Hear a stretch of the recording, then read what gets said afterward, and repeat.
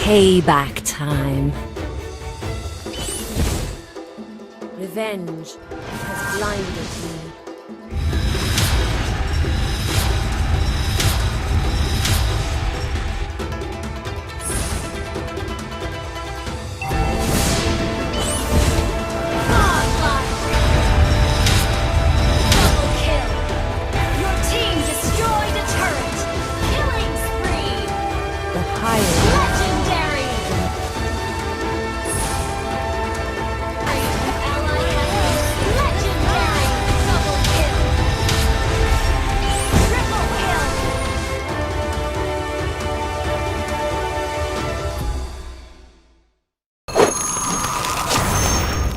Download for free. Mobile Legends Bang Bang.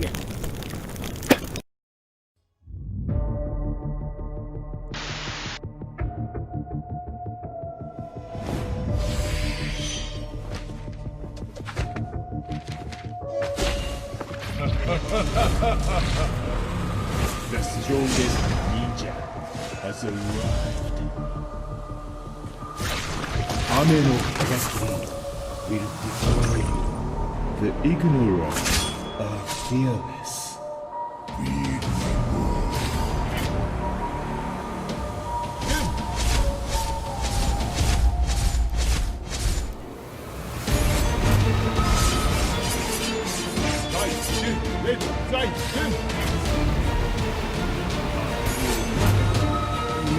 stronger.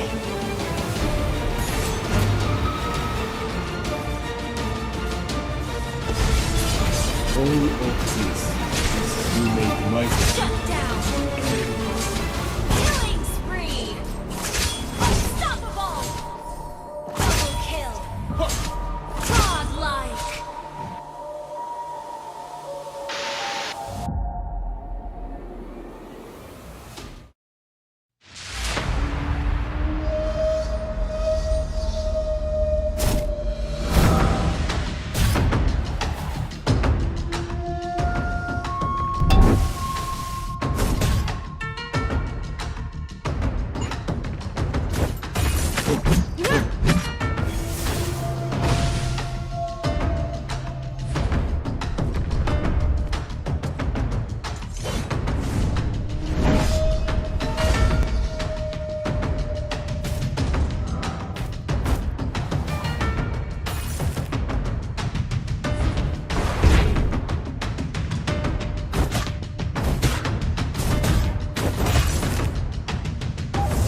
Northern Vale, guide me!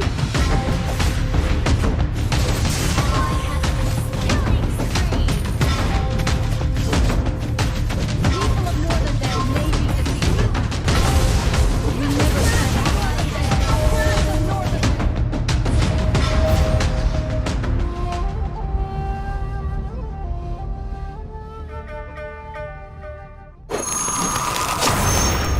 Download for free. Mobile Legends Bang Bang.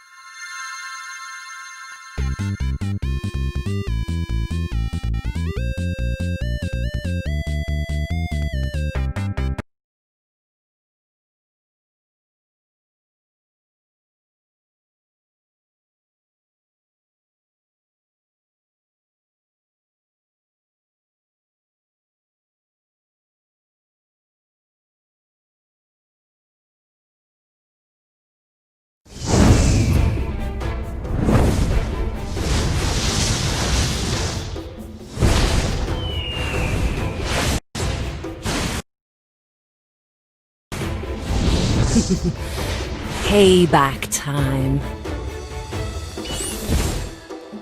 Revenge has blinded me.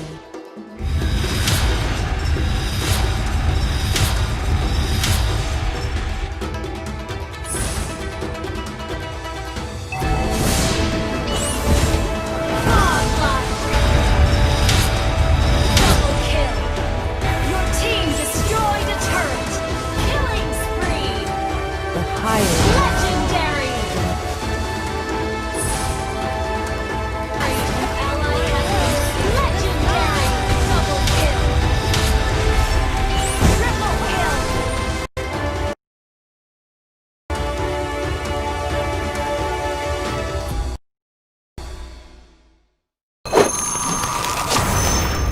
Download for free Mobile Legends Bang Bang.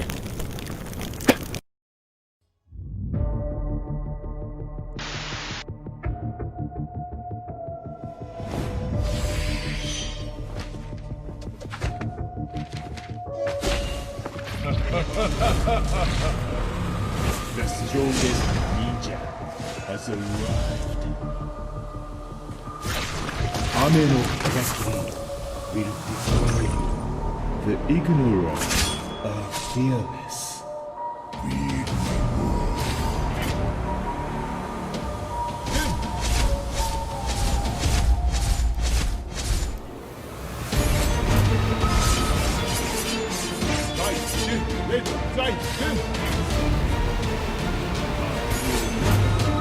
Even stronger.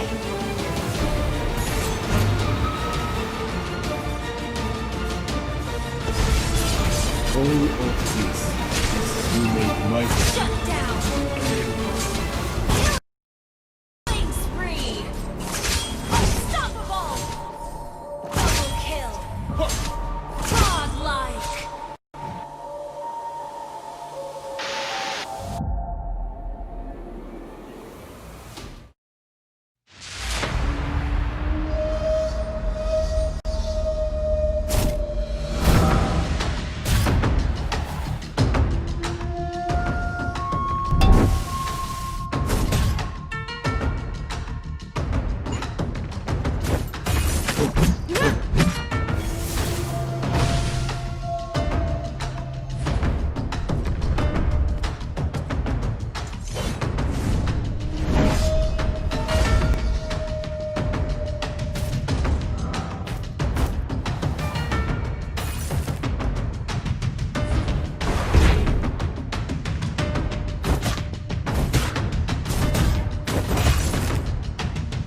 Spirits of Northern Vale, guide me!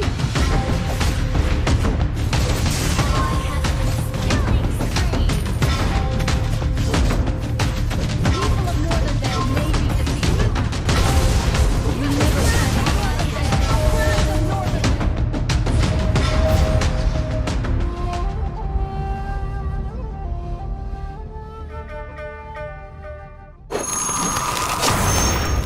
Download for free Mobile Legends Bang Bang.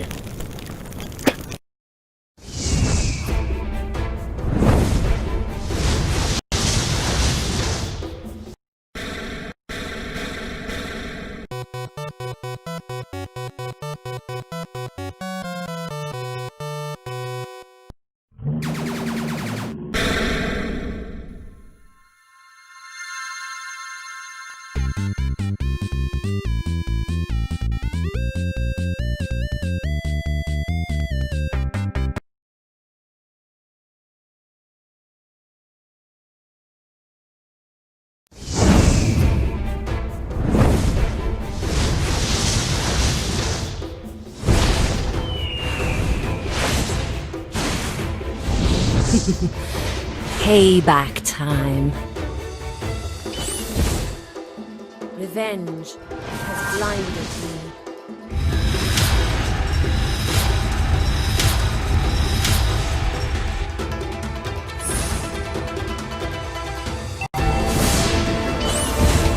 Godlike. Double kill. Your team destroyed a turret. Killing spree. The higher Legendary. Ally has legendary. Double kill. Triple kill.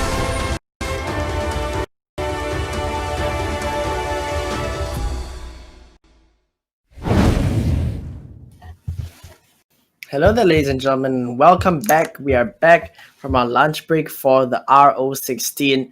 We're going to be watching Hidden Outlaws going up against the game. So we watched the Hidden Outlaws before we went for lunch, and they were fairly dominant in their previous series.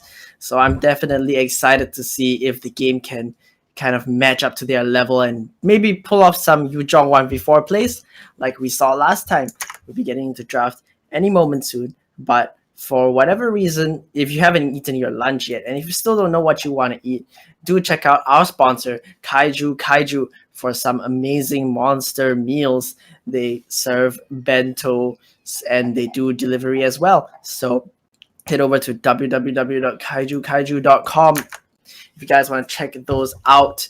If you're a fan of Japanese food like me, if you're a fan of beef like me, if you're a fan of basically food like me, then do go ahead and check them out because they have some amazing bentos right there on their website. You can go ahead and take a look at their menu if you wish. So moving on here, just a little bit of a reminder. We are on to the RO16. We've eliminated half the teams now, so there are 16 teams left.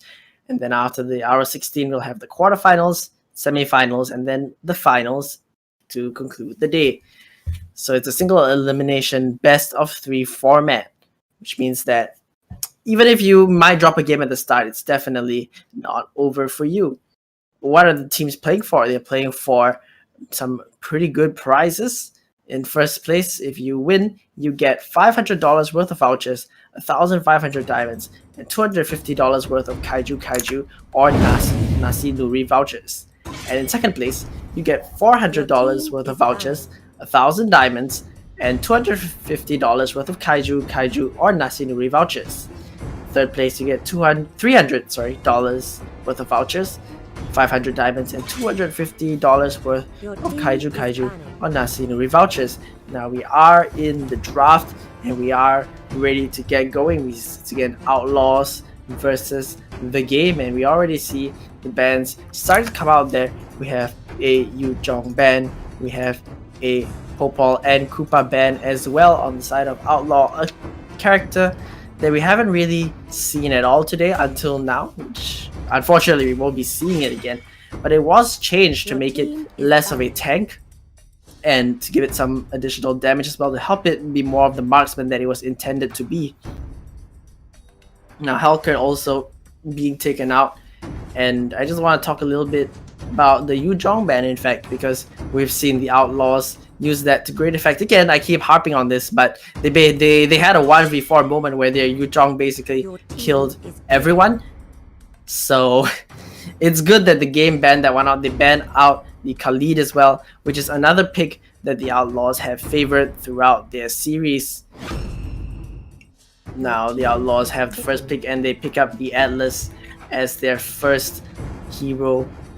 Do remember that the game has also won a series at the very least, so they are also coming off some nice victories. Everyone has a good mood overall. Let's see what the game pick up. Yep, they're gonna go for that YSS pick again. One of the in fact the only S tier marksman according to LY4, a pro player in RSG. His tier list only says that YSS is basically the only S tier marksman, and here we go, the game picking that one up. They pick up that Selena as well, which we did see in the game, I believe, versus the Outlaws in the previous series. Yep. So picking that one up as well to provide more vision for their team with the traps. YSS also providing a fair amount of vision with his ultimate, and Outlaw right now hovering over the Xbox, which is something that we have yet to see today as well. Valir, on the other hand, something that we've seen basically every game this Your team today. is picking. But Xborg, a fighter that has constantly been in the meta since its introduction, always able to do a lot of damage and be pretty evasive as well, honestly. A lot of AoE really on the side of Outlaw so far. They have a nice combo of, if Xborg can use his ultimate as Atlas does, it would result in a lot of damage on the side of the game. Now their last pickup is Uranus for the game before the second ban phase, and Uranus also one of the best side laners in the game, one of the best tanks in the game. In fact, I'm very surprised that it wasn't picked or banned at all in any of the series up till this point, but it has clearly shown up here. That being said, Uranus has had some nerfs in the previous patch. Uranus did receive some nerfs to his skills, especially in his early game. His early tankiness was down, his ultimate got nerfed, and as well as his second skill. So, may not be as tanky as he once was, but still definitely a force to be reckoned with. Moving on to the second ban phase, the game take out the carry on the side of Outlaw, Your team is and picking. Outlaw will ban out Champion as well. Now moving on to the second pick phase.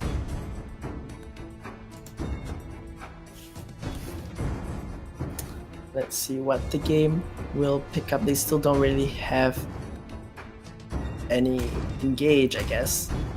And Belmont might just be the additional tankiness that they might want. I'm not too sure about this one. Lunox. I'd say they're gonna opt for the Lunox as a mage for themselves. That leaves one last pick for them, and now Outlaw are gonna round up their composition. Still don't have a marksman. Remains to be seen if they're gonna be using one at all, or if they're just gonna settle for the fighters. Of course, some picks that are up include Freya. Ling actually made it through the entire ban phase without, made it through the entire pick ban phase up to this point, and this is the first time I believe Ling has always been banned, but for now it looks like we're not gonna be seeing that at all, because it's gonna be Guinevere and Roger picked up on the side of the Outlaws. The game also rounding up their composition. Once again, Outlaws have come off a very, very decisive 2-0 game before the lunch break, so they're looking pretty strong into this series, especially with the comp they have. That being said, the game also have the YSS, they have the Uranus, they have a pretty decent comp themselves, really. First game, I believe, where there's not going to be any Yu Zhong, so remains to be seen how well the teams can play without that in the game at all. We're going to be loading up and getting ready to go in there.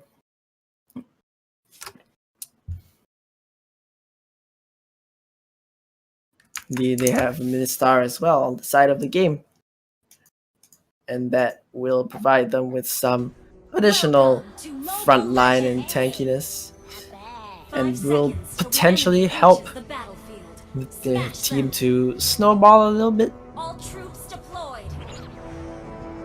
Ministar also able to flip people and pull them in to potentially allow for some catches on the side of the game, but we are in the game, in fact. Right here, you see a pretty standard 1-3-1 right now. Just trying to wrestle for control over the mid lane, but Ministar actually getting stunned up and taking a fair amount of damage, forced to flicker away there. Pretty early flicker on that one.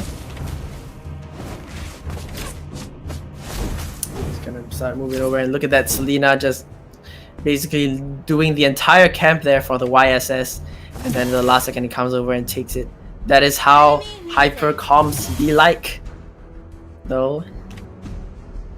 As Roger himself hits level 3 right now. And just moves over to take away this other buff.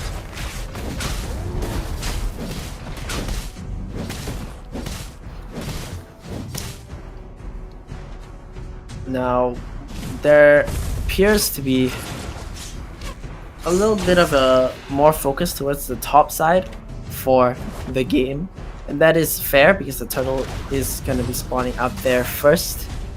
So you're not going to start placing some traps around to get vision of the opponents potentially. Also good to note that the Lunox is constantly pushing out the Xborg on the top side, but there's actually a catch right now. Selena just walking in to the opponent team, something that you don't want to be doing, especially when you don't have Flicker. Does go down for that first blood, and now the Outlaws have a small advantage. It is also critical that Roger picked up that kill. It's gonna snowball him even further right now.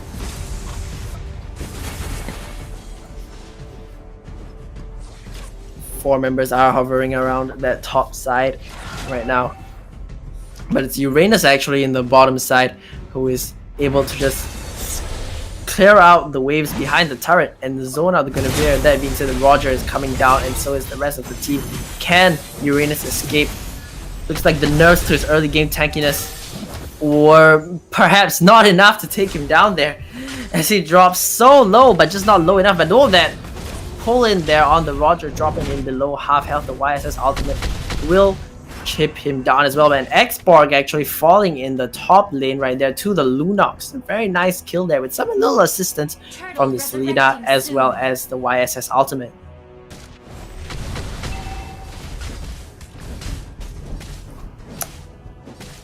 See, just now we saw the power of that Uranus pick, just how tanky it is and how it was able to evade 4 people and stop them from killing him. We saw the health regen there. That was nerfed, by the way. It's still powerful. It's still so powerful. Guinevere might be in a bit of trouble. Ministar as well as Uranus are moving down, but they're not going to go for her. They're just going to try to nab away this buff here. YSS is not on the same side as them though, so they're being a bit careful because Roger is here. But I don't think Roger can do anything against these 3 people unless the rest of his team show up. And then here is the Atlas. He's going to come in, and Roger now jumping forward. And Xborg coming in with the ultimate. It's going to explode, but it's not going to do enough. And Uranus coming back in. But a very nice pull there from the Xborg. Valir is going to fall first. And Atlas as well. Xborg is going to go down 2. And that's going to be 3 pickups actually for the game there. That's the Guinevere ultimate. But it's not enough, and she goes down as well. The game picking up 4 and starting to build up a lead for themselves. Another thing is that the YSS wasn't even in that fight at all. He was just casually farming away at the top side there. And as you can see on your screen, he's going to take away that first turret, and he's going to move towards that turtle there, picking up some items on the way. He's got a fair amount of gold right here, 2,600. The Lunox and the Uranus are close behind, but you can see that there is a pretty significant gap from them compared to the Outlaws. If you look at the Outlaws, only the Roger and the Xborg have like about 2,000 gold. But there's going to be a fight here. Atlas tossing in the Ministar, and Ministar might just fall right now. Dropping pretty low. The Roger uses his first skill, but it's not going to be enough to take him down. The game picking up their second turret in the middle lane. Initiate retreat. Now the Uranus here, just going straight through the turret. They're just gonna pop the Xborg out of his armor. And you can just see how powerful this is right now. He's just wave clearing behind the turret once again. There's really nothing that you can do, especially now that the YSS has used its ultimate and Uranus knows that there's no one around. Xborg looks like he might be in trouble here as 3 people are headed down. Ministar, Uranus, as well as YSS, who's just gonna go in and start slashing away with the sword. Uranus is gonna pick up the kill, YSS is gonna survive, and they take down their 3rd turret. So you're not fighting the arrow trap right there. A lot of damage coming out, but Lunox actually is gonna be the one who's gonna jump in and take down that kill right there. Another one, in fact, just doing so much to that Roger there as YSS just dives in and takes the Atlas, and right now the game are absolutely smashing Outlaws here. 6,000 gold lead at 6 minutes, 1,000 gold for every minute, and Xbox going in, popping that ultimate right there just to clear the wave. It's not a good sign. At the very least, Guinevere is split pushing that top side, but she is gonna get out of there. Good call to do so because Lunox is hanging around, and the Lunox 4, 0, and 3 is looking really scary at this point. However, there are 5 people in the bottom lane. Are they gonna be able to catch anyone? Ministar is gonna be able to dash out of this one, and Uranus actually going back in right now. The X-Borg pull back onto him may not be the best thing. He's just so tanky, he's really not taking any damage at this point. YSS is just gonna start up on that turtle as Uranus basically draws the attention of all 5 people down. But they can't even do enough to kill him. Gold lead is now 7,000, really 1,000 per minute, honestly. This is the rate that it's growing right now. Might grow even faster because there's a flicker in right there from the Ministar. He's gonna go in, the turret is gonna get destroyed, the X-Borg pull back, but it's not enough. Uranus is just gonna jump in and pick up the kill on the Atlas. Is the X-Borg gonna fall as well? He was kept alive. Did survive that one.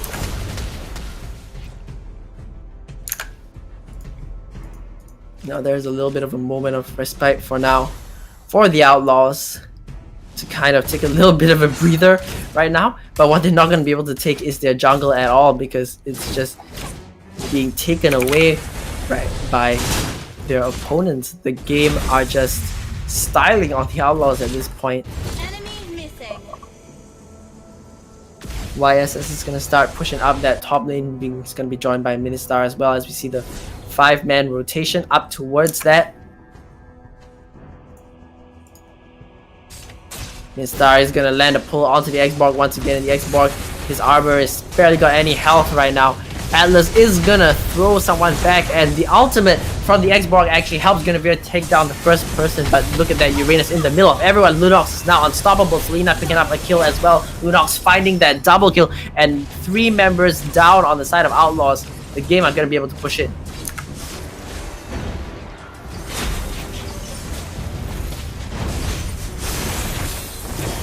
Look at this, the game are just going straight in. Lunox is now godlike. The crystal is vulnerable. The game can actually try to secure the game right here. Wow, I just realized that. The name. Oh well. Anyway, X-Borg is wave clearing though. They are able to take that. Keep themselves alive for now. That means that the game are moving up to secure yet another turtle. And what can the Outlaws do about it? Honestly, unfortunately, not much. Turtle is gonna be going down there as another turret in the Outlaws base has been taken. So now there's only 1 turret left. Uranus has already started to split push that one. Lord is up in 110 seconds. Launch attack.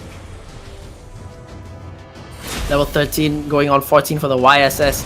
And when you look at the Outlaws, they don't have a clear single person to do the damage right now. Roger's only level 10, Xbox using the ultimate, and Atlas is trying to go in, uses their ultimate as well right now. But there's just not enough damage on their side because Atlas is the first one to fall. Roger is going to go down to Lunox, who's now legendary. YSS just pumping out the damage as well. They're just unable to do anything basically. The next turret goes down. The minions are going to be arriving soon. They're going to start attacking that crystal right there. Xbox has no more immortality as Lunox takes down 1 more person, 2 more people. 1 more hit would do the trick onto Guinevere.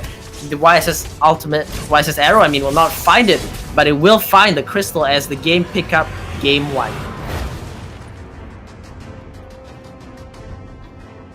Victory! Now that was not what I expected, honestly. This is completely different flavor of the Outlaws that we're seeing in the previous 2 games. The first round, they were looking pretty good, pretty solid stuff was coming out from them. But now in this game here, we start to see them falter a lot, really. Never able to get this Roger off the ground, unfortunately. So that's a little rough for them. That being said, it is a BO3, and they are going to be able to think about what they've done, think about how they can stop their enemies, and come back in game 2, which will be happening any second now. We'll hopefully be getting into draft soon. But again, really, the Lunox doing a lot of work for the side of the game, just going legendary at the end. I believe a completely deathless run on that one. The Outlaws should think about whether they want to ban that, because it clearly shows that is pretty good. Or maybe even the Uranus, in fact, because Uranus also very tanky, as we saw, able to draw the pressure across the map, basically toying with the Outlaws as they were forced to run from top to deal with Lunox to bottom to deal with Uranus, and then back to top again, and they were unable to find any kills on any of them. So they might want to rethink how they're going to play the game, maybe change out some of their picks or take away the picks from their opponent right now, because the Lunox, especially the Lunox, looking really, really good. No doubt about that. We will be heading into the second draft anytime soon right now. But if you are feeling hungry after watching that game, there is Kaiju for you. Japanese bento of monstrous proportions. Do head down to www.kaiju.com to take a look at our sponsors. Amazing bento meals. They have beef, they have chicken, they have soft shell crab, they have unagi, they have even got curry as well. Just go ahead and take a look at their menu. They even have a low carb option. They have a tuna low carb option if you wish. They have these amazing monster meals that, even though I've eaten my lunch now, looking at it still makes me hungry. I wish I could order this right now. It looks so tantalizing. Okay, I need to stop looking at amazing food. For real. Now just thinking a little bit about the game as we head into the second game. And now the game is on the blue side. There are a lot of teams which allow me to make a fair amount of puns, and Your team is banished. well, it's working out right now. The game deciding that they don't want to play a game with Yu Zhong, so they bat it out, even though they have the first pick. So that signals to me that they have something else that they want to pick up. Outlaws are going to stick to their ban of Popol and Koopa as well.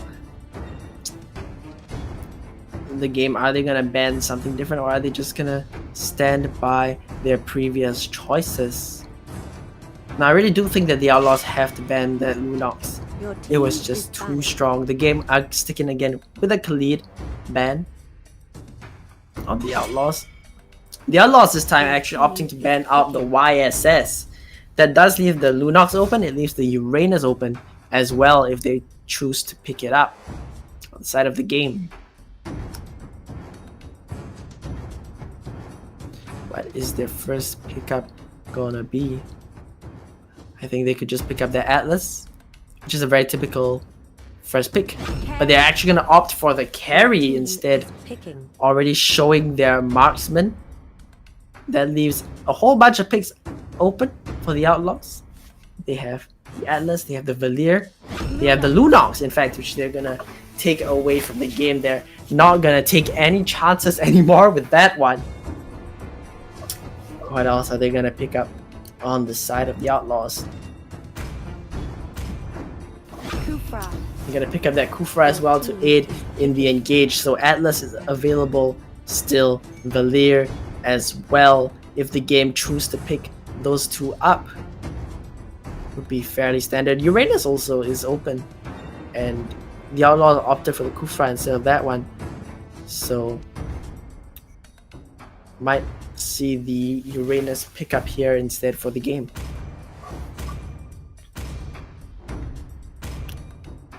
I really wonder. Are they gonna lock it in? I think they should lock it in. It's a very good pickup. They pick up the Kadita as well. Uranus. There. Your team is picking. We did see that be pulled off to some success. Kadita was on the winning side of, I believe, the first series. I'm honestly not sure right now. Every time I look at the bentos from the Kaiju, I just like, Your team is my mouth just starts watering and I just forget about the game. So moving on, I'm not going to talk about that for now. The backs here are being picked up as well as we move into the second round of the bans. Still a fair amount of power picks are open, fair amount of standard picks are open actually. Yeah, we still have the Angela that has not really appeared very much in this series as compared to the previous two series. We have the Valier as well, which can be picked up by the side of the game. Outlaws are gonna ban out the Ministar. You don't want to deal with that one again. And the game are gonna ban out 1-1, which Outlaws did take Your to team is picking. pretty good success. And that does leave the Hellcurt open, and actually this is the first time that Hellcurt has not been banned at all. And it's gonna be picked up by the Outlaws. Hellcurt, a very, very strong assassin, able to really disrupt the enemy team, silence them, and considering the amount of crowd control that there is usually in a Mobile Legends game, the game have a very good Your team idea. is I mean, the picking. game are not gonna be able to really see this Hellcurt. The silences that come out are gonna be so strong. His ultimate as well gonna disrupt the game's game plan, and they're gonna actually opt to pick up a Franco on the side of the game. So they're looking to land some of those hooks. They're looking to find a way in. They also pick up the Gato. Not exactly too sure how to pronounce that one, so I'm gonna just call him Gato. And I believe he had a Dairoth as well on the side of Outlaws. So some more fighters coming out here on both sides as they pick what skin they want to use to style on their opponents as we head into the game.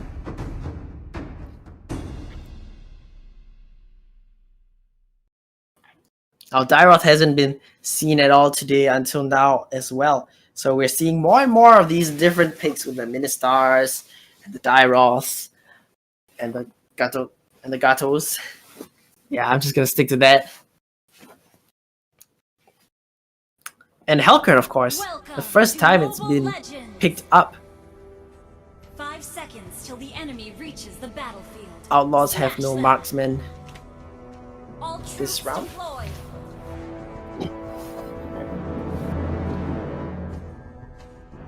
They do have a fair amount of pick potential though, especially with this Franco here, who could land a hook if he wanted to. Throws it out, does not land unfortunately. And with that, they're gonna walk away and start to farm up. While the backseat is just gonna be helping to leash that buff there for the Hellcurt to take. They're gonna start to want to funnel the Hellcurt as much as possible. That Dairoth skin looks pretty cool, not gonna lie.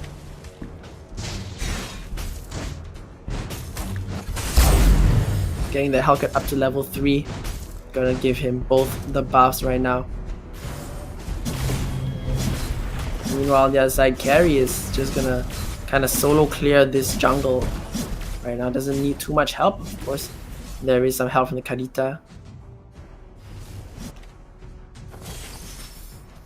Meanwhile, it's a Uranus versus Lunox lane in the bottom side, and the previous round we just saw the power of this Uranus. I don't know if it can do the same thing against Lunox, but we'll have to see about that one. Speaking of which, the rest of the team has arrived the game. They do have the Franco. Is he going to be able to land a hook onto Lunox? Is he even going to try it? Looks like the answer is no, but in the top side on the other hand, the Dairoth and the Kufra have jumped onto the Gato, and he's going to be falling for first blood. It's Dairoth picking that one up.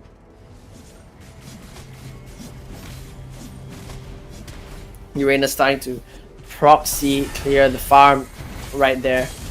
Unable to find that 1 minion, so he's gonna be forced to walk back around again. Now 4 strong actually. They're gonna be starting to move down towards the bottom. The Hellcurt ultimate is available and he uses it, and he's gonna be crawling straight in the Uranus. Is he gonna be able to make it out alive against this one? Hellcurt blinking over, still chasing, uses the missiles, but it's not gonna be enough. Now the rest of the game have arrived. Franco is here and they're gonna be taking down the Baxia as the very first one. Kadita is gonna pick that one up. Meanwhile, Carry is also trying to tear through the Hellcurt. Kadita gonna pick up the Kufra as well. Gonna continue on with the waves. Lands the knockup onto the Lunox, but there's not gonna be enough follow-up damage for now. Franco gonna try to find the hook. Does land it onto the Dyroth. Is that gonna be enough? He uses the ultimate as well. Dyroth is dropping lower and lower. The carry, is he gonna be able to find the last auto attacks? Looks like the answer is no, actually. A bit of a miscommunication there as the carry did not opt to dive, but Dyroth jumping back in gets taken down by the Kadita, who's now on a killing spree. Initiate retreat. And that leaves the game with a little bit of an advantage there, about 1,000 gold. Bit of a miscoordinated dive on their part, especially with the carry, but it works out, so we take those, I guess. Lunox is gonna try to find some time to push down that bottom turret, deal a fair amount of damage to it. The rest of her team is here as well because they're focusing down the turtle, and the game don't appear to be rotating over to that one just yet. Looks like they're gonna be giving up this turtle here as Kufra starts to walk down to bottom lane, perhaps might try to find and engage, but for now it looks like they're just gonna stare at each other and walk away. Franco again not landing a hook, very unfortunately.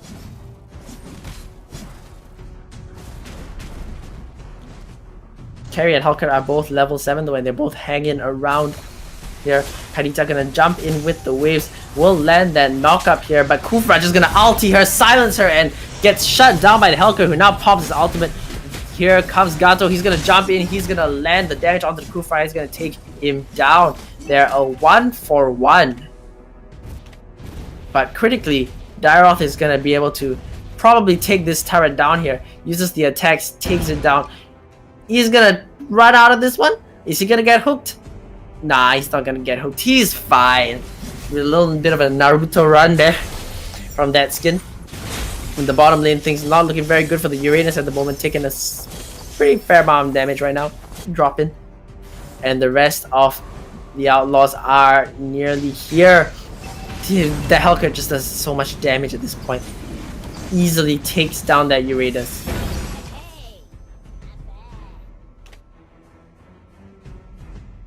So you see that there are 4 members strong in the mid lane, but Kadita gonna get caught out here, gonna land a fair amount of damage, uses that ultimate as well. Hellcat also using the ultimate, and keep your eyes on where the carry is. Carry is taking so much damage and it's taken down. That's gonna be one for the Outlaws. The game reply with one of their own onto the backs here, and Gato using his ultimate on himself right now. The hook did not land, unfortunately. I believe it did not hook anyone, but look at that, Lunox nearly taken down and nearly taking down enemies herself. Uranus gonna try to jump back in, and I don't know what you're doing there, my friend. You're gonna get silenced, you're gonna get taken down. You can't do that right now. The Outlaws able to find their way back, and now the lead is back in their favor once again.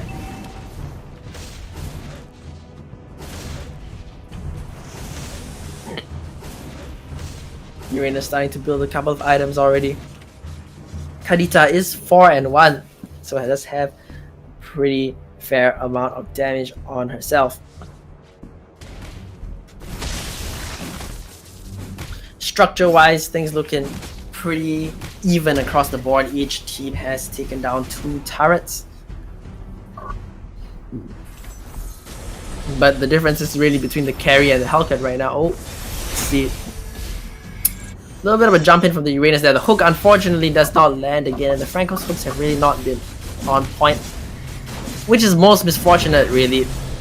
They do manage to take down the turret at the very least, but here comes that Hellcat. He's gonna jump in and he's gonna instantly delete the carry right there. Where is your marksman? He is gone. Hellcat has just jumped straight in and taken him out. Franco is dropping pretty low as well. He's gonna get taken down by Hellcat. He's gonna blink to him, picks up that double kill, and this Hellcat right now is absolutely tearing through everyone. Kufra just gonna slingshot himself into the buff area. Hellcat does use that blink, and now 3 members in the mid lane. They are surrounded on all sides though. I don't know if this is the best option. Kufra is gonna jump straight in. Does he have the ultimate?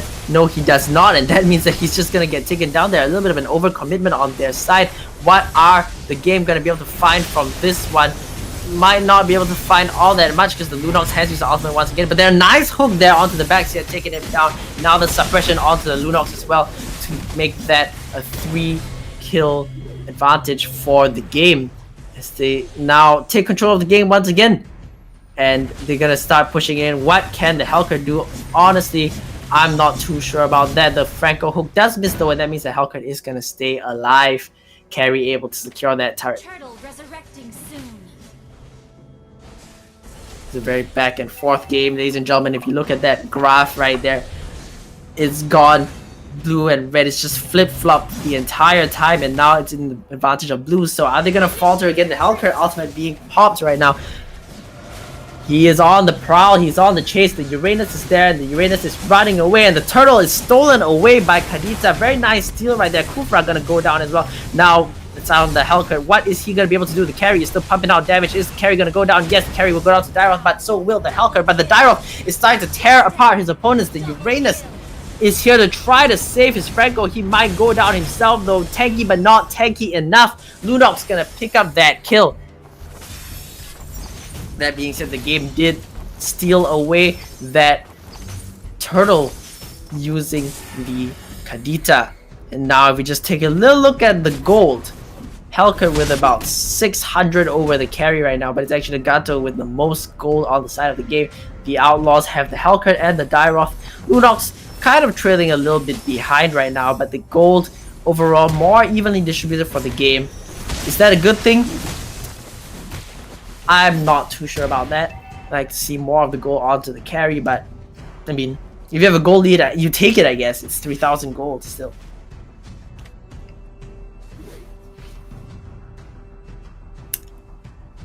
Hellcat has reached that level 12, and so has carry.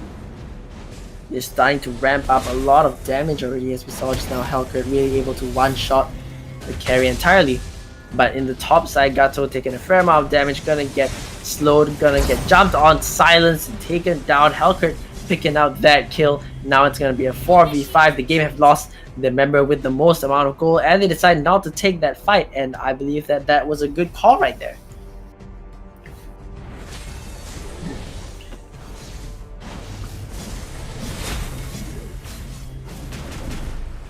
Hellcat gonna be able to secure another buff. The Lord is coming up in 10 seconds right now. Oh wow, that hook was pretty close. Though I don't think there's anyone who was actually available to attack the Franco. And here comes the engage from the Kufra.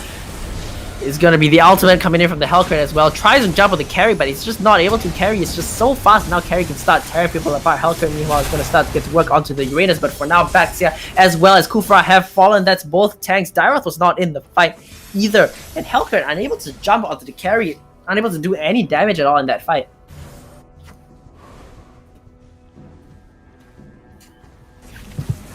The Lord is up, and both teams might start moving towards that. Gato might be a little far forward right here. Takes a lot of damage, uses his ultimate to jump out alive and keep himself not dead, basically, as the Lord is alive. 12 and 12 is the score right now, but the game still with a 2,000 gold advantage found off the turrets that they have destroyed, as well as the turtles that they have taken. The Lord, though, is a whole different ball game, cannot be trifled with. Will the game start it up? For now, it looks like the answer is no. Carry is going to clear out that bottom lane instead. Franco picking up that immortality to keep himself alive for even longer. And that means he's going to be able to provide even more crowd control for his team. Nice hook right there, and it's going to be the Hellcat that has been absolutely popped right now. And that means that the game, they're going to be able to find as much as they want, basically, because most of the damage on the side of the Outlaws is just gone. There is a Dyroth, yes, but another hook landing straight onto the Kufra, but he's tanky enough. No one from the side of the game that has actual damage is here right now because they're just starting up that Lord. The Lunox is going to get caught out, maybe going to try to steal this Lord, but the taunt and the CC means that it's highly unlikely. Dyroth has arrived, however, and he's taking the carry down. The Lord is still alive. Who's going to get it? It is going to be the Kufra taking it for the Outlaws, as they might be able to come back on this one, but Kadita using the ultimate to take down the Kufra. Says, how dare you steal my Lord, taking down another kill. That's gonna be the Lunox falling, but the Dyroth is still very tanky, and so is the Uranus. They're just dealing so much damage right now. But here's the thing, Hellcurt is alive, and Hellcurt, he is coming back. He has that ultimate. Is he gonna pop it? He's just gonna come in super fast. Uranus able to find a kill, but here is the chase. He's gonna blink over. He's gonna slap the Uranus in the face, take him down. Very, very messy fights overall, but the fact the Lord was stolen just helps the Outlaws hold on into the game. They are starting to come back right now. Still the immortality on the Franco. He's gonna keep himself alive, but Hellcurt with a single slap to the turret there is able to take it down. The hook does not land, but the Lord is now in the top side, and the game needs to move over to start clearing it out.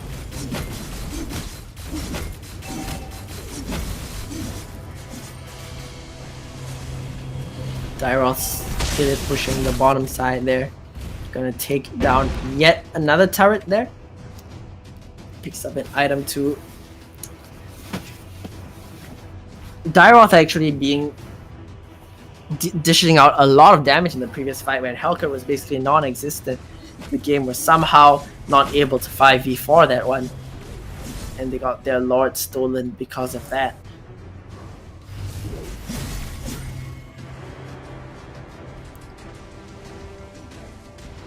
Uranus is hanging around.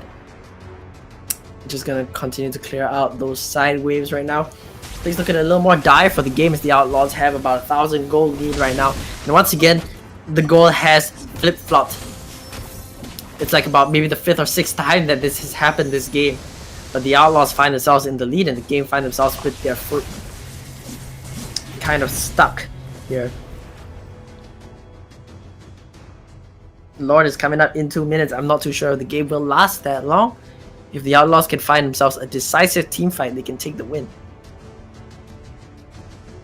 And honestly, the same could be said about the game. If they find a team fight for themselves and they wipe everyone right, they can end.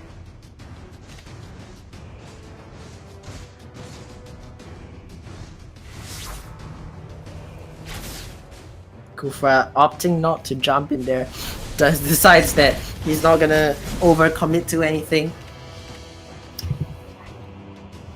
As they're just lingering around trying to set up picks. They do have the Kufra for the long range engage. They have Hellcurt who can follow up on that. It's a pretty nasty combo. And there they found their target. It's gonna be Kadita, instantly destroyed right there. And that leaves Outlaws on the advantage right now as they start to push in their damage onto the Franco. He's dropped about half health. He does have the immortality still, but Hellcurt has popped the ultimate and he's chasing in. He wants to find something. He's jumped onto the Uranus. It just does so much damage right now. Uranus still barely alive, and the Outlaws, they're unable to find anything for now other than that first kill which started off this entire play.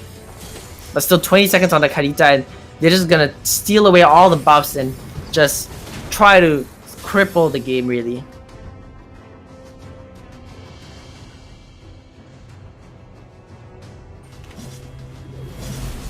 Meanwhile, the carry is level 15 also, and is definitely going to be dishing out a whole bunch of damage if left unchecked. But then again, how do you leave such a champion unchecked when you have Hellcurt, who can just run in and tear through his opponents basically? Really not a very easy game for this carry at all. We're going to start up the Lord here. Hellcurt does have the Demon Hunter sword, so it's gonna be able to do a fair amount of the damage onto that Lord there with the percent health. Franco is scouting out the area, and for now it looks like they're not gonna start up that Lord, but they do have the control over the mid wave for now as Kufra jumps in, but it's only onto the Franco.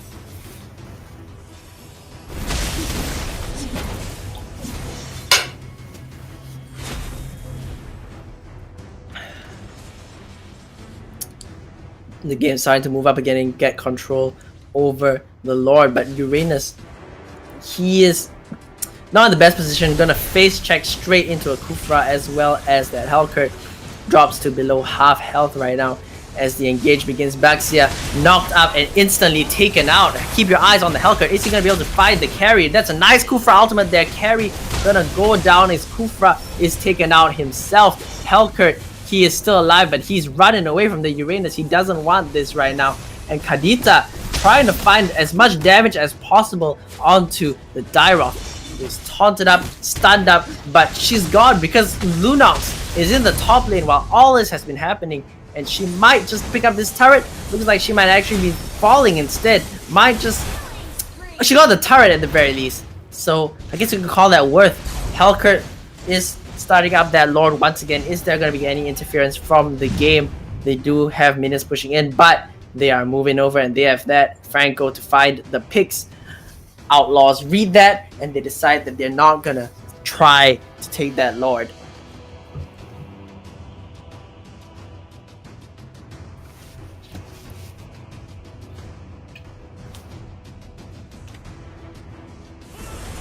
Now Uranus pushing in that mid wave, keeping it pushed up to give himself some time to buy some space, but the Dyroth with a lot of damage there does use the ultimate, will not land on Uranus, but Baxia has caught out the Franco, but he is a very tanky Viking. He's gonna stay alive for now. Is he gonna attempt to hook anyone? Baxia is just an absolute menace in the front line, and the hook has landed, but it's not on the target you want. It's landed onto Kufra, and Kufra, between all the immortality and all the tanky stats that he has, it's just not someone you can kill. Kadita using the ultimate. Helcurt as well. Keep your eyes on Helcurt. Where is he? He is jumping on the carry, but carry is not dead. Kadita is, however. Carry gonna start free firing from the back, gonna take down that Dyroth, and now things looking a little bit sour for the side of the Outlaws there. Helcurt has fallen as well, and the carry potential of carry right now has started to show itself. Triple kill for the carry onto the Kufra, and really the only one alive is the Ludox. The game have found their way back, and they're gonna be able to take the Lord if they want. Lunox trying to keep herself alive. The Uranus probably can't chase this one anymore, but it really doesn't matter too much right now because they have this carry. It's gonna start focusing down the Lord. Still 13 seconds on the first death timer, which is the Baxia. Now 17 seconds on the Helcurt, and this carry just soloing out the Lord right now as Uranus keeps the Lunox at bay. That's gonna be the Lord for the game. No steals this time. Baxia is coming in though, and it promptly leaves. Decides that, hey, I'm not gonna jump in and not make it out alive. So yeah, just decides not to go in on that one. Franco does land a hook on him, however, and that's again not really a target you want to get. Land the hook on Uranus, drop below half health there, forced to kind of glide its way out as the fight has begun. Keep your eyes on the Helcurt. He pops the ultimate, but instantly the carry knows this and he backs off into the bush. There's no way for the Helcurt to jump on him right now. A nice Kufra ultimate, however. Now there we are. The Helcurt, he's on to the carry, and Lunox has taken him down. That's a lot of damage being taken away there. The Helcurt able to find a kill onto the Franco as well, but Uranus has found the Kufra. The Helcurt, however, is just constantly free hitting onto the enemy, and there's nothing they can do about it. The Lord is taken down, and the Outlaws, they hang on to the game. This is really so swingy right here. It's so back and forth. If you can look at the goal graph, you would see how it's just constantly blue, then red, then blue, then red, then blue, then red. It's really a pattern about how these teams find advantages for themselves, then extend a little too much, and then they give the enemy team an advantage. That being said, now with these two players, they are gonna perhaps find more turrets with the Dyroth pushing out that bot lane as well. There's only so much they can do to defend against this without the carry. But the carry is alive once again, and a hook landing onto the Helcurt. That's absolutely critical right there, and he does not make it out alive. Uranus is gonna find that kill there. The Helcurt popping the ultimate, but it's for no good at all because he is taken down. That's a 40-second death timer right there. Uranus still continuing. The hook unfortunately does not land. The Dyroth is not going to be able to put out enough damage. The carry is going to take him down. Kadita in the middle of everyone as well. Lunox forced to pop the ultimate and run. Turns tail, tries to keep himself alive, but is taken down by the carry as well, who just shuts him down, picks up that double kill, and now the game might be able to find themselves the win. Franco is going to start pushing down that turret, so is everyone else. Kufra going to try to interfere as much as possible, but the shredding coming off, and the carry just throwing out all those light wheels. They are dealing percent, true damage onto the Kufra, taking him down, and right now there's only the back CR left for the Outlaws. You have to think that this is gonna be game. A wipeout. The Hellcurt is alive and he is the last man that stands between his team, between the game and his crystal actually. As Gato starts moving forward and they're gonna start hitting onto that crystal. He jumps in but he gets instantly suppressed, instantly taunted up. The game are having none of that and they take the series 2-0. Victory! Now that game was super close stuff right there. The game finally able to find 2 fights in a row. I don't think that either team was able to do that. It was always one team wins the one fight, and then the next team claws back in, catches out their opponent carry, and then just finds that fight. And that last hook there onto the Hellcurt was absolutely critical right there. This Franco pick cannot be underestimated. He did not land a lot of hooks, but he landed the important ones and the most critical one at the end there to start the final fight, which ended the hopes of the Outlaws. Now that means that the game will move on to the quarterfinals, which will be happening soon after this short break. So stay tuned, guys. The next game will be at 3:15. Until then, see you guys soon.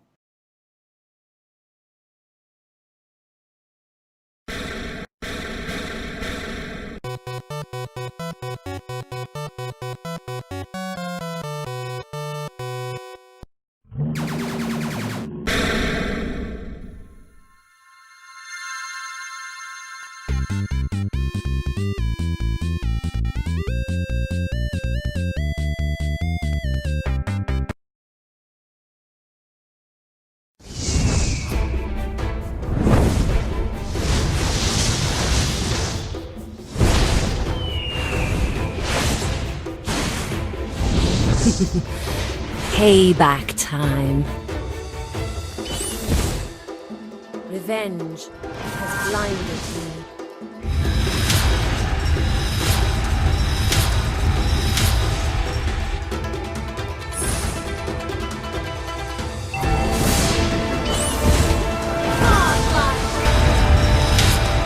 Double kill! Your team destroyed a turret! Killing spree! The higher Legendary! Ally has been legendary! Double kill! Triple kill!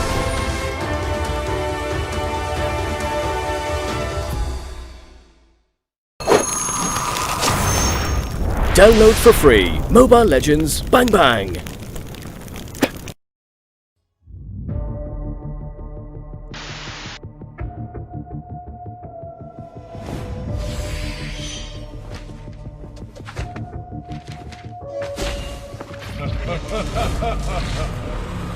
The strongest ninja has arrived.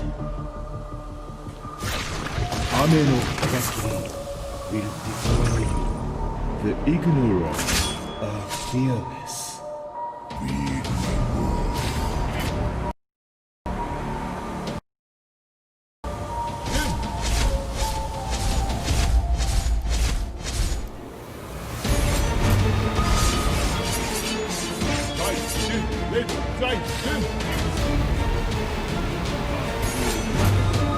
Even stronger.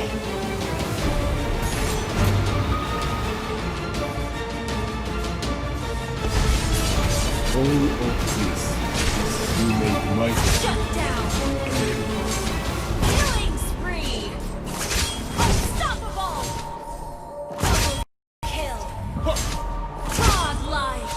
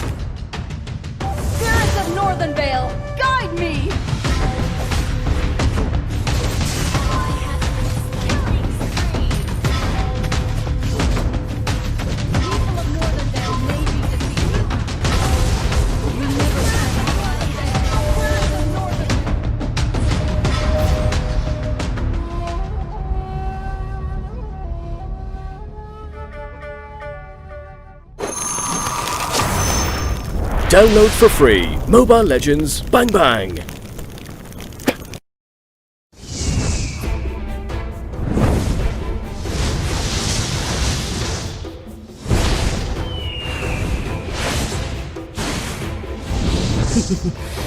Payback time.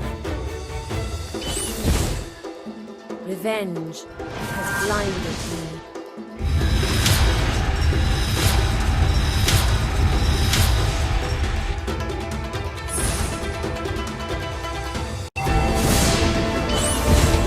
Godlike. Double kill. Your team destroyed a turret. Killing spree. The higher Legendary. Ally has legendary.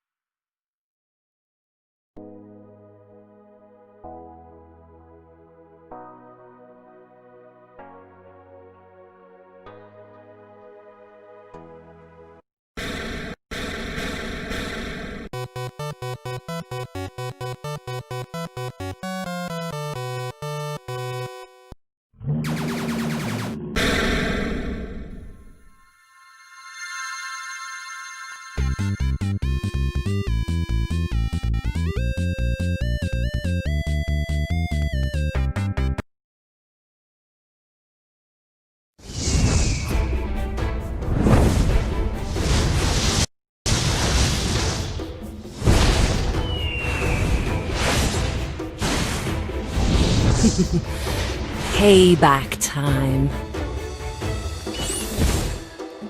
Revenge has blinded me.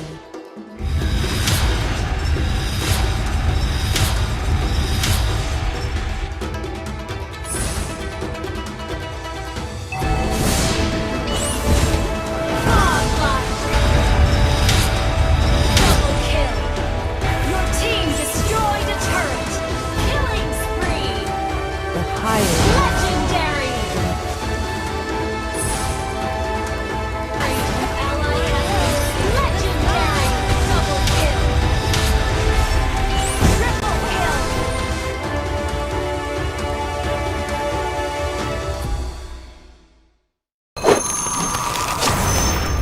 Download for free Mobile Legends Bang Bang.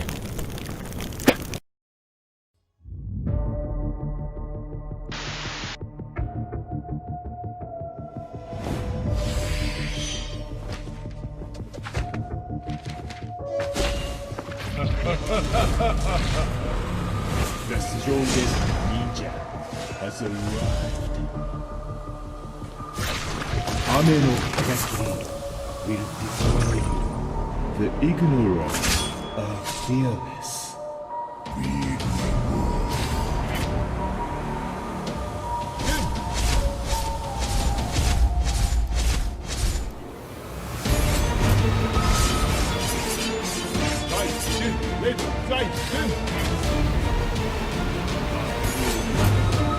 Even stronger.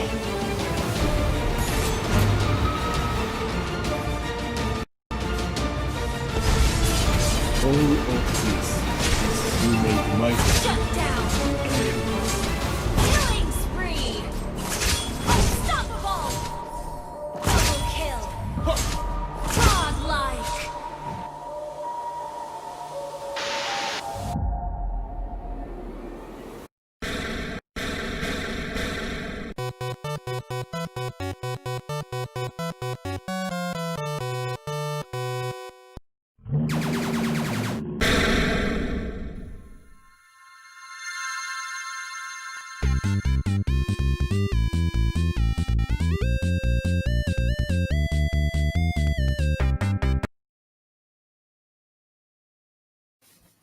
Hello there, everyone. I have caved in. I'm going to be ordering myself some kaiju for the next available time, which I believe would be Tuesday, because unfortunately I already have food at home today and they don't do Sunday deliveries. But I will definitely be ordering some of that kaiju, guys.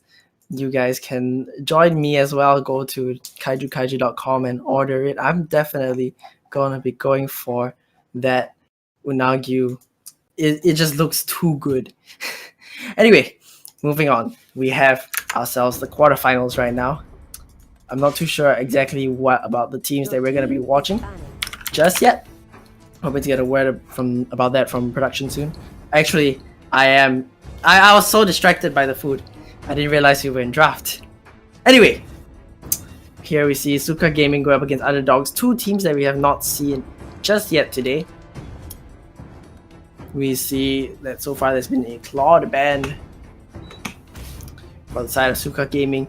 It's always interesting to just hop completely into a different side of the bracket because you get to see how things are shaping up on that side. Like I always think that there's this like tournament meta thing where like as you face more opponents you will kind of adopt their picks or maybe like adopt a way to play against their picks. But if you go to a completely different side of the bracket, then you might even see a completely different thing right now, because these two teams right now, again, quarterfinals, guys, so they are the top 8 teams. They've each won 2 series. Your team is Suka Gaming gonna put their second ban onto that Loi. Again, something that we only saw in one game and that wasn't really successful at all. Unfortunately, Underdogs, they're going to be banning out that Uranus. And they still have one last ban left. There's still Yu Zhong, which we haven't seen for a while now. Of course, there's Atlas as well. Valir, Carry, YSS, all these picks that we've seen throughout the day. May even pull out some surprises, but Underdogs are going to ban out that Kufra.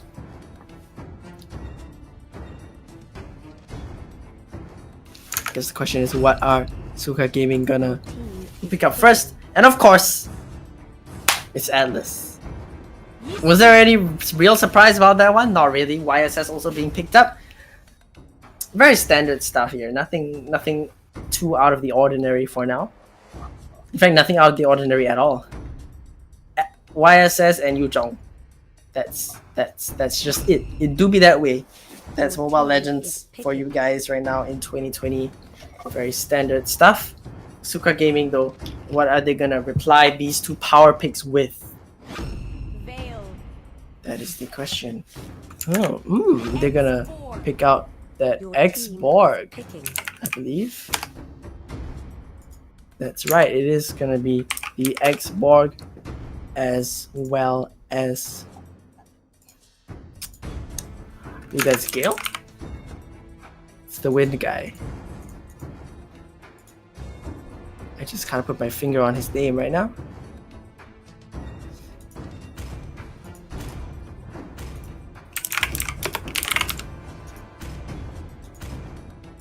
Moving on to the last pick of the underdogs. They're actually going to pick up Diggy, which is something you haven't seen. Ah yes, Veil, not Gale, guys. Veil. Team is That's right, Veil was buffed as well. So he did receive some damage buffs, some cooldown, some lower cooldowns, as well as I believe mana costs being reduced. So overall, Veil, I keep thinking of Gale, which also makes sense because that also has something to do with the wind. But anyway, Diggy also picked up for the side of the underdogs there. Helps a lot with the CC that Atlas provides, as his ultimate does. Make it impossible for any crowd control to hit his allies while they stand inside. And if you can't CC someone like Yu Zhong, for example, if he's not in his dragon form, of course, if he's in his dragon form, he can already be CC'd. But without that, right, it means that they can really do a lot of damage during that 3 seconds. The second ban phase, they do have the Cho being banned, as well as the Popol and Koopa. And right now we do see a hover Luna. from Your team is Farsa. picking. But I'm actually going to settle for the Lunox instead. So Lunox again, we've seen a whole bunch of Lunox this time. And to varying degrees of success really. We saw one game where the Lunox basically carried the entire team.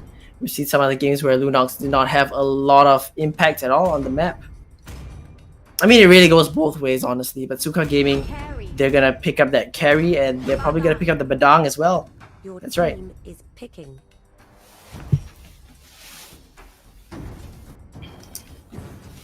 And it's gonna be the Gato, the last pick from the side of the underdogs. Kato Gacha.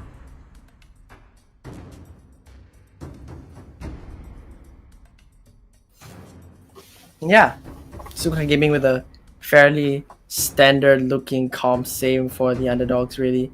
Both of them have a marksman and a bunch of fighters. Mages as well. Really the main new thing that we see today is the Veil, or at least in this game I mean, is the Veil and the Diggy. Veil, again, had received some buffs, so we'll see if the buffs were enough. We see Cerulean wins Veil right there.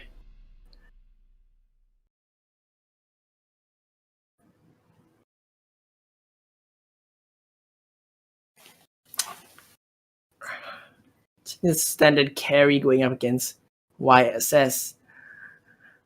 Makes me worry a bit for the carry because of just how the Yu Zhong can jump on him. That being said, I think Welcome to Mobile there Legends. is enough crowd control to help out. Unless, of course, there's a Diggy ulting in the middle of everything as well. Underdogs have a very strong team fight.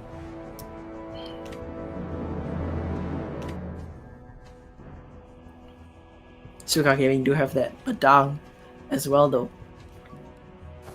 But importantly, I think underdogs have the ability to put down those Diggy bombs to gather some vision. And look at that poke already onto the Veil as well as the carry, both dropped below half health. That's the Diggy poke right there, ladies and gentlemen. Look at that star.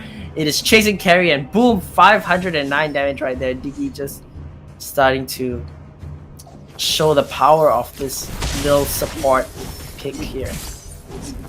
They're gonna be able to steal away this buff with the knowledge that they have. And look at this Diggy. He just walks through the enemy team. But while I was talking about all that, the Xbox actually solo killed the enemy top laner right there. Pretty good stuff there. Able to take out that Yu Zhong. Very powerful pick, but Diggy just walking up, getting some vision, and yeah, I mean, it's Diggy. Yeah. He dies, he respawns. I mean, ideally you wouldn't want to die like this, but hey, he's still okay. Nice, I guess. Vision.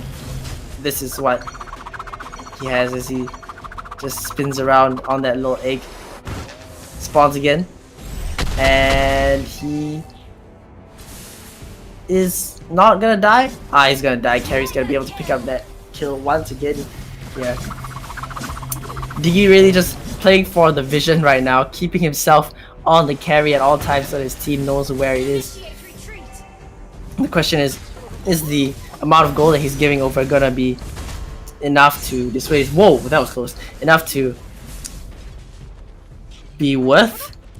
I mean, enough to make it not worth, or is his vision that he's giving and the constant irritants that he is gonna be enough? He's gonna get burned down by the Xbox though as he goes down tanking that turret once again. Diggy.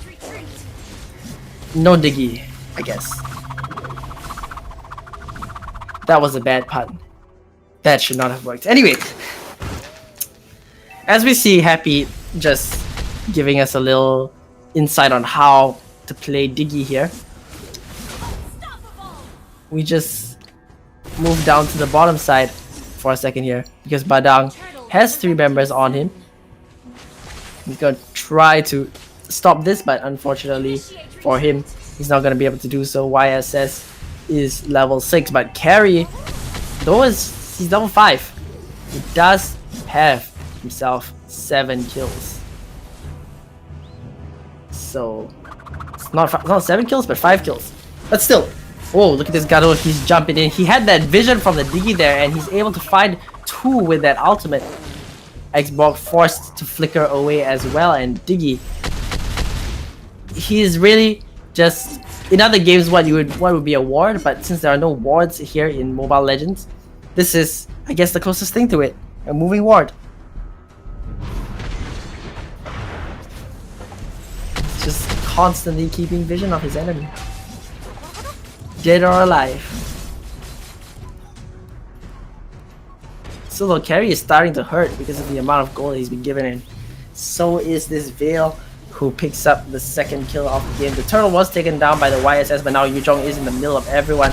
Gonna get pulled back by the Xborg. Does he have himself the ultimate? He does not. Xborg is gonna pop that final instead. He goes in. Boom! That's really cool stuff there, but actually stays alive. Now Diggy is alive, and Diggy is gonna go in for his revenge. Lunox there, gonna be able to pick up the 1st kill onto enemy team. But wow, look at that reply damage from the Carry. Also pretty substantial stuff there, but meanwhile Gato able to solo out the Badang, I guess the superior legend there. And Diggy really just being an irritant.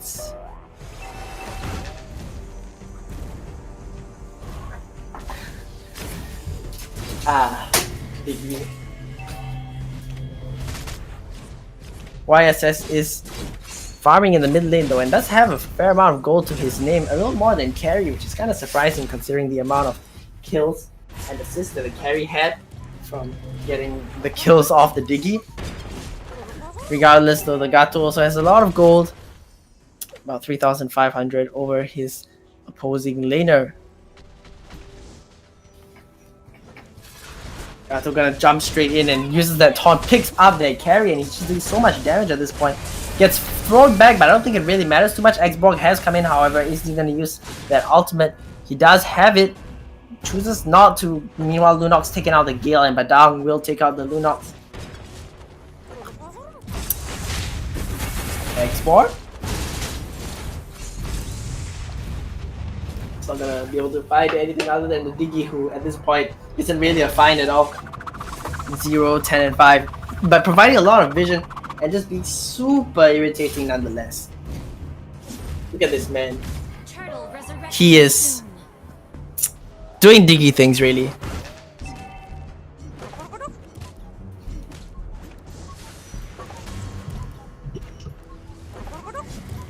Just placing down bomb after bomb, keeping his team's vision up.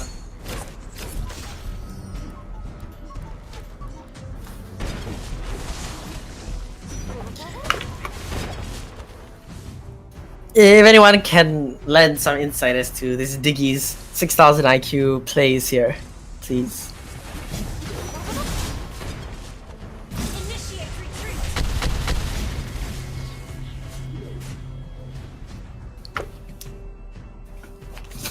Now just taking a look at the goal leads right now, the underdogs have themselves a 5,000 goal lead here. Initiate retreat. Really able to constantly find the picks thanks to this Diggy's vision right there, as the camera just chills out for a bit as the fight goes on the outside. Hello, there we are, we're back, and we're back to see Badam punch someone a couple of times. He's gonna try to keep himself alive for now. Oh wow, that was really close right there. YSS does not have the ultimate, so there's not gonna be any finishers onto Badam nor the Gato. Meanwhile, on the top side though, this Yuzhong has just been pushing for ages.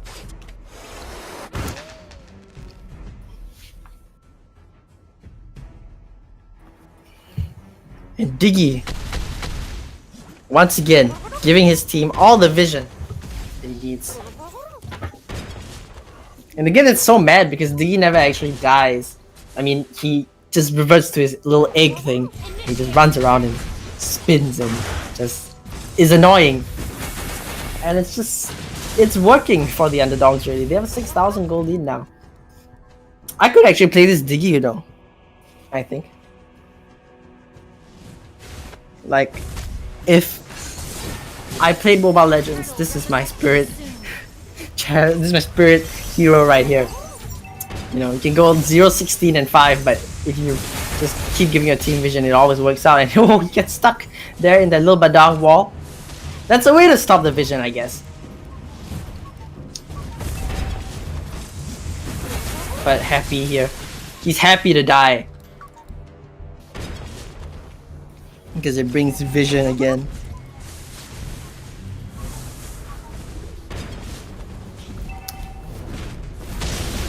So again, the information advantage that this Diggy provider has allowed the underdogs to kind of snowball a lead here. The turtle is up, but they don't even care. He even gets the execute off there.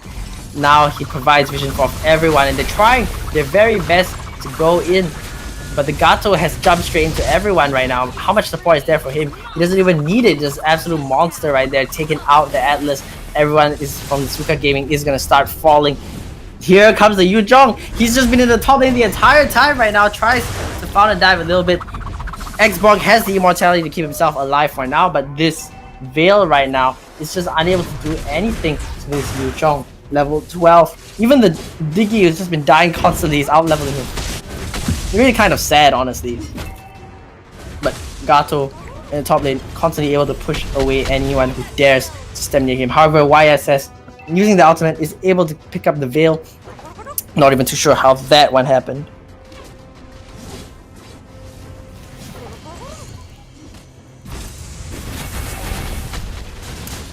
Indeed, this is the prime meta of the other side of the bracket, I guess. Vision Diggy.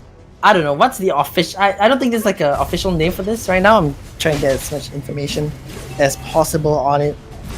But I would just call it Vision Diggy. Or maybe Inting Diggy. Intentionally feeding Diggy. But this is not a intentional feeding that you can report, because he's helping his team get the critical vision that they need. He's always able to stick by his enemies. Look at him. He's a madman. Just putting down bomb after bomb after bomb. And there's only one turret left for the underdogs to take out before they eventually end the game. Look at this. Diggy using that ultimate there. but the rest of the underdogs are really at this point just tearing through their opponents. There's nothing at all that Suka Gaming can do except hope that game 2 goes better as underdogs seal game 1.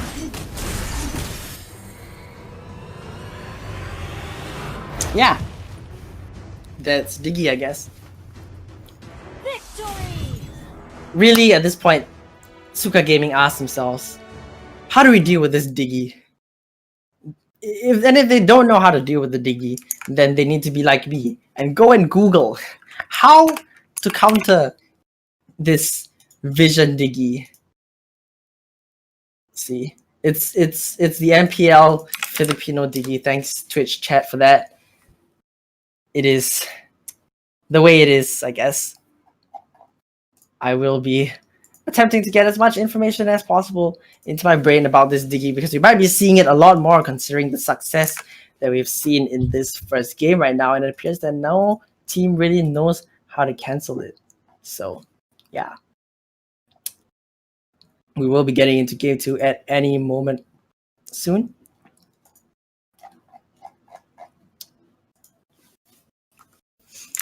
But for now, really, do they want to ban Diggy? I think they do. Yes.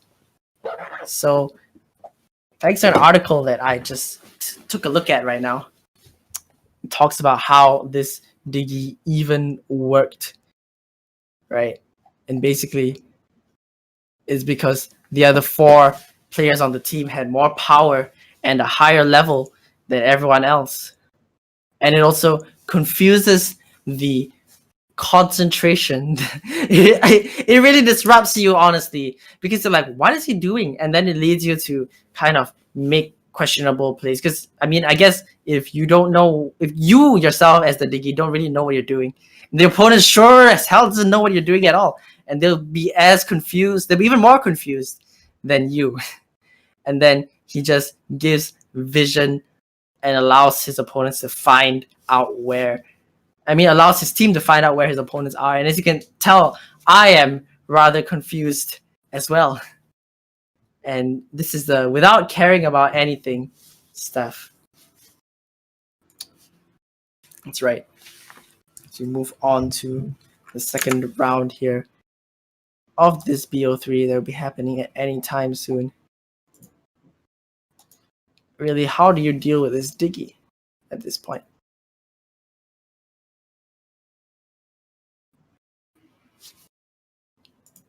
That is a very good question. And I think that the solution is just ban it.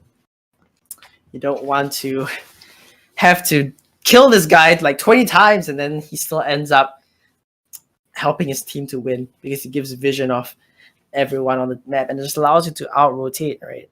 So it's tough stuff to counter.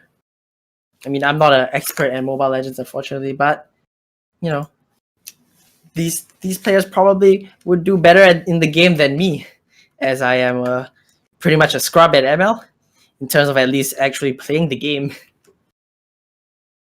But regardless, of course, there are other ways that they could come back from this one. We need to look at their pick ban a little more, maybe prioritize some other stuff. And again, as I say, do they need to ban Diggy? There's basically every team that plays against the underdogs need to ban Diggy. And the thing is that, you see, Diggy works so well with them because their name is the underdogs. And Diggy makes your kill score make it seem like you are the underdogs. Because, I mean, he could have died like 20 times or something. In the previous game, I'm not too sure how many times he died, but like maybe 15. But regardless, it makes him look like the underdogs. And because of that, because of the team name, it gives a buff to Diggy to make him even better. Now we're just waiting on the last person right now to come into the game before we start up the draft. But again, if you guys are thinking about what you want to have for dinner, you guys should check out our sponsor, Kaiju. Go to www.kaijukaiju.com. Get yourself an amazing bento set.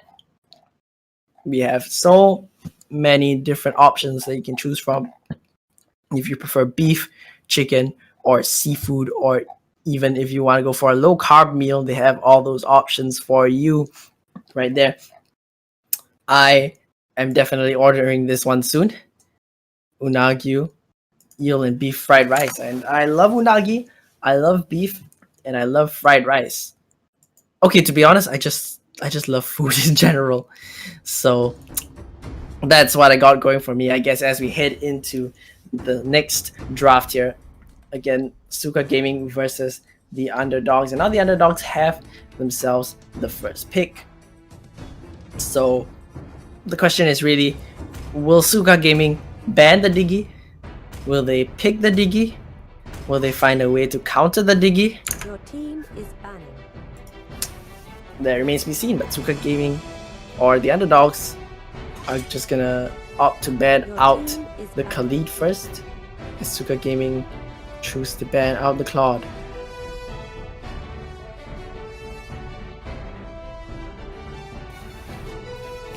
Now again, because of just how much impact that Diggy had the previous game, we didn't really have a chance to talk about the other things that they had on their side.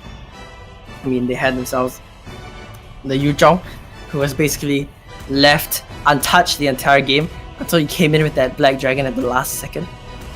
They had the Gato, which I think synergized pretty well with that Diggy because of the fact that he was able to constantly just go around and give vision to allow the Gato to kind of telegraph those ultimates in more. And there we go.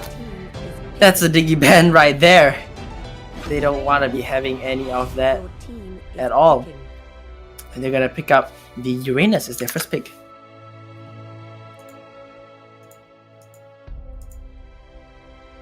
Kufra. Now Kufra gonna be secured as well for the side of Suka Gaming, I believe. Not gonna let Happy back onto his Diggy pick, that's for sure.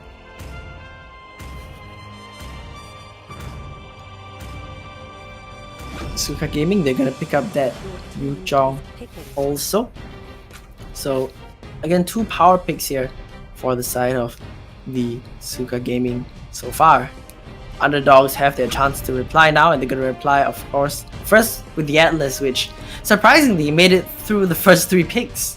It's been constantly first picked over and over again because of just the Your crowd team control that's is picking. available, and that's actually the Cho right there. It's the first time we're gonna be seeing Cho in this game because usually he's banned or not picked. But here we go, he goes through the ban phase and is actually picked up by the side of the underdogs. Suka Gaming round up their first draft with the Lunox pick, and they're gonna ban out the Popol and Koopa as well. We still have yet to see a Popol and Koopa game today.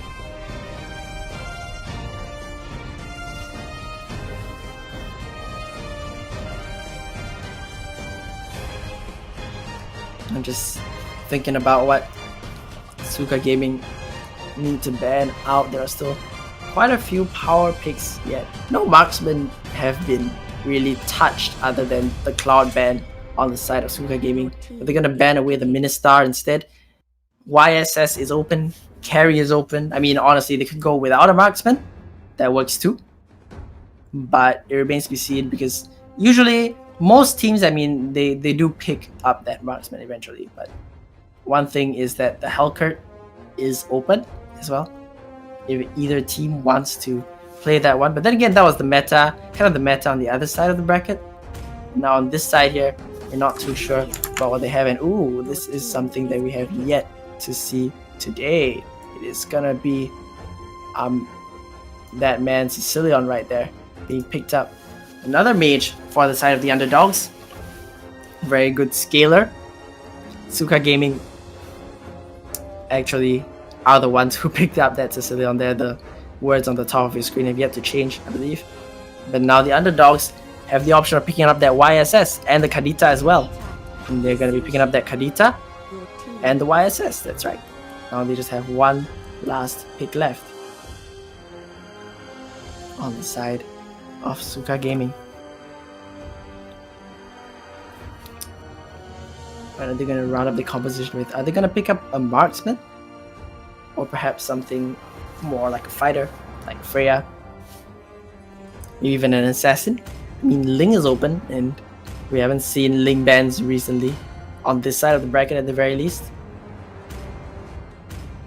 Kaja. Oh wow, that is also the first time that we are seeing that today. He's gonna be able to pull people in, take them out if they're not careful. Offers a fair amount of crowd control there. It is the underdogs who are not the underdogs in this game. They are actually the ones who are ahead right there. It is the Kaja that they pick up. An interesting pick, really, because you don't usually see those. Or at least we haven't seen it today.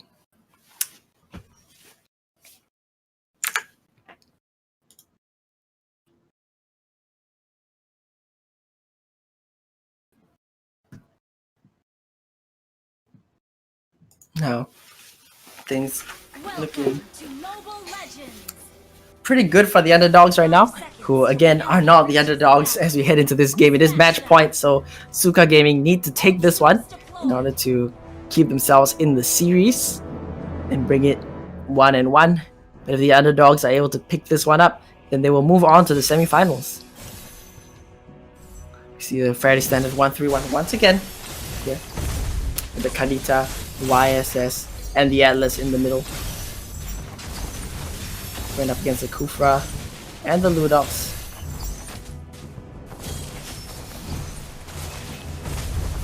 As well as that Sicilian. Ooh, Atlas is dropping pretty low, but I think he's gonna be fine for now. The bets aren't gonna be finding him tonight. But the underdogs are starting to lose out on their buff right now. Suka Gaming starting to push in and try to deal with that, but here is the Uranus gonna land a lot of AoE damage, and Suka Gaming, maybe they've over pushed their Lunox goes down first, but here is the Yuzhong. What is he gonna be able to do? Is he gonna be able to do anything? The rotation as well from the Cho, who's moving up into the jungle here to stop his opponents from doing anything else. The Kaja has rotated up as well. Has that ultimate to, will have the ultimate more like to grab and pull someone back in.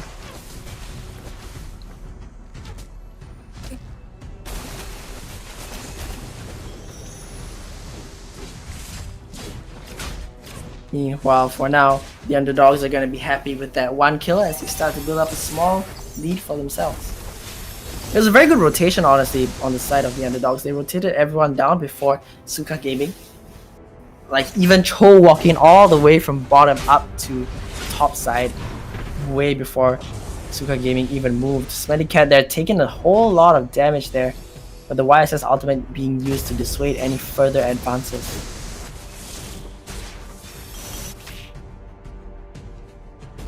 Meanwhile, Cho just gonna start split pushing out that bottom lane.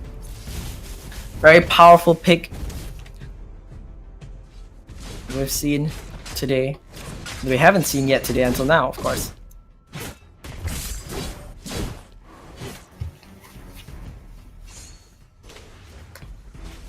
So the gaming just hanging around the mid side. They're gonna start to converge on the top by the looks of things. Uranus might be in the spot of trouble here. It's gonna get jumped on. The knockup will not land. Is there gonna be enough CC? Yes, there is, and Lunox is gonna find that kill now. Everyone else is coming up. The YSS ultimate coming down. It's raining from the skies, slowing them down, doing chip damage. And here comes the rest of the team as well. Take note that Yuzhong is 4. He does have that ultimate, and he uses it instantly. Goes back into his enhanced form, picking up the kill on the Atlas. And Suka Gaming are able to find one back in the top lane. Cho again, he walked from the bottom all the way to the top, but this time it doesn't pay off because he's unable to find anything at all for his team. Instead, Kaja is going to be able to get free damage off the bottom turret.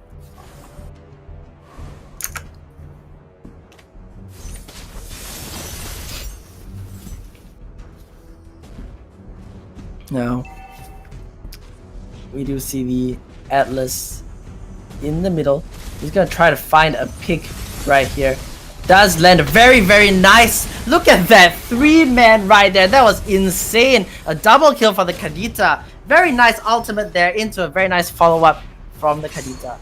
Cho has found that Kaja flickers in, and lands a very nice kick onto him. Meanwhile, that Yuzhong is gonna pick up the solo kill on the Uranus in the top side. So things looking more even than the previous game. I guess without a Diggy running around all over your face, it makes it kind of easier to play. YSS able to pick up that turtle as well as Cho picking up that bottom turret. Means that Suka Gaming are kind of on the back foot for now. About 2,000 gold under. Uranus meanwhile finding that return solo kill, but in the mid lane, look at this Kadita doing so much damage to Lunox, but Kufra jumping in as well makes the ball come out. Cecilia not able to land enough damage for now as well. Uranus gonna claw down this turret and build a slightly bigger lead for the underdogs right now.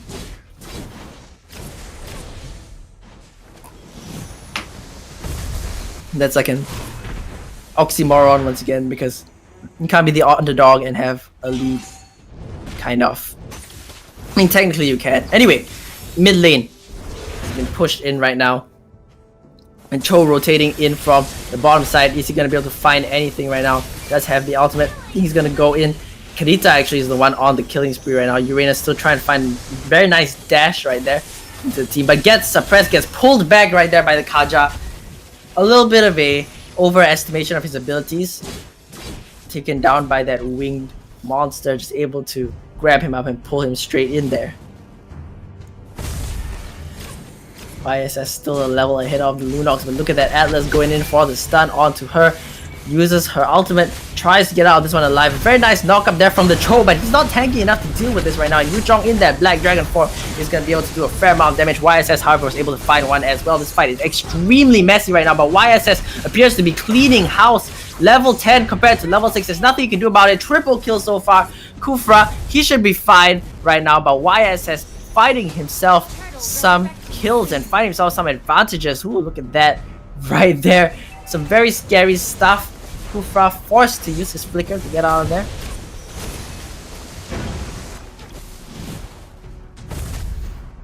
Perhaps this is the first time we saw YSS really impact the game in today's matches so far. Man is 3-0-7, but has been dishing out tons of damage in all of the team fights. And speaking of team fights, one is happening right now. Kadita using that ultimate. YSS as well. There's so much damage being landed on the Yuzhong. One more hit would do the trick, but that last hit is not found, and that means that he does not go down for now. However, the underdogs have taken the turtle. They are going to be taking that top turret as well. They have a YSS there. Surely this is going to be going down. Meanwhile, Cho in the bottom side, just keeping the Kaja there constantly, being just so irritating and so hard to deal with. The rest of the squad of Suka Gaming are moving back to the mid lane. So they started pushing.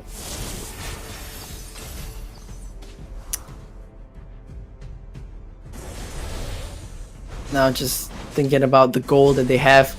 Underdogs have themselves about 6,000 gold lead. I believe they'll have a lot of gold onto the YSS, who has just completed an item right there. Gonna be dealing a lot of damage. Uses the ultimate once again to scout location. Reveals the Kufra.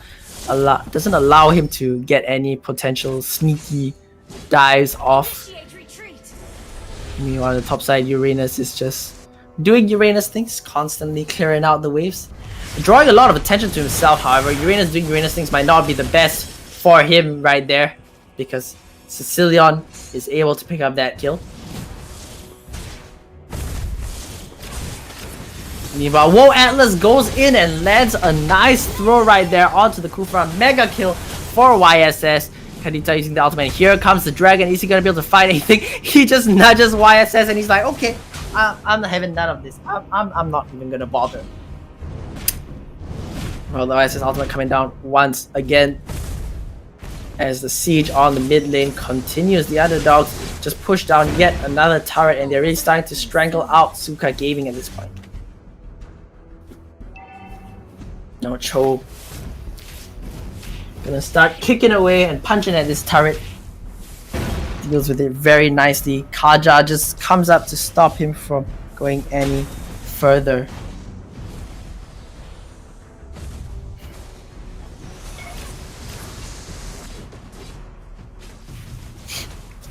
Now the buff being taken once again by YSS. At this point, Suka Gaming don't really have a jungle. Atlas trying to find his way in is unable to do so. Cho as well trying to find something, but the Titans smack there straight in from the Kufra, able to find that kill onto the Atlas.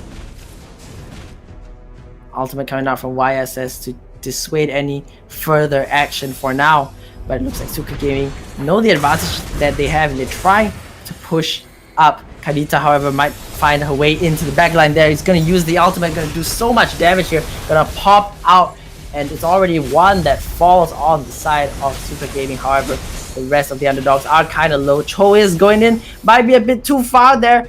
Flickers out, survives with a sliver of health there, and they're going to be satisfied with taking down the Sicilian.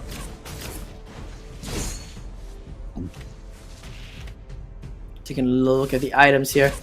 And the gold beads that we see on Uranus as well as YSS and Cho. Absolutely monumental stuff, really. Look at that there. 8,000 on the YSS compared to what? 5,000 from Lunox.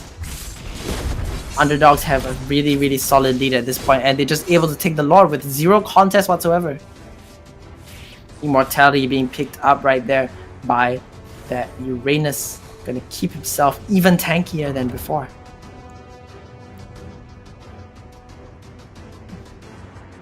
Just looking at that mid lane there as they push in. Uranus has himself a lot of health regen, really. It's gonna become an even worse force to be reckoned with. The Lord has appeared on top side right now. The rest of the underdogs are gonna want to escort that one in. Meanwhile, Cho in the bottom lane, just doing Cho things, really. Continuing to split push against the Kaja and continuing to win against the Kaja. Has a 3-level advantage at this point. YSS has a 4-level advantage over anyone, in fact. He's level 15 already, and we are 11 minutes into the game. YSS ultimate gonna come down, gonna push people off the tower right now as they move in with the Lord. They're not even gonna bother hitting the tower, they're just gonna go in for the fight. YSS decide to peel away, and maybe Karita going a little too far forward there is gonna get taken down. The Lord is not going to be able to take down that crystal for sure. But now with one turret down in the top side, underdogs can look for mid. Kaja trying to go in, but there's really not enough. The Uranus just so much damage here. But look at this catch here onto the Atlas. He does use his skill, but it's not going to be enough. Gets taken down, gets taken out. The Black Dragon form being popped as well. Cho in a potentially in a bit of trouble here, gets caught up, gets CC'd. Is going to be able to live? The answer is no. Now Uranus is going to go in with YSS, and how much are this duo going to be able to do? YSS already picking up that Lunox. He's already unstoppable. He's moving forward. He's going to shoot down that Yuchong. The kill is going to be picked up by the Uranus, but Uranus with the immortality. Is he going to be able to stay alive on this one? The answer is no. It was very close to, and Sicilian taking him down, just barely able to limp out alive, and YSS is going to continue tearing through the base of Suka Gaming.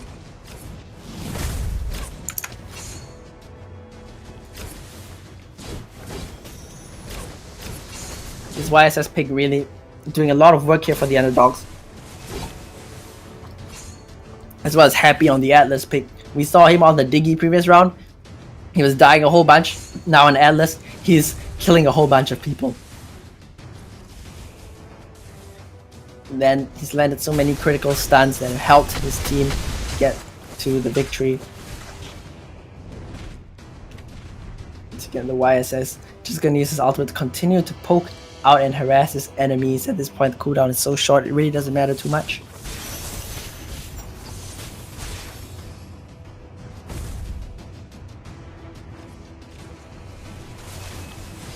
Lord is coming up in 1 minute, but I don't even know if Suka Gaming have the chance to take it. There's already a 10,000 gold lead for the underdogs right now. They're just gonna start pushing down that mid lane. It is the only turret that's left after all, other than the crystal. Cho is going to be escorting in that bot wave as well.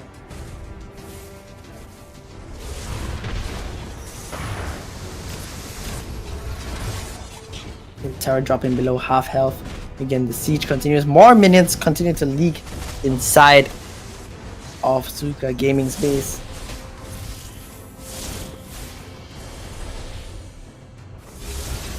And once again, the Uranus just being so oppressive to his enemies. It's pretty ridiculous. All that stands between the underdogs and the spot in the semifinals is this last turret right here, which is staying alive for now. The Lord is coming up in 5 seconds, so perhaps they would like to take that one instead. Uranus just tussling with 4 people there, no biggie. It's just Uranus things really, as looks like Cho and YSS are gonna start up on that Lord.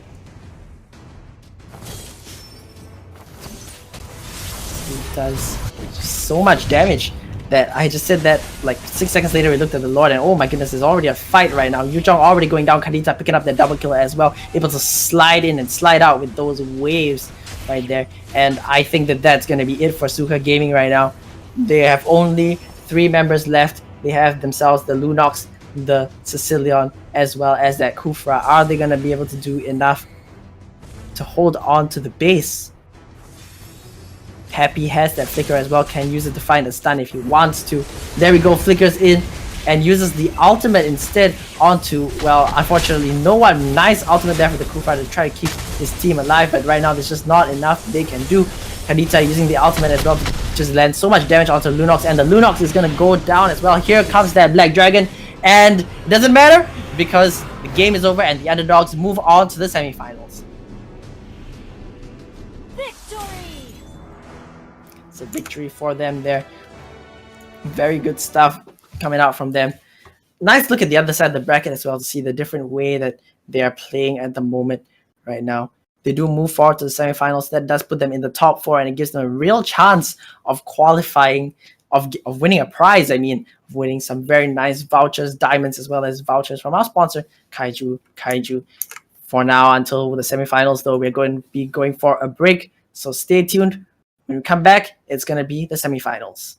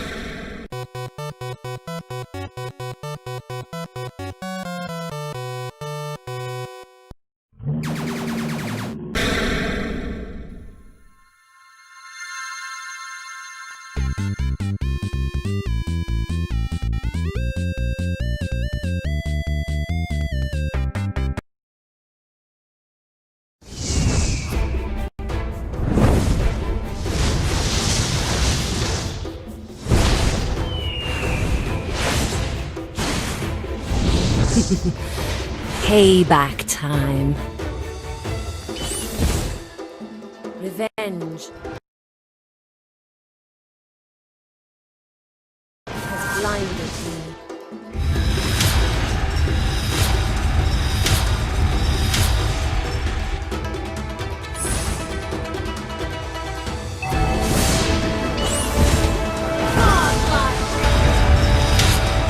Double kill.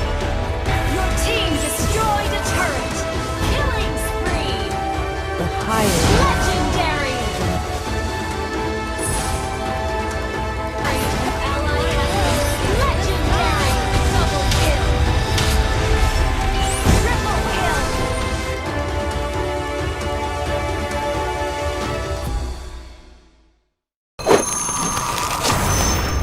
Download for free Mobile Legends Bang Bang.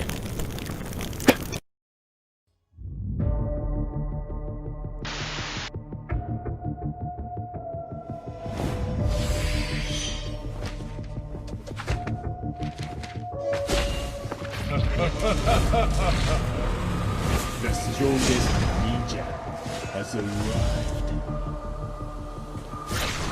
Ame no Kakaki will destroy you. The ignorant are fearless.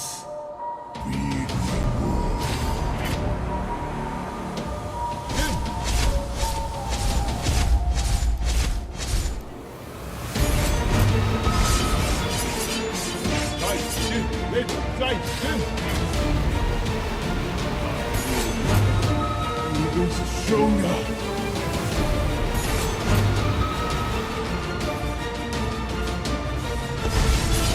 All of this you make my Shut down. Killing spree. Unstoppable. Double kill. Godlike.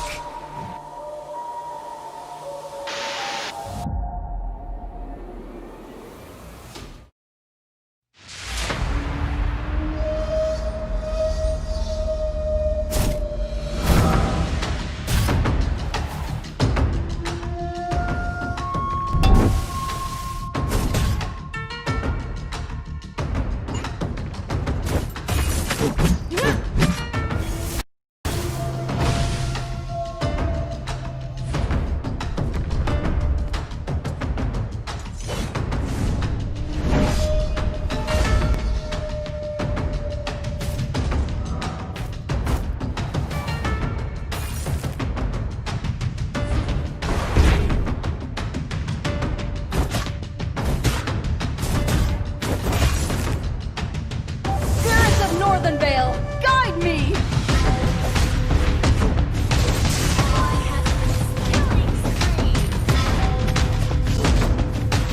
People of Northern Vale may be defeated.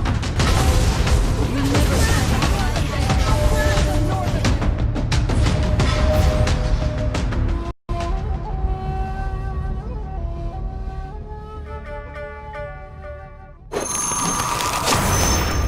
Download for free Mobile Legends Bang Bang.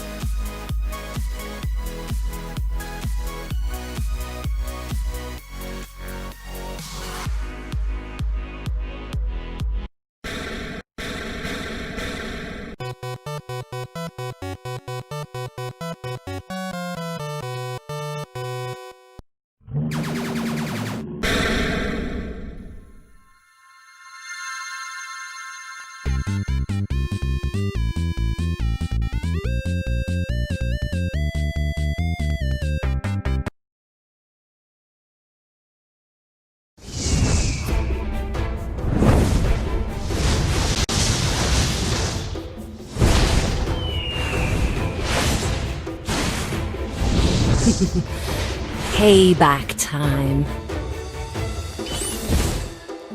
Revenge has blinded me.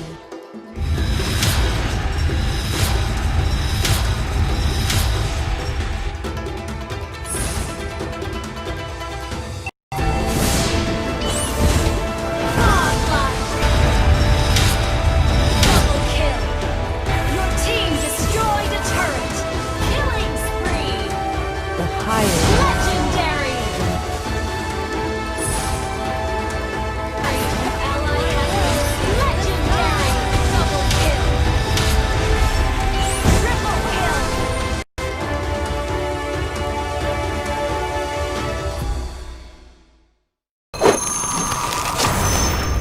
Download for free Mobile Legends Bang Bang.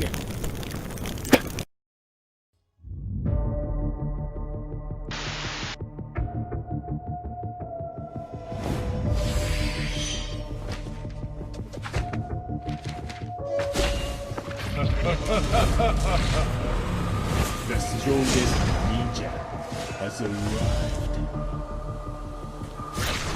Ame no Kagaki will destroy you.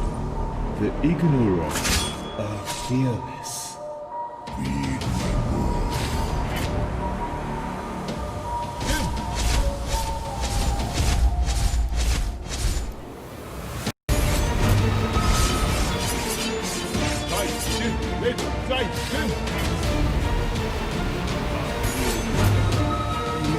stronger.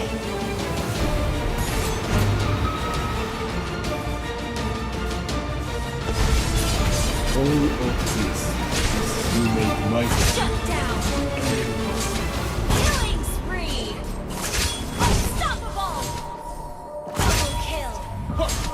Godlike.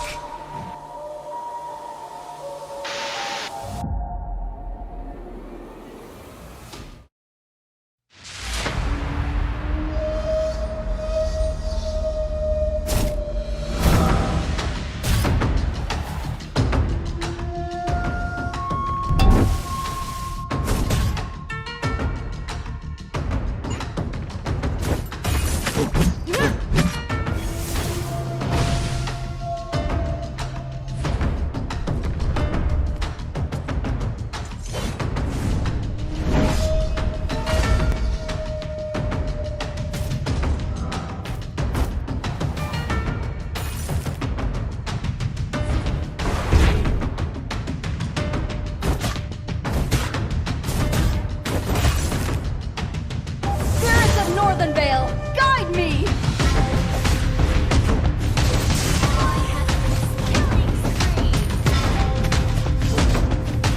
People of Northern Vale may be defeated.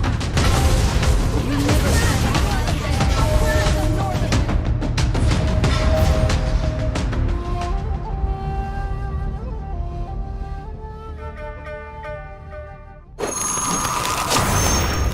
Download for free Mobile Legends Bang Bang.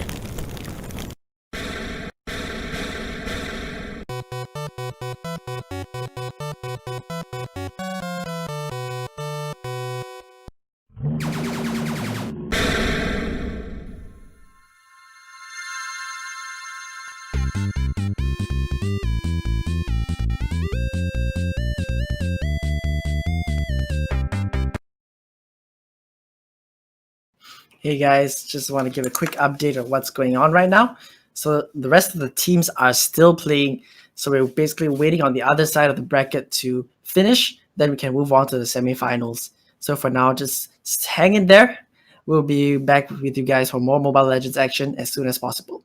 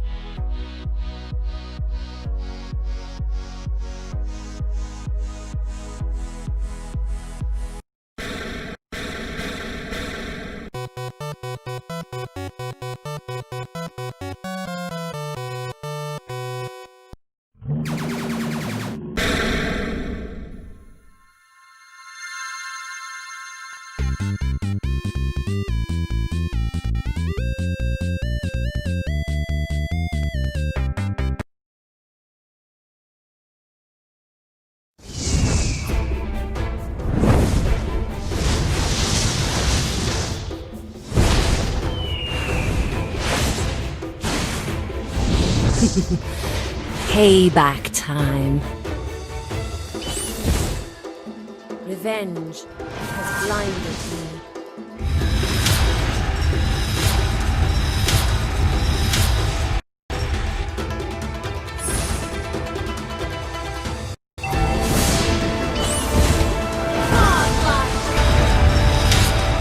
Double kill. Your team destroyed a turret. Killing spree. The higher Legendary. Ally has legendary. Double kill. Triple kill.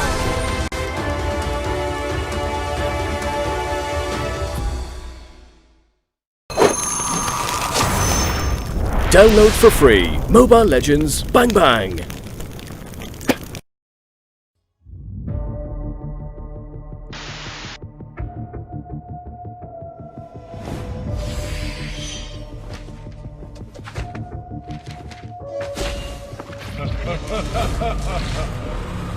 The strongest ninja has arrived. Ame no Kagaki will destroy you. The ignorant are fearless.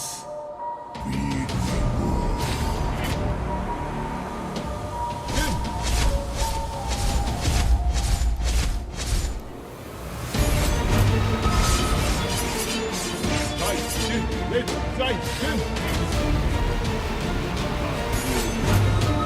Even stronger!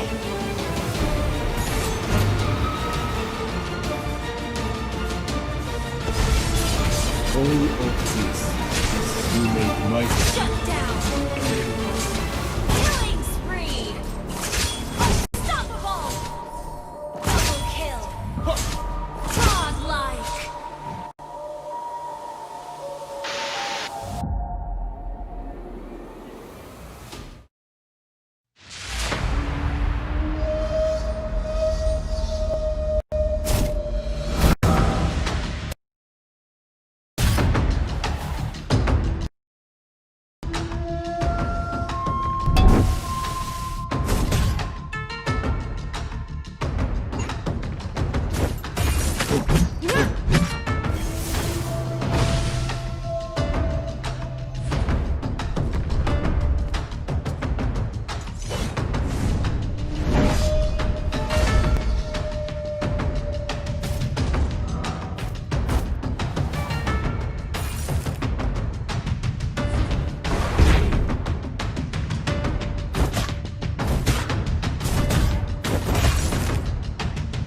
Spirits of Northern Vale, guide me! Killing spree! People of Northern Vale may be defeated. You never Spirits of Northern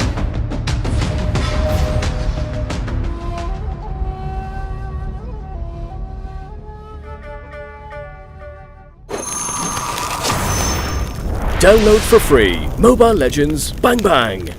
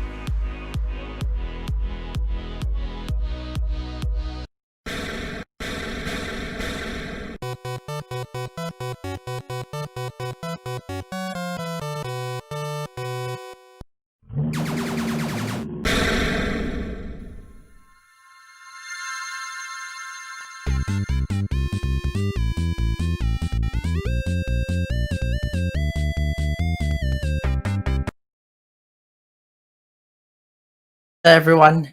Welcome back. It's been a while really, but we are back now. The semifinals are ready to go. Basically, we just happened to stream the fastest one of the semifinals. So we had a pretty long break, but now we're back, recharged, rejuvenated, and ready to get straight into the semifinals. So if you've just stopped by and wondering, what's going on, this is the Presto 2020 Pasir Ris Elias Esports Mobile Legends tournament organized by the People's Association, Pasir Ris Elias CC, Pasir Ris West, and People's Association Youth Movement, supported by the E Project and Skoga, sponsored by Kaiju and Nasi Nuri.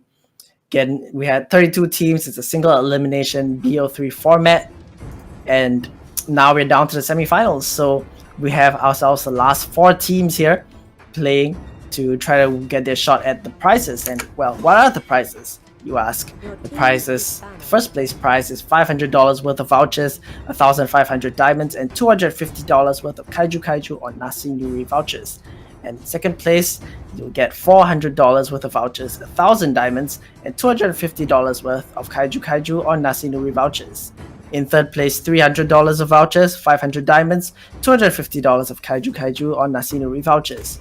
And without further ado, we are into the draft. And we already see that Pokemon were watching the Underdogs game. They ban out that Diggy. They don't want to deal with any of that at all.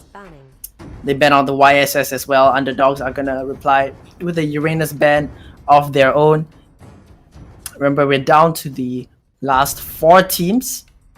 So things are getting pretty intense now. Stakes are getting pretty high because 3 out of 4 of them will walk away with at least some prizes. So pretty exciting stuff, yeah? Just want to note that one of the people on the team Pokemon is called Popol or Farsa. So maybe a main of those two. While Underdogs don't seem to care too much, they're just going to ban away the Yuzhong. Are they going to pick up the Popol or the Farsa on the side of Pokemon? They do have that first pick. Or will they just settle for something more standard, say Atlas or say Kufra? I mean, there's still a lot of picks available right now. They're going to go for the Khalid, which was, I believe, banned constantly in the previous series. They're going to pick that one up as their first pick. Now what will the Underdogs reply with in return? I just want to point out that over the day, as we've gone along, we've seen less of Valir and more of other mages like Lunox instead. So maybe we might see more Lunox or perhaps a return to Valir. Maybe something entirely different. But who am I kidding? They're gonna pick Atlas, that's for sure. Oh, and they pick Kato as well. There, outside the Underdogs. And there we go, Pokemon gonna reply with that Popol right there. Staying true to his name, Popol or Farsa, he has that Popol. They pick up the Kufra as well on the side of Pokemon. So pretty strong front line that they have. Again, a reminder to our viewers that Popol and Koopa, yes, Popol and Koopa, see I mixed up Kufra and Koopa now. Popol and Koopa were kind of changed a little to be less tanky and to be played more as a marksman. So it remains to be seen whether that's gonna be whether they're actually gonna play the Popol as a marksman instead of a tank, which is what we've been seeing recently in MPL and everything, even though Koopa and Popol were meant to be a tank. No, they were meant to be a marksman, that's right. See, I'm tripping over everything now. The Kufra isn't helping either. But the Cloud being picked up on the side of Underdogs, that's the first time that we've seen the Cloud today. I believe it was banned against them in the previous 2 games, and there must be a good reason why that's the case. Regardless, since it's not banned now, they are able to pick that one up. So they have a Cloud. And it's a second bad phase. Underdog's gonna take away that Cho.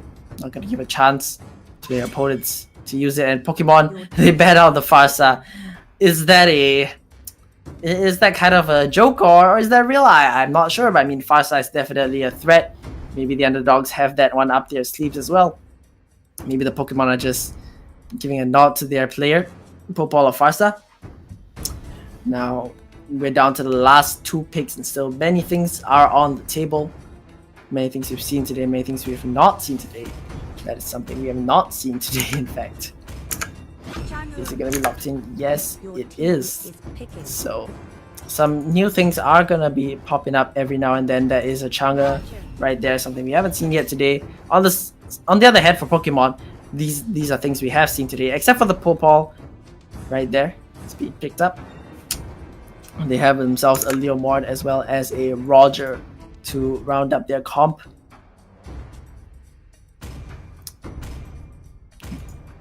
So again, they're going to try to hyper up that Roger and get him Leomord.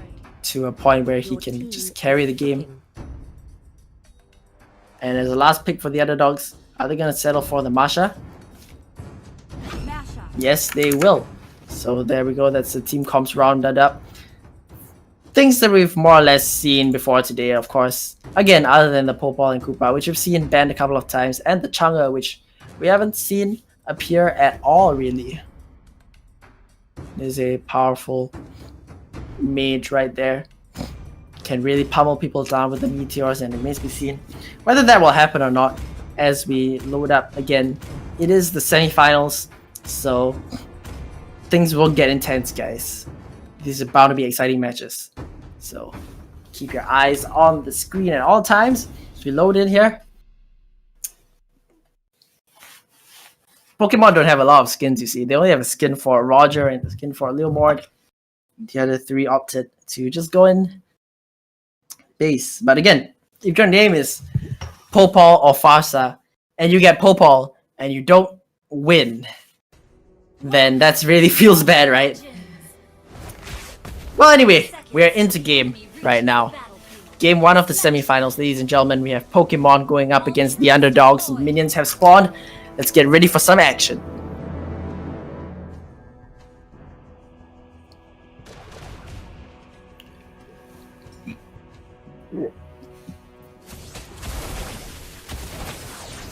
And nothing too much seems to be happening for now. System suggesting that you turn off high quality. Well, that's a little unfortunate there. Will feels bad, but nothing. Yeah, really nothing happening. They're just clearing out the mid wave. They're gonna clear out some jungle as well. We see Masha trying to take a trade here onto the Khalid.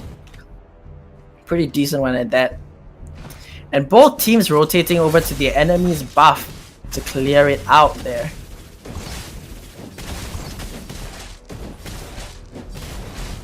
And it's actually gonna be given over to the Roger, that's right. So looks like Koopa isn't gonna be doing a lot of carrying, might be doing more tanking than anything at this point. Just gonna go into the tower there. Poor Wolf, really. And you said Khalid is taking a fair trade there, able to regen up using his second skill, at the very least.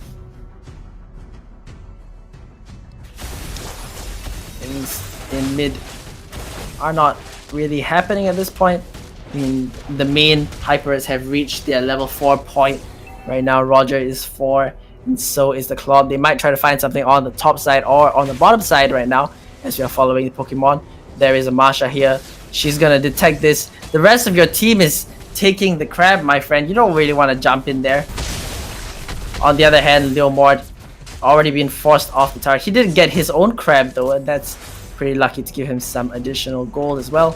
Meanwhile, Masha gonna tussle with the Khalid behind the turret.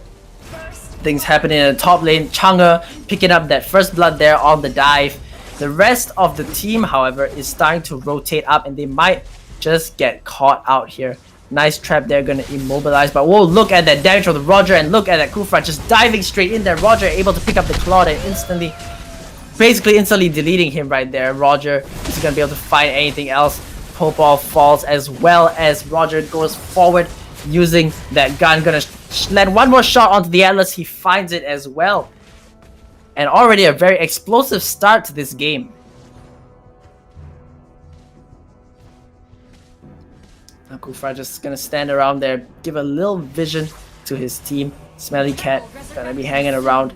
And whoa, look at that. Cerzanon just jumping straight into the mid lane. And the Claude is not protected by anyone at all. And that's not what you want to see right there. Just get CC'd to death. And now Pokemon can move on to the turtle.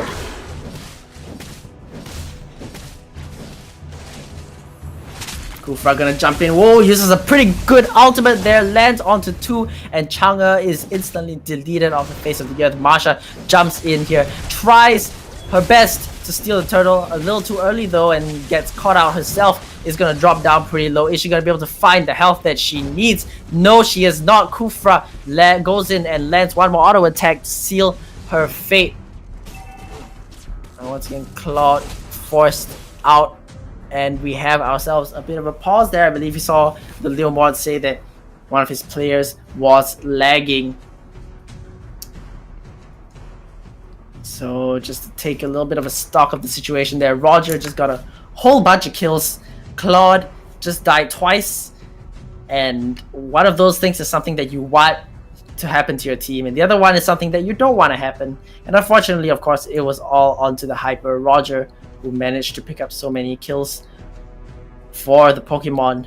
On the other hand, for the underdogs, now they truly are the underdogs, unlike the previous series with their Claude having died twice in mid. Their Chang'e also, I believe, died multiple times. Rather unfortunate stuff. Hopefully we'll be getting back into games soon. I'm super excited to see what happens next.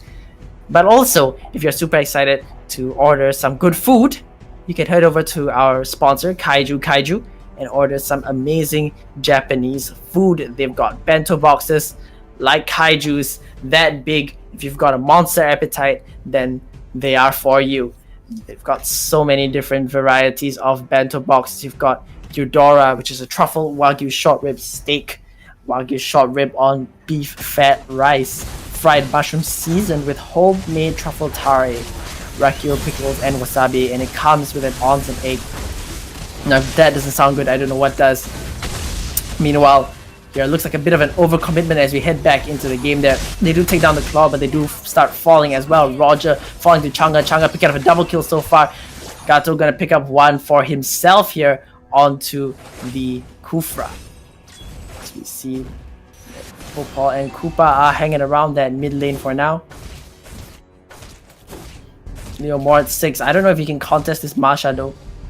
Oh, tries to steal it. Doesn't exactly work out though. Now Chang'e uses the ultimate just to shred through that buff here as the fight continues. Atlas uses the stun, but the buff is secured by Popol right there. Gonna be quite alright.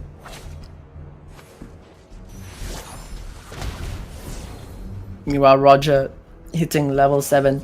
Claude is still 6.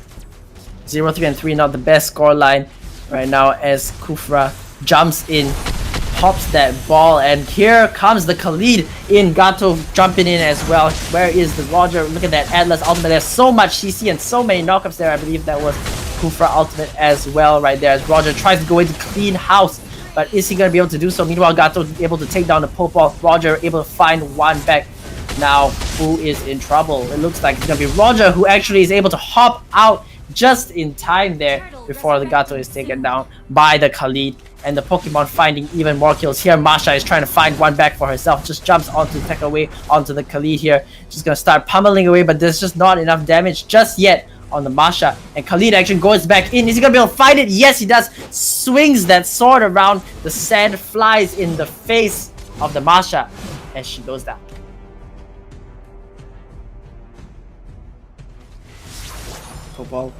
Koopa side get a little tankier there, as once again we see Kufra just jump in, uses the ultimate again, slams two of them straight into the wall as they go down. Meanwhile, off screen, Gato was able to take out the Khalid at the very least, but the Pokemon are finding so many picks with their Kufra at this point. Mid turret will go down, top turret I'm not too sure how healthy that one is. Masha is going to be able to take out the Leo Mod there, just clawing him to death and keeping her turret alive for now, but the Pokemon are going to be able to take out this turtle right now. There's really nothing that the underdogs can do to stop this one. They know that she's in there and they go in regardless because they just have so much confidence in their damage right there. Popol and Koopa are going to seal the fate of the Masha. Kufra going to face check into the Atlas right now, but really there's not too much the Atlas can do. He can use his second skill, try to get out of this one. Is able to do so. Meanwhile, Chang'e, really, it's not too much that she can do at this point in time, which is this tanky front line that is the Kufra. Now Claude might be in a spot of trouble here. Tech away moves in, uses the Khalid ultimate. Will he land the stun? Yes, he will. That's gonna be that Claude going down right now. Kufra might just trade his life for it though. Khalid is tanking the turret and Koopa jumps in as well to help out his friends. We are friends indeed. The taunt landing on the tech away as he gets pummeled by the Chang'e, but it's just not enough damage. Gato gonna use his ultimate. It gets cancelled, I believe, and he's just being zoned off from the rest of his team there. Uses the ultimate. The Atlas is coming in for a nice stun, but there is not enough damage. The stun will only land onto Kufra and already forced to flicker away there. Leo Mord is gonna zone him away, and meanwhile, while all this is going on, Roger in the top lane has just been able to take this turret out. He's in fact going in for a 1v3 right now. Maybe not the best call, my friend. He's gonna try to dash out and he stays alive. Turtle is coming up in about 15 seconds here. As Roger just cleans up the buffs for now. Pokemon have built a sizable lead for themselves. Kufra jumping in once again onto Chang'e. Chang'e dropped so low right now. Is she even going to be able to pick it out alive? The answer is yes. The rest of the team is not there, and Khalid is the first one to fall. That is such a huge overcommitment right there from the side of the Pokemon. Feeding two unnecessary deaths over to the side of the underdogs. Khalid and Kufra jumping in, but forgetting that their carry, the Roger, is nowhere to be found. Popo and Koopa are going to be tanking up this one a bit. Roger is here, and so is the Leomord. The steed has arrived, and Roger is trying to land as much damage as possible. Keeps himself alive.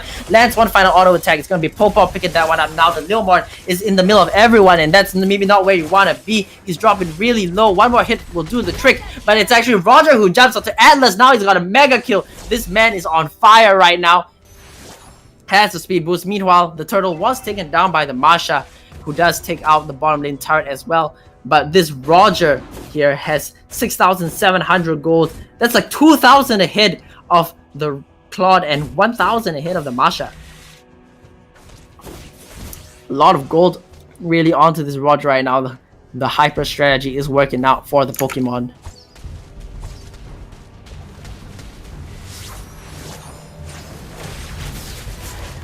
There's gonna be yet another jump in as that Kufra ultimate just seals the fate of two of the members of the underdogs instantly. One of them falls, and two of them are actually gonna be able to take some kills back. But Khalid with a triple kill right there.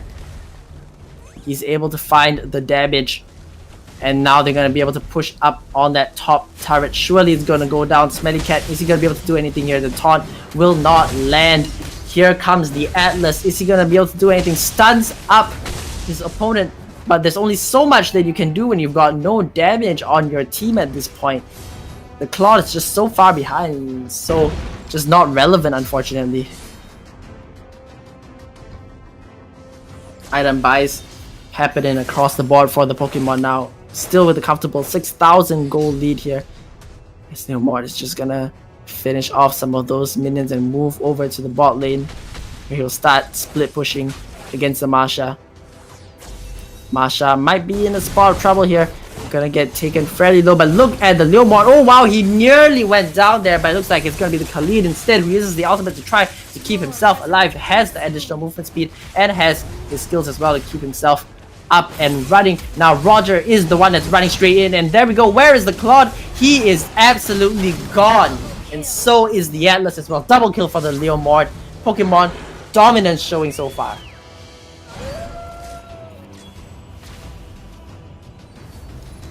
Just gonna recall and reset a little bit here as that Lord is just started up by Roger, and Roger, he is so fed right now.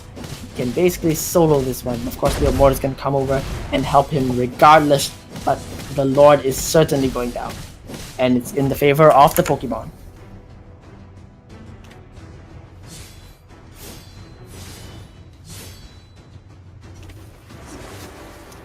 And again,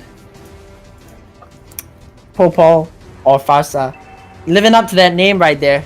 2, 3, and 13 on that champion.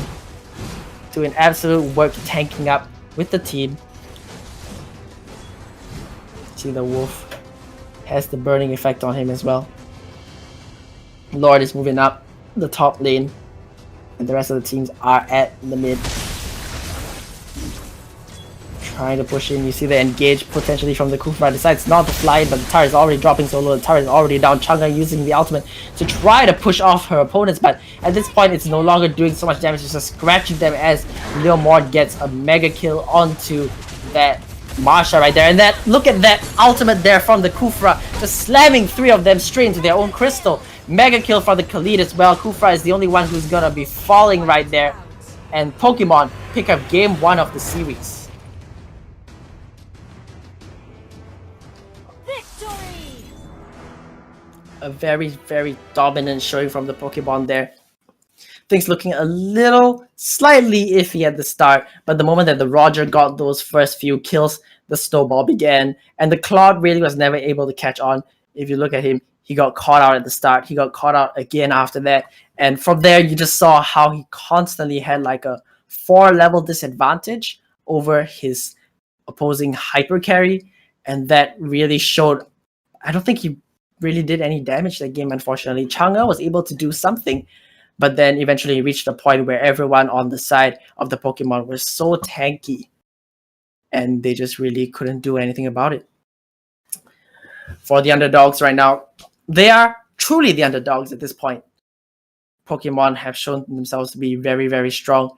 Game 2 will be coming up any moment right now. We're going to be preparing the draft for that one. And, you know, right now, for the underdogs, what can they do about this? Do they ban Popol? Do they deny Mr. Popol of Farsa his hero? Will he go for Farsa instead of Popol if they just ban Popol out? I'm not sure about that. Is it all just a bait to trick people into thinking that he plays Popol and Farsa when actually he doesn't? Who knows? However, I think, you know, there are some other things that they can work on the side of the underdogs. It looked like very miscoordinated gameplay from them. Like the Claude was left alone so many times, always not near his front line, not near his support, allowing him to be easily picked off by the Kufra, who was just able to jump in and basically slam him into a wall and slam him to his death. I want to see the underdogs be a little more cohesive as a unit, because we saw that in the previous series, really, when they basically smashed their opponents. Unfortunately for them now, they're the ones getting a little destroyed. A little unfortunate. But regardless, they still have a way back in. They definitely have a way back into this game. We will be heading into the draft at any moment right now.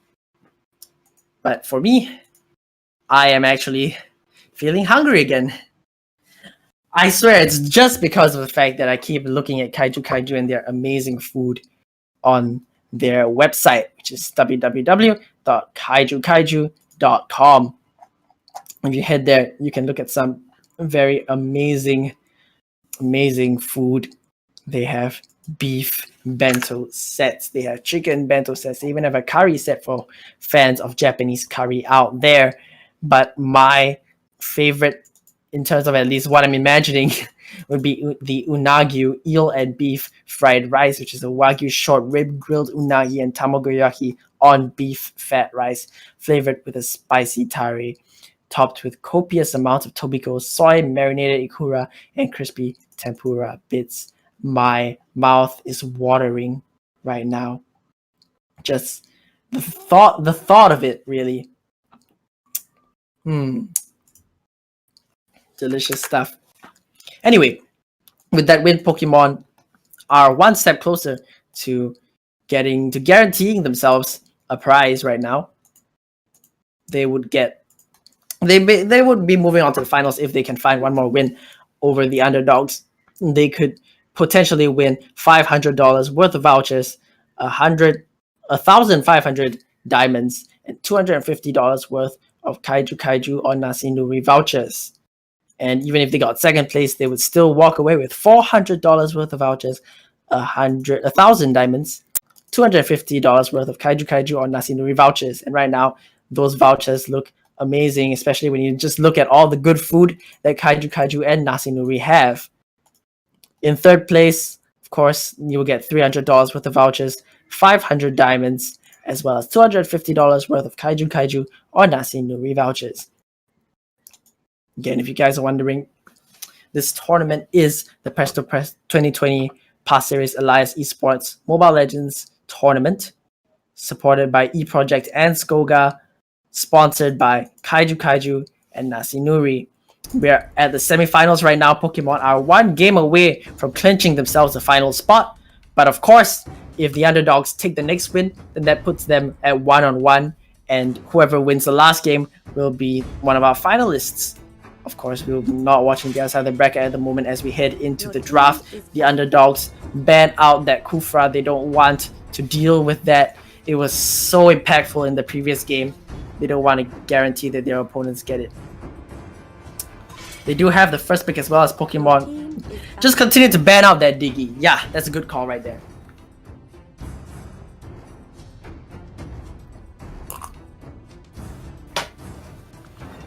Gotta keep myself hydrated throughout this long day right now. Pretty rainy day. Fairly cold. Nice weather to sleep in or to just chill and watch some Mobile Legends like you guys are doing right now. Thank you guys for tuning in to that. Underdogs are gonna ban out that Khalid as well. Pokemon used it to great effect in the previous game, and they just don't want to see it. Pokemon are gonna ban away the YSS as their last ban. The underdogs have the first pick this time. What's it gonna be? Atlas? Or Uranus? I'm not too sure. They might even go for something more exotic because, well, if there's one thing that they could do, they pulled out that Diggy when no one expected it and now everyone just bans it. It's gonna be Uranus. Something more expected right there. But that leaves the Yuchong up and available for the Pokemon to pick up, and they promptly lock that one in. Pokemon still have one more hero that they can pick up, and it's gonna be the Atlas, of course. Your team is picking. These three standard picks that we've been seeing throughout the day and that we see generally throughout the entire MPL. Underdogs have a chance to pick up some other picks as well. Are they gonna deny the Popol and Koopa? Perhaps they might want to think about doing that. I'm not sure. Or maybe even denying the Roger at this point. Roger. They're gonna pick up the Cho and the Roger. So they do deny that Roger away from their opponents as well as picking up that Cho. Pokemon, however, are gonna hover over the Selena, but they're gonna settle. I mean, you're basically Popol or Farsa. Again, guys, you just have to pick Popol. Do it. There we go.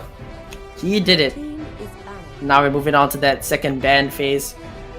The Pokemon can still take some things off the table right now.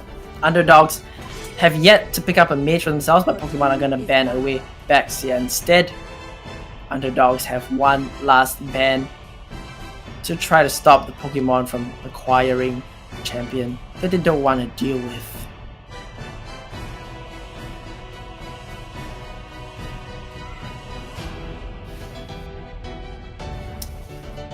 Now again, the underdogs have yet to have a mage, so they could pick up a Lunox, they could pick up a Balir, they could try the Chang'e again, or maybe even a Veil. A Pokemon, ooh, they're hovering over Gusion. I don't know if they're gonna pick that one up, actually.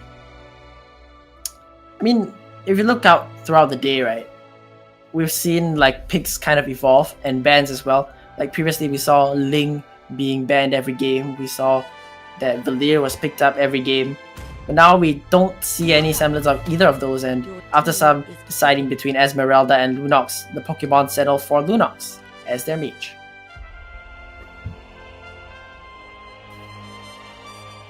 The underdogs here gonna try to bring out some more picks that we haven't really seen yet today. They're gonna be hovering over a Hilda.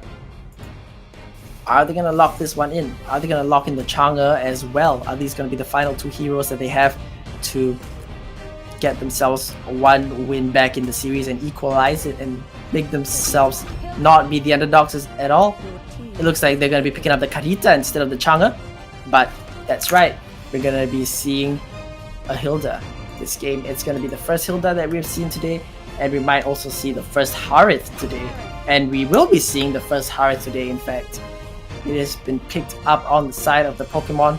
So 2 more new picks again, keeping that entertainment value up. It's not the same every game at the very least. Some very nice variety here. Hilda, something that we don't see very much today. And Harith also, something that was very popular last time. It's still very good right now. And I believe there was a little bug on him that was fixed. So now he gets the correct amount of tenacity or CC reduction, CC timing reduction off from the underdogs. As we head into the game, it is the loading screen for what could be the last match of the semifinals, ladies and gentlemen. So keep your eyes glued to the screens. You do not want to be missing this.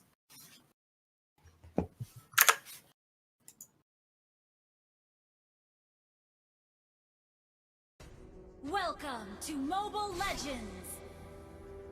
5 seconds till the enemy reaches the battlefield. Smash them! We are All troops deployed. ready to get going. Minions have spawned here. As we see 3 members walking up into the mid lane. I like to see the underdogs play their hyper comp a little better. Make sure that their hyper is always nearby the opponents, because previously we didn't see that.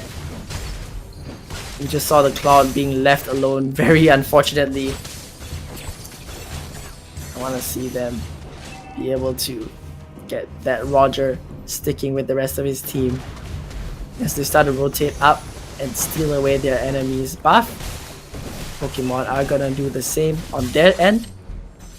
They do have themselves a Yuzhong that is farming in between the turrets right now against this Cho. That gives them an additional man advantage if anything does happen. But for now, they're continuing to funnel and hyper up this Harith.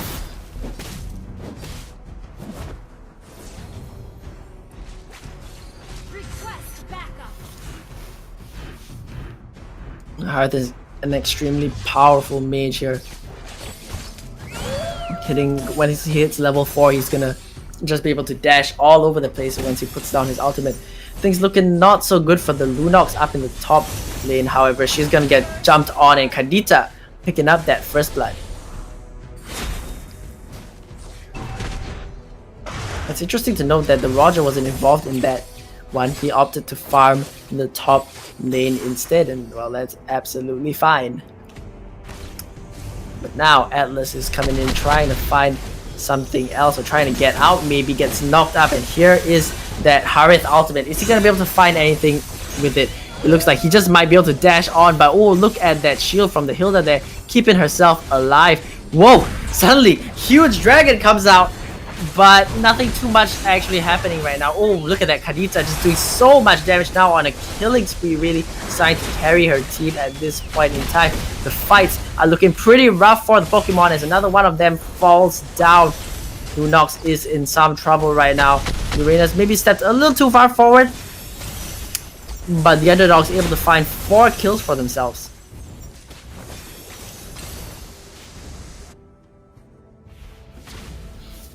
They have themselves about a 1,000 gold lead right now. Smelly Cat level 5 on that Roger.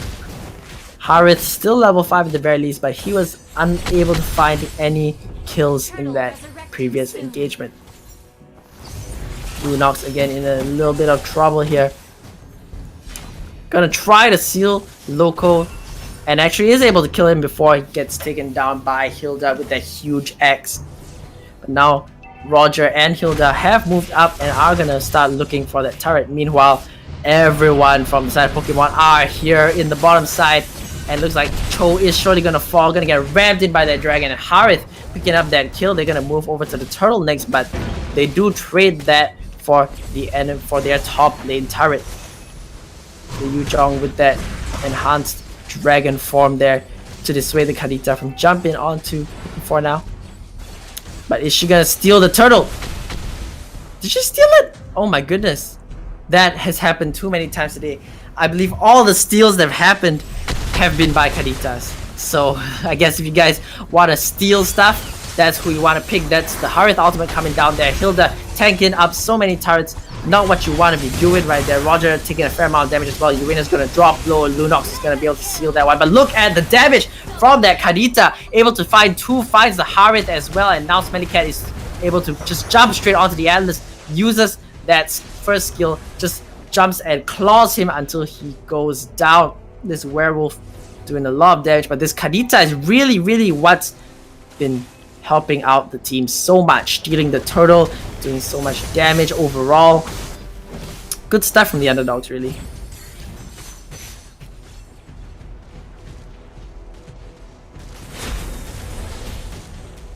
Now, if you guys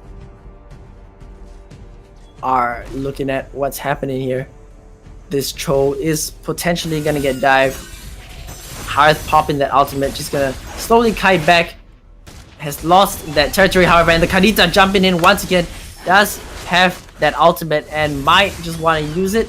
Besides against it, and actually Uranus gonna drop in that top lane to the Yuzhong. The rest of the Pokemon, however, have been pushed away from the bottom side right now, rotating back over to mid to try to clear out those minions before the rest of the underdogs show up as well.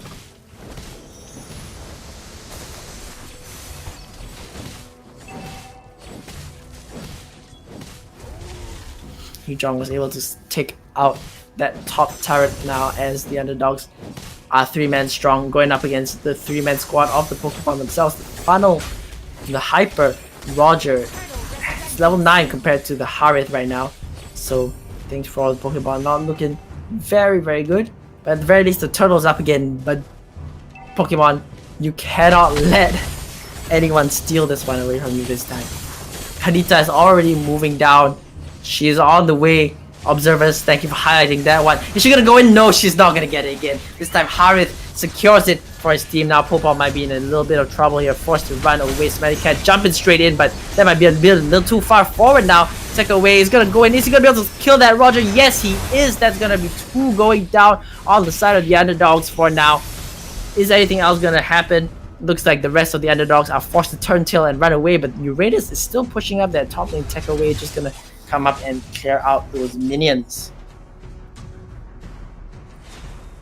It's some much needed time for the Pokemon to slowly close that gap of gold that they had. Now just down to about 1.4k on that one.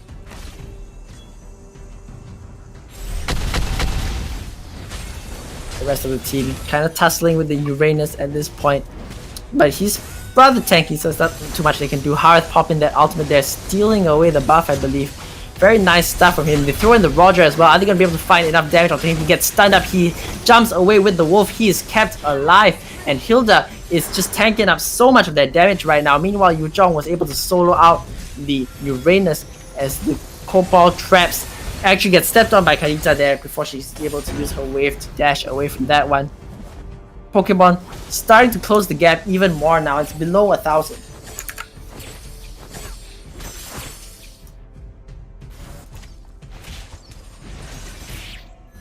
Very nice knock up there, but the Zaman Force coming down from that Harith. You have to think that Cho is going to be going down for sure. That turret there, a little nice stuff, but now take away. He's going to fall down as well. Basically a mirror of what happened just now. Monster kill ready for the Kadita, doing a good job on that. Now Uranus in even more trouble here. Gonna get thrown back by the Atlas. Zaman Force coming up once again. Harith gonna pick up that killing spree.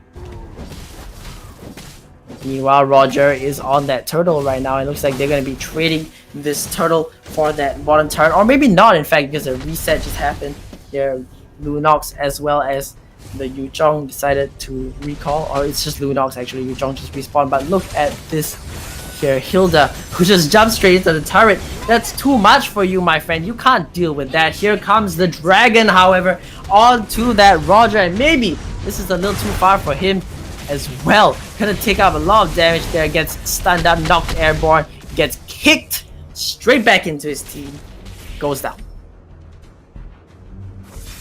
So a little bit of a 1v1 here as Lunox continues to just push damage onto the Uranus and continues to pressure him in that side lane. Roger is level 11 though, and now Harith is actually caught up to that. The gold lead has shrunk to a measly 400 right now.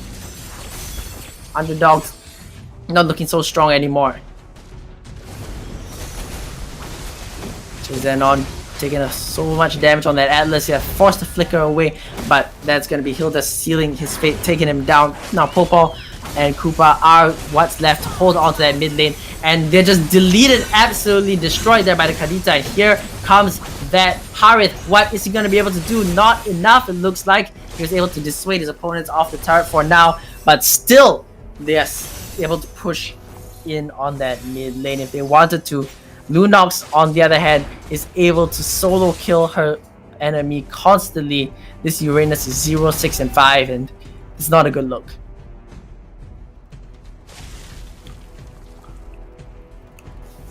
Now this Atlas is going in onto the Hilda, but she is just so tanky at this point. There's really not exactly a way you can kill her just yet. Look at her shield and everything. It's insane. Just running through everyone. The Lord is up. That's where both teams are gonna start to fight around now. Hilda just runs in. Once again, just getting vision. But we see an engage here. Tossed back from the Atlas onto the Roger, and that's absolutely critical right there. The Roger is down. That means they can turn tail and perhaps look for that Lord. But here we have Kadita still doing so much damage, and that's the first one to fall. That's going to be Popol and Koopa taken out. Meanwhile, the Hearth is still able to contribute damage, and we see the 1v1 here of the Lunox versus the Cho, and Lunox may be able to win the Uranus, but it looks like the Fists reign supreme in this matchup. Nice steal there by the Hilda. It's Harith, level 12, gonna sidestep that wave from Kadita as they jump back onto Hilda, but again, Hilda is just so tanky, really doesn't matter too much. Atlas tosses the Hilda back, but really only so much you can do there. Kadita using the ultimate as Hilda picks up another kill. This time it's gonna be on to take away the Yu Zhong. The Lord is still alive, but Harith is moving up towards that top side. Looks like the underdogs want to open up this mid turret here, take it down, so they can better focus on the objective. The Lord, which is still alive. Atlas uses his skill. Not going to be able to find any stuns on that one just yet. I believe Roger's able to take out the turret in the bottom side as well. Goal lead is kind of increased once again for the underdogs, about 2,000 at this point in time.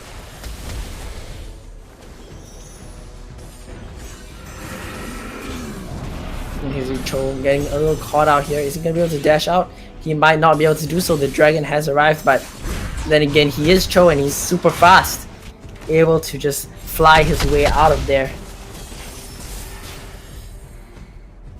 The Lord has been started by the Roger. And it's about half health right now, as his team is doing a pretty good job of stopping that from stopping him from getting onto that. But now it's Hilda who falls actually. Kadita has used the ultimate, popped it, and Roger actually forced off that Lord as well. So a little unfortunate there for the underdogs. They were unable to find the finish onto the Lord.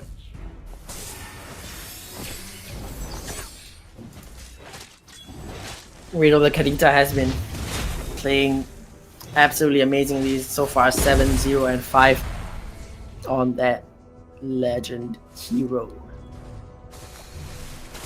They are hanging around though. Both teams still constantly posturing around the Lord. But for now it looks like it's just gonna be once again Hilda scouting out with a huge massive shield that she has. And just some weird play happening. Roger has hit that level 15. Harith not yet, but soon. I'm gonna start moving down once again. It looks like there might be a fight here. Happy. Gonna get a little caught out on the Hilda. But again, so tanky that her shield just goes down and then she basically just uses it again and just gets back up. just charge her in. However, the Zaman Fast Force has been popping. You think that that's definitely the sign of a fight starting. The Black Dragon coming in as well. How much havoc is it gonna wreak? The Roger's gonna jump in. Kadita critically goes down there. Happy blinking health bar right there. Is she gonna go down as well? The answer is no. But now the Hyper is down and they can find some way to take the Lord. Perhaps Harith is gonna start taking out the turrets. Puts down the Zaman Force once again. Hilda gonna be the next one to fall, and the Pokemon have taken out Roger as well. They've taken out Cho, and that means they've basically taken out everyone except for this Uranus, who is bound to fall or at the very least get chased off. But you have to think that now Pokemon are going to be able to push in onto this turret. They're going to be able to take it out. Uranus trying his best to clear it out before he dies. Looks like he was unable to do so. However, 4 seconds onto the Kadita. That's the only hope for the underdogs right now. But it looks like it's not going to be enough. Kadita jumps in, uses that ultimate, but the Pokemon advance to the final. Victory! And it is going to be a 2-0 on that series there. Congratulations to the Pokemon. They have advanced to the finals. The underdogs, of course, still have a third place match that they can play, and they still have a chance of winning. Do take note that the other series is still in game 1, so the break will be a little longer again, guys. We will keep you updated on when the next match will start, when the finals will start, but do stay tuned for that one because it's definitely exciting. Again, stakes at the highest because after all, it is the finals, and you know, if you want to win good stakes, then you better live up to the stakes that are here because, well, you get that $250 voucher from Kaiju for some amazing food. But anyway, until the finals, we're going for a break, so see you guys then.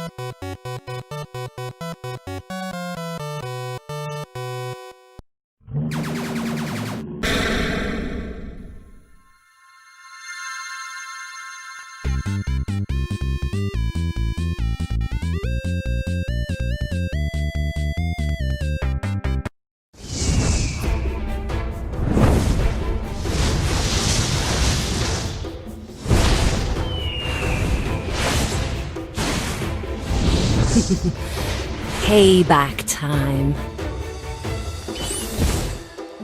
Revenge has blinded me.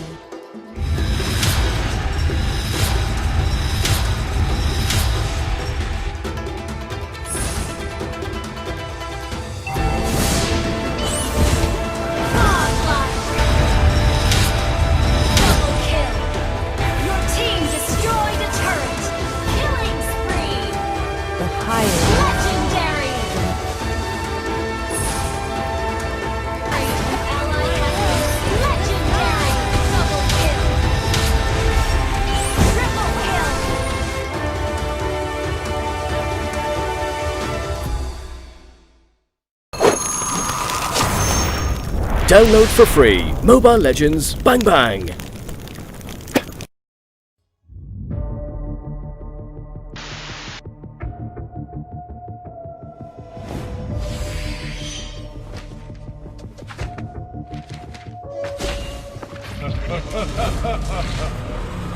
The strongest ninja has arrived. Ame no Kagaki will destroy you. The ignorant are fearless.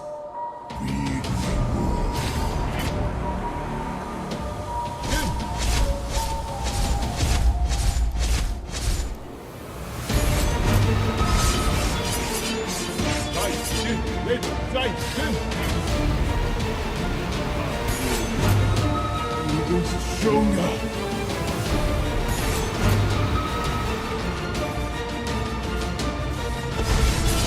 All of this you make my Shut down! Killing spree! Unstoppable! Double kill! Godlike!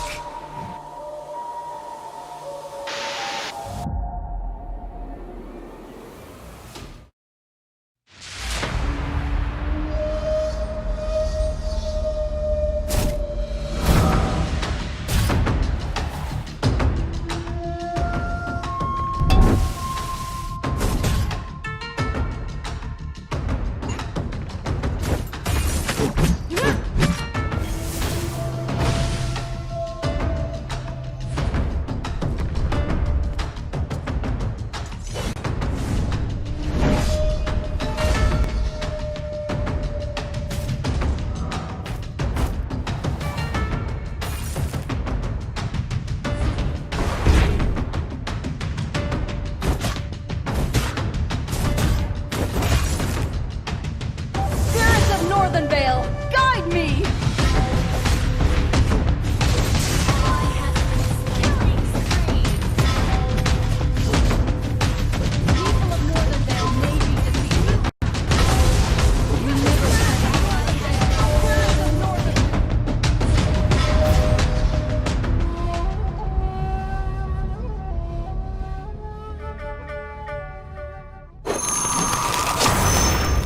Download for free Mobile Legends Bang Bang.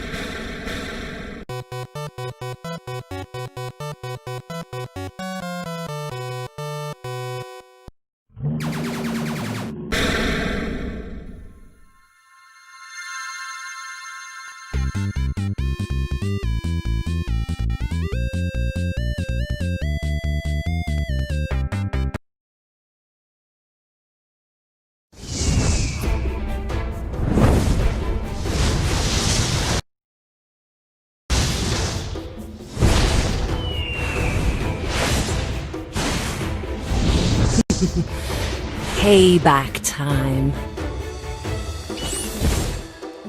Revenge has blinded me.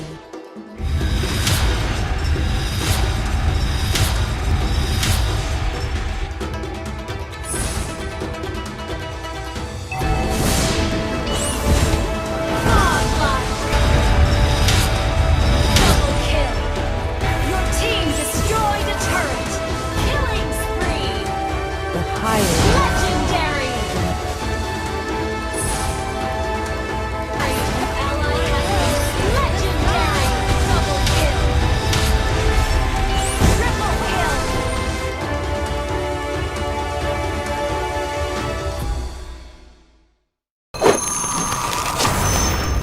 Download for free. Mobile Legends Bang Bang.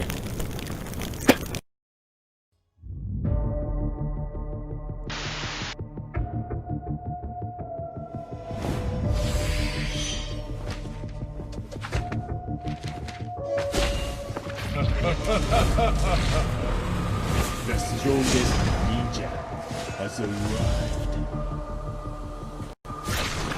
雨の輝き will devour you. The ignorant are fearless.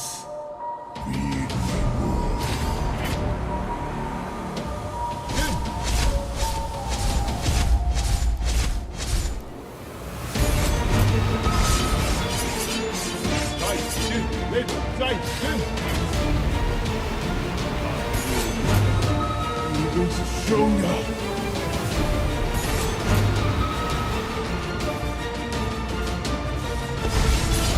All of this you made my Shut down!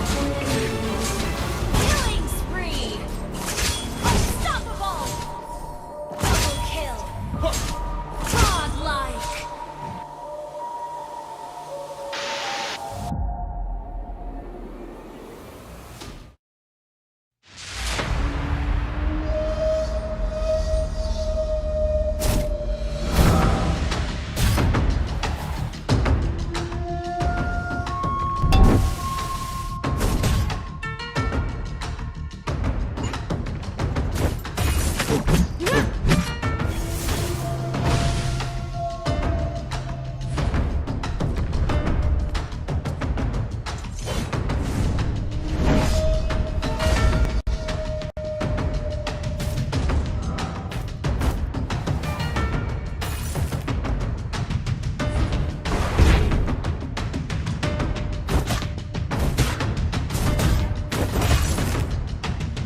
Spirits of Northern Vale, guide me!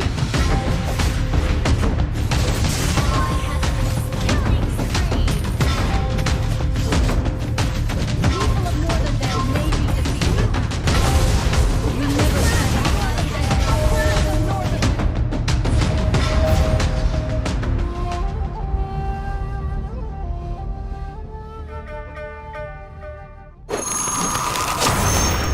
Download for free Mobile Legends Bang Bang.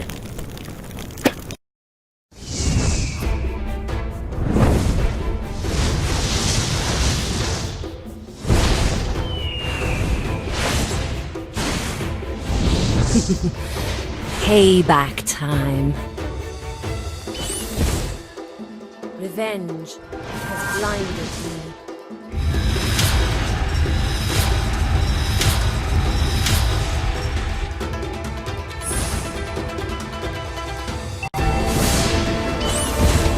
Godlike!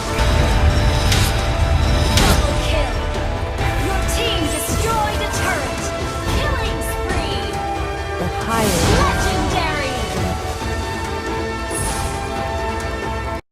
Ally has legendary! Double kill! Triple kill!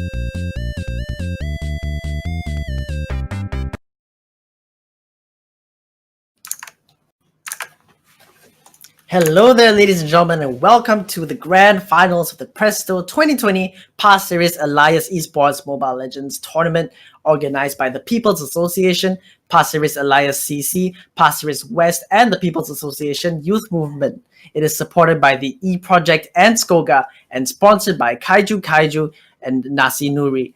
Since 10 a.m., we've watched as 32 teams have fought against each other in a single BO3 format. And that has resulted in, well, just these last two teams standing. We've got Pokemon and we've got Disorganized on the left and right side respectively, as we head ourselves into the draft to find out what they'll be playing for the grand finals. And of course, the stakes are high because the first place prize is $500 worth of vouchers, 1,500 diamonds, and $250 worth of Kaiju or Nasi Nuri vouchers. And for the second place person, it will be 400 vouchers, 1,000 diamonds, as well as $250 worth of Kaiju or Nasi Nuri vouchers. I'm super excited to watch what happens next, and I'm sure that you all are too here sitting at home. If you've been following us the entire day, thank you very much. I'm sure these last few matches are going to be super exciting. Can't wait to get into draft and see what these teams have to offer for us. Now, we already have hopped into the midst of the draft. We see, again, the Digi ban from the Pokemon. They really just don't want to fight that at all. They have the Khalid ban as well on the side of Disorganized. They have banned out the YSS as well as that Yu Zhong. Now, Pokemon have picked up the Kufra as their very first pick. Disorganized, maybe not the best team name for a game, which requires quite a lot of organization. Maybe it's just a trick for their opponents. Anyway, they have the Uranus as well as that Hilda, two very, very tanky heroes that are gonna help out to kind of peel for whichever hyper Disorganized choose to go with. And now the ball is back in the court of the Pokemon once again, and they're gonna opt for the Belmont as well as, of course, the Popal. I mean, again, how could you not play Popal with that name? But again, Belmont, something that we haven't seen at all today up till this point, has a powerful execute, is a pretty decent front line right now. Pokemon have a lot of that front line. I'd like to see them pick up another carry, or a carry specifically, and a mage, of course, in the last phase. But Disorganized, they pick up the Farsa, which is something that we also haven't seen at all today until now. We see that the guy on the Popal right there, his name is Popal or Farsa. Well, I guess he picks up the Popal, and Disorganized pick up the Farsa. I mean, we'll see if he has enough insight to guide his team through on how to play against this Farsa. They're prepared for it. Because if Disorganized really just devise a comp around the Farsa, it can be absolutely devastating with the huge range that it has. Disorganized, they choose to ban out that Harith. Pokemon will ban out that Claude. Now, disorganized. They have a few more picks. Will they pick up a marksman? Are they going to pick up a support?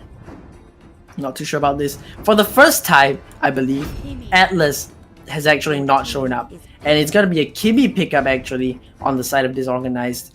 Kimmy was recently changed. Her early game was made slightly weaker and her late game was made slightly stronger. So a very solid pickup here on the side of disorganized regardless. Pokemon hovering the Chang'e. They might pick that one up. But again, as I said, Atlas, for the first time, might not be picked. This is very, very surprising stuff right here. Team is picking. Something that, for sure, I mean, you'd think that it's a standard pickup. It's not been banned. And here the question is, will Disorganized pick it up as their very last pick? No, they are actually hovering the X-Borg right now. They already have a lot of front line also, so that's probably the reason why they don't want to pick that one up. X-Borg on the other hand offers a lot more damage than the Atlas, but they can opt for that Ruby perhaps instead. Ruby. And it's gonna be the Ruby, that's right. We did see Ruby in one game, it didn't work out very well, but here Disorganized, considering that this is the finals, banking on this pick as well, I'm sure it's gonna go pretty well. But here we are, ladies and gentlemen, that's the comps for game 1. On the side of Pokemon, they have themselves Kufra, Belmont, Popol, and Koopa. They've got themselves that Roger also, and it looks like a very strong comp from them really. On the side of Disorganized, they have themselves a very tanky front line really. They've got Kimmy, they've got Farsa. Those are the only two that are not very beefy. On the other hand, you've got Hilda, Ruby, and Uranus, which are absolute monsters.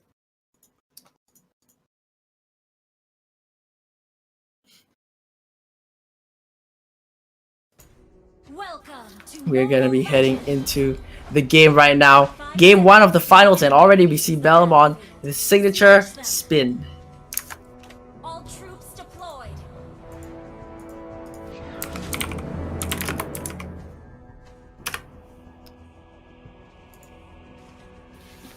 Three members in the mid lane as is the standard, but now with the Kimi, going to be firing away on those minions, just able to push it out. And Belmont going up against Uranus, dropping actually really low right now and might just be spotted out. Nope, was not spotted out by his opponents. Right now we're just moving back. Gonna be funneling up gold right now. A little bit of a tussle here as Kufra drops below half health. Suddenly a Koopa flies out of nowhere as well and hits Hilda. Things not looking too problematic for either side. No really big moves to be had just yet. This Popol is in the solo lane though. Enemy missing. I believe in the previous few games he was in the mid lane instead with the 3 people. Farsa is just gonna continue clearing out this mid lane right now, getting the gold on herself as well. We see that the Belmont is a little caught out right now, has been spotted out, takes a fair amount of damage from Uranus, and here comes the Hilda, here comes that Farsa with the huge bird, but nothing is gonna be found.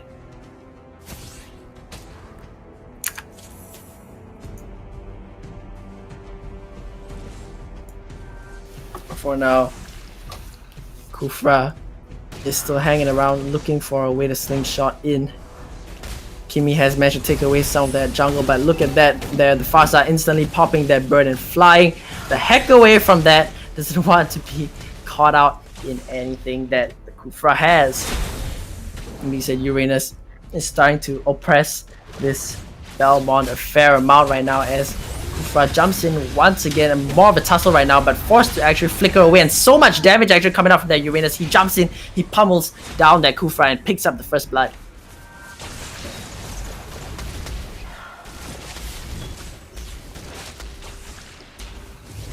And you see the ultimates start to come up on both sides here. We can expect more action. Both teams, we haven't seen Disorganized today, but we've seen Pokemon just tear through their opponents really in the previous round. So definitely gonna be an exciting matchup to watch. Roger about to hit level 6 in the mid lane.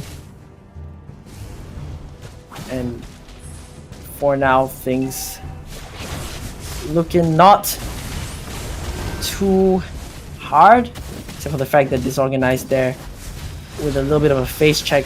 Farsa gonna start channeling that one, but a nice interrupt by the Kufra. And wow, look at the damage from the Selena right there.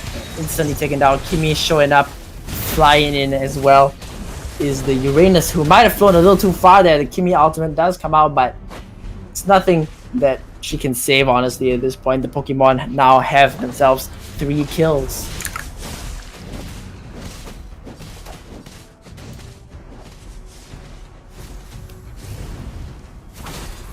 Turtle has been slain. Roger is now level 7. Has that turtle buff as well.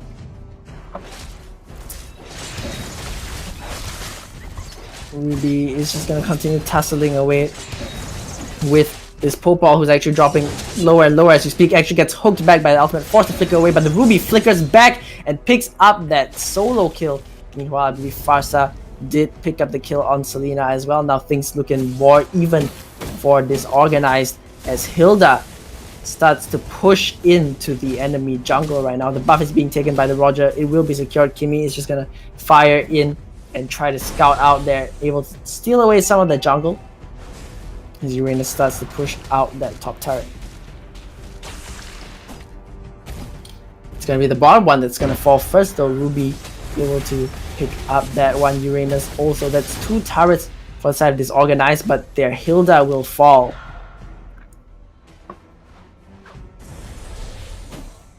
Now meanwhile, Uranus and Bellbond both spinning at each other. Very interesting Beyblade fight up there in the top side, but Kufra has jumped in and looks like there's someone that's gonna die. Looks like it's gonna be the Ruby. Selena once again picking up that kill. Farsa uses the ultimate, but there's not all that much that you can do right there.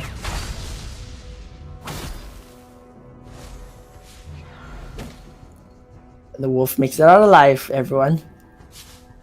Farsa pops that bird. It's just hanging around, but it just gets jumped on by the Kufra once again. Roger now on a killing spree.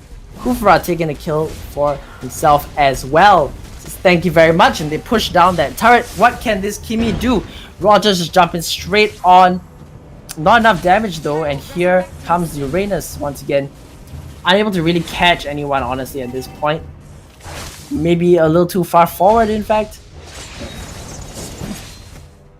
He's able to make it out alive. Meanwhile, this Popol and Ruby lane,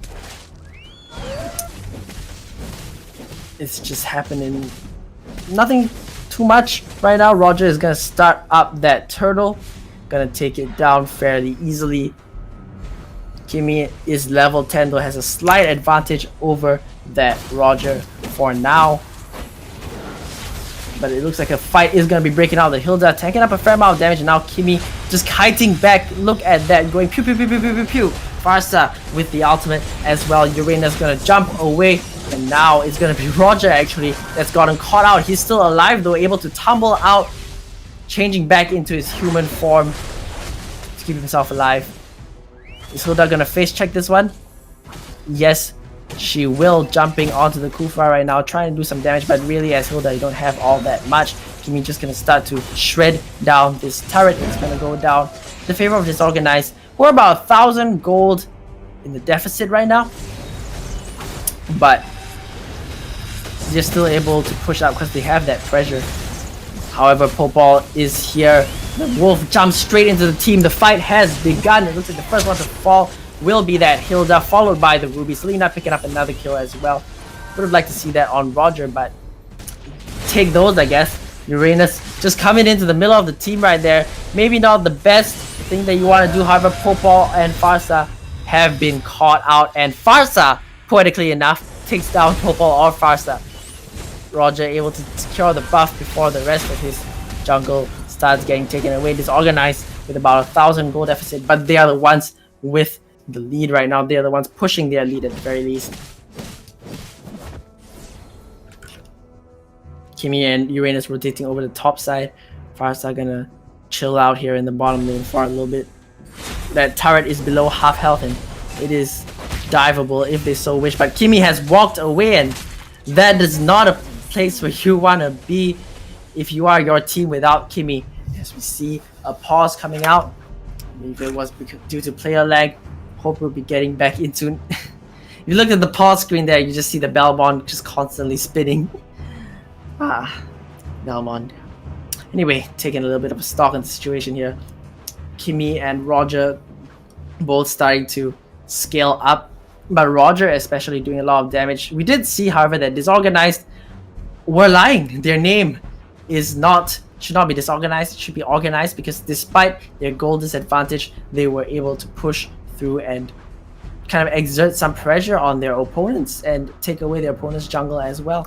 It was good stuff coming out from them so far.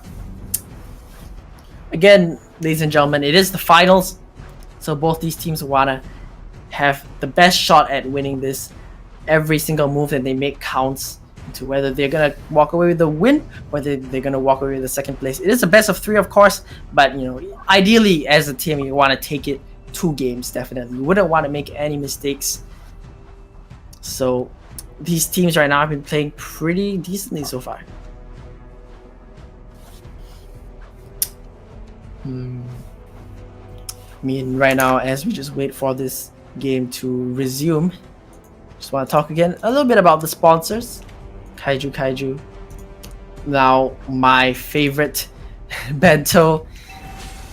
They've been doing a amazing job on their website. Really, if you go to their website, you can take a look at all their food. Looks absolutely tantalizing. We are back in the game though, as we see Farsa just using that ultimate to poke out the Popol.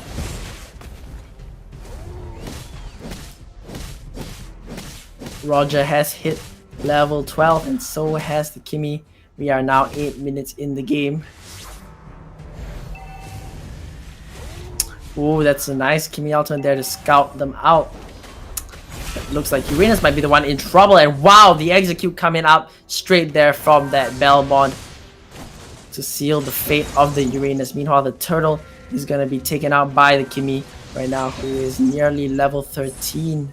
The Lord will be up in 2 minutes. That's going to be the next point of contention. Meanwhile, Roger jumping on the Farsa here just might be able to solo kill her. Is absolutely unstoppable right now as Kufra just jumps in, lands the auto attack, and Popol just flashing in. The stun is going to land onto the Ruby, but there's not enough follow-up. The Kimi ultimate comes in from the side, basically not really doing anything at this point. Pokemon 11-4. They have about 1,500 in the gold lead right now. But once again, the Ruby getting caught out, getting slammed against the wall. Roger now with a monster kill.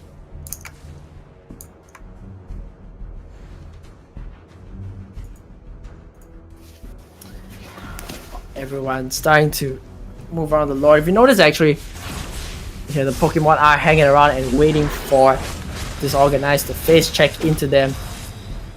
Of course, though, they're not going to be able to kill that Hilda, that's for sure. Meanwhile, on the top side, Uranus getting picked on once again. Look at that, Roger just tearing straight through him. Now godlike 7-0 and 6 compared to the Kimi, which is a measly 0, 2 and 2, unfortunately.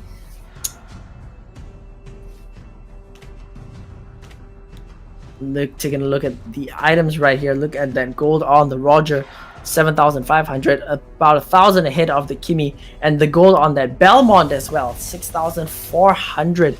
That's a pretty fair amount now, but the fight has begun once again. Farsa trying to land the AoE damage, but it's just not enough. Stuns coming out all around here as Belmont jumps in for the execute, and Roger is legendary as well. The Pokemon are just tearing through their opponents at this point. It's only Uranus and Ruby left, and they are able to take away this turret.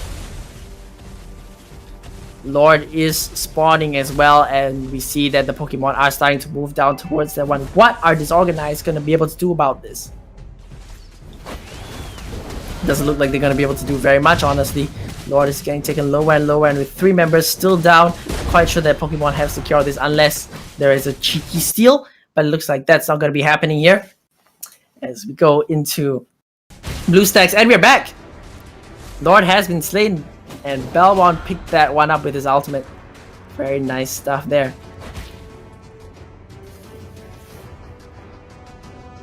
Now Pokemon have themselves the Lord. What are they going to be able to do with it?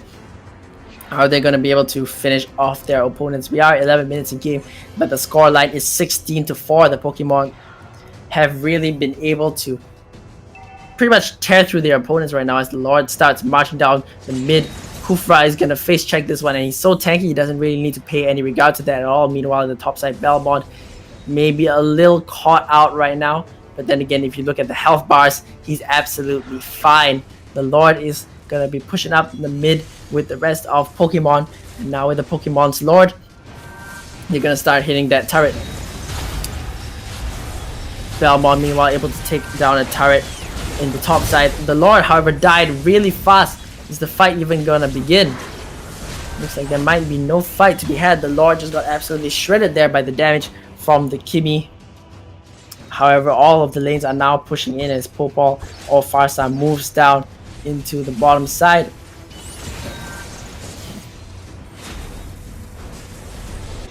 Sorganize just running from lane to lane, trying to keep up with the minions that are starting to move in as they clear them out.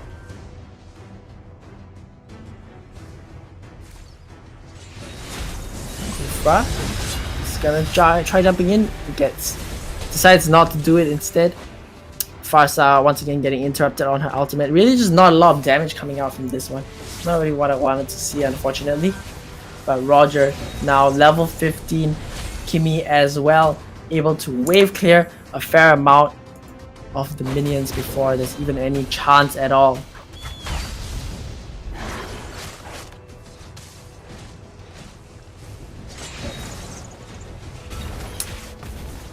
Yeah, Roger just jumping in, really showing the power of that pick when he's got pretty much nearly full items, I think at this point. 8-0 and 8.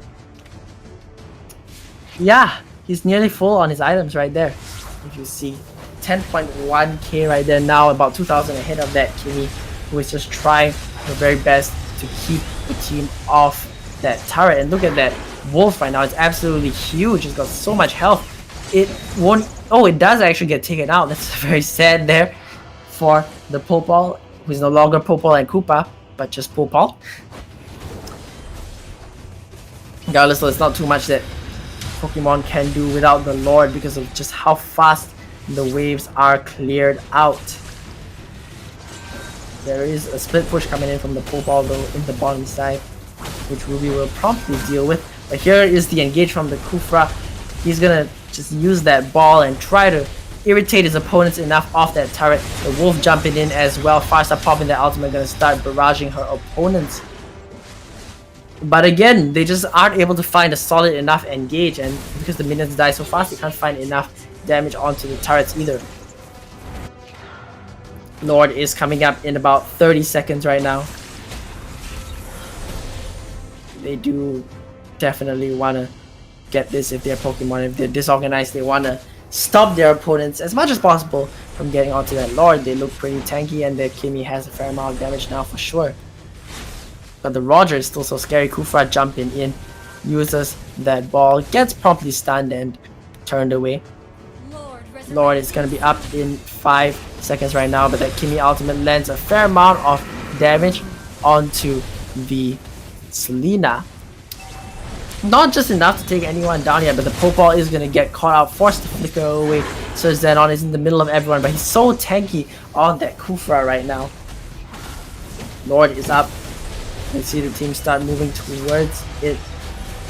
Kufra maybe getting caught out a little bit, going to take a fair amount of that damage right there. Drops below half health, but the Lord is being started actually, and it's going to kill that wolf. That's not a good thing right now just before the fight starts. However, the Selena is already torn through the far side right now. Roger gonna jump in and he's gonna start doing as much damage as possible, dishing out whatever he can onto the team, and Ruby is gonna be the first one to fall to the claws of the Roger. Uranus popping the speed, going away as fast as possible, and I think that basically Pokemon now, they're going to be able to take the Lord. Unless, of course, Disorganized are able to steal it. And we have seen a couple of steals this time. But I think that Pokemon are going to be able to zone them away. At least they can if they wanted to. The Kimi Ultimate comes out, does not find the Lord, definitely. And that means that the Lord is going to be taken out by the Pokemon.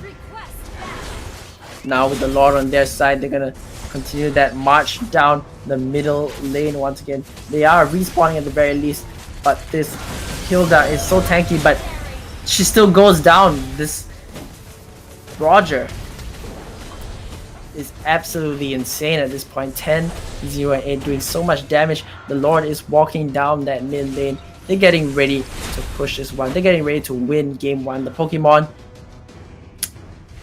looking very formidable with the Lord marching in. The Uranus tries to clear the wave, but instead gets absolutely torn apart. Kufra will pick up that first kill. Kimi is able to take down Selena, but the turret has fallen. Belmont with the execute, unable to find the kill, but Roger will now legendary once again. Kimi gonna try to fire as much as possible. Are they gonna start focusing down that crystal? There are minions flooding in from all sides right now, and it looks like the Pokemon have found game 1. Victory! That's right, ladies and gentlemen. Pokemon now 1 up in the series. Absolutely insane playing from that Roger right there. Able to keep himself alive throughout the entire day. Of course, though, Disorganized did have a good game for themselves as well. Definitely looking like they have a chance to win game 2 and bring this to a third game. Of course, though, they might want to contemplate banning out that Roger. Maybe they don't want to deal with it. I mean, it was they weren't able to do that in the first round. So again, solutions for not being able to deal with some of these heroes is just ban them, and that's absolutely fine. We're gonna be heading into game 2 at any time right now. Again, also the Kufra, an absolute monster of a player, constantly finding the engages, finding the key ultimates and stunts to keep his team in the fights and to find the fights in the first place, in fact. So maybe they want to ban out the Kufra instead? I don't know. There's just a lot of threats, honestly. And maybe the Kimi didn't really work out because it only had an impact at the very end, and by then it was too little too late. So maybe they want to change up their draft a bit. We're going to be heading into the draft at any second right now. But before that, we're going to be talking once again about the prizes. First place prize for potentially Pokemon or Disorganized, $500 worth of vouchers, 1,500 diamonds, and $250 worth of Kaiju or Nasinori vouchers. And for the second place team, they're going to get $400 worth of vouchers, 1,000 diamonds, as well as $250 worth of Kaiju or Nasinori vouchers. It's been a long day, ladies and gentlemen, but it could all be down to this potentially last two matches, or potentially last match, depending on who takes this next match. It could be Pokemon, in which case they will clinch the championship and they will win themselves some very nice vouchers and diamonds. Or it could be Disorganized, and then we'll move on to the third game where it'll be all or nothing. And I'm super stoked regardless to see what these teams have prepared for themselves.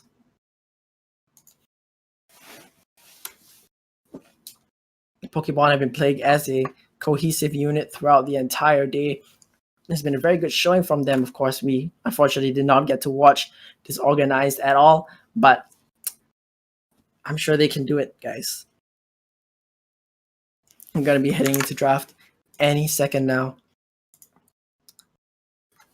But if you were wondering what exactly Kaiju is, well, it's a Japanese bento restaurant that you guys can check out by going to kaijukaiju.com. They have some amazing bento boxes with good quality ingredients, and again, I'm gonna definitely be ordering from them in the near future. and I urge you guys to go and check them out as well because their food looks absolutely amazing. Really, they've got truffle wagyu short rib steak, they've got beef sukiyaki, they've got unagi, they've got soft shell crab. They've got so much really, and I'm envious of these teams because they win themselves $250 vouchers for some amazing good food. So hopefully, I mean, when you order these things, you got $250 voucher, you can go ahead and splurge on some amazing food.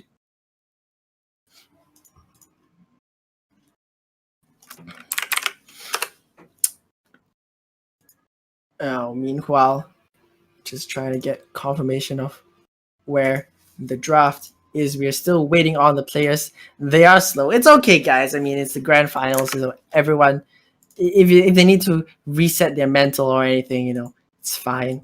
You can just chill here and talk for a little bit more.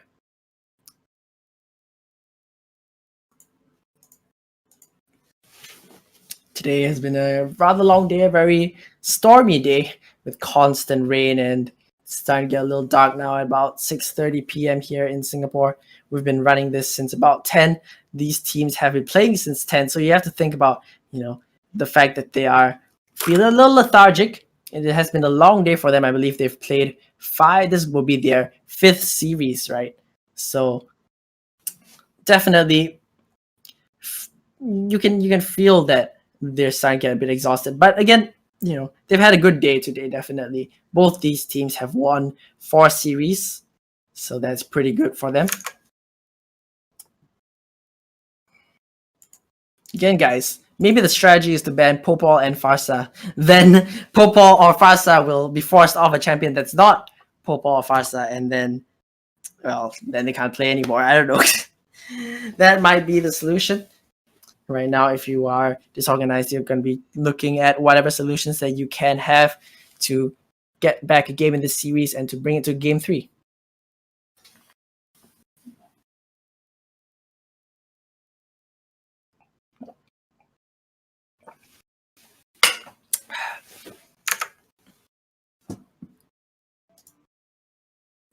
Players still waiting to get into the draft. So we're just going to be chilling a little more. Again, guys, if you want to join any future tournaments, you guys can join the Skoga Discord.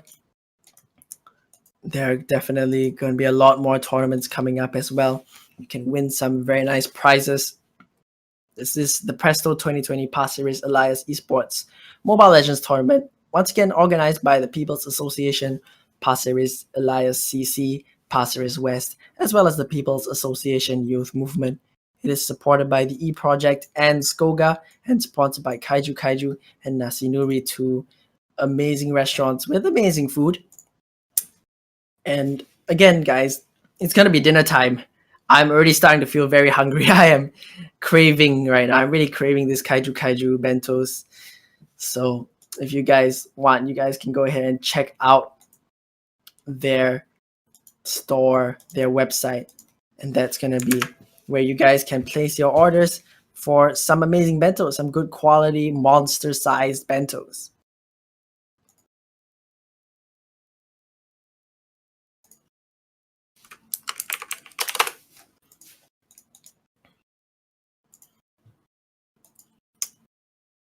Now, again, the previous game was the first game that we didn't see an Atlas come out.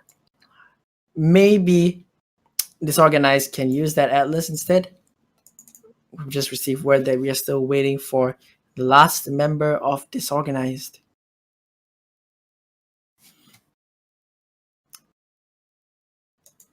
He has 5 more minutes.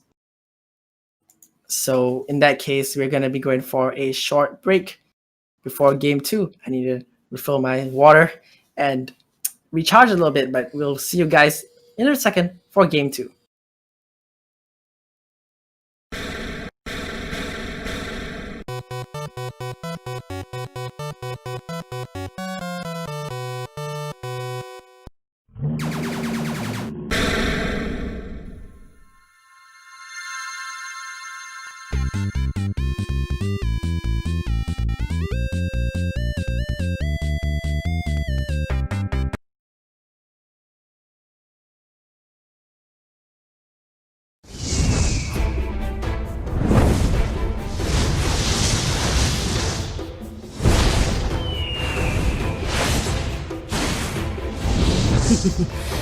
Payback time.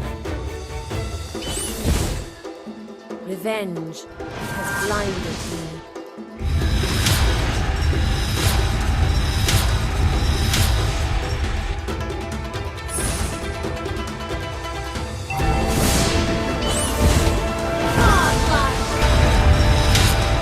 Double kill.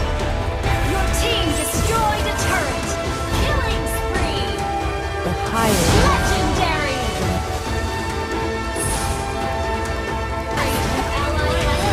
Legendary. Double kill. Triple kill.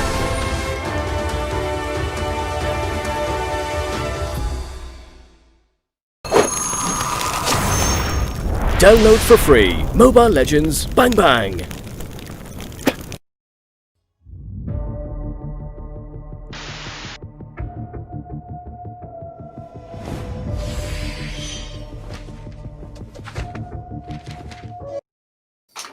And we are back, ladies and gentlemen, for the grand final. This is the second round. Disorganized going up against Pokemon. Pokemon are one up in that series. We are into the draft, everyone. We're getting ready to go in. Disorganized now have the blue side, so they have themselves the first pick. Disorganized opt to ban that YSS first. So not banning the Koopa, the Popol, I mean, and the Farsa.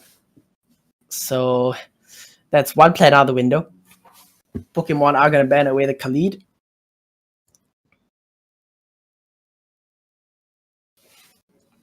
Let's see what else is organized. Choose to take off the table.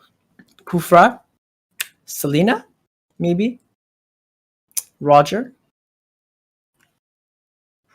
Not too sure exactly what they would want to ban, but it better be good because, again, they are down one game in this BO3, which means that if Pokemon pick up this win, then they win the entire series. Disorganized opt to ban out that Yu Zhong. Pokemon, they again don't want to fight that Diggy at all, so they just ban it out, and that's fine. Disorganized have that first pick, so they could potentially pick up something to that would help them equalize the series with Pokemon.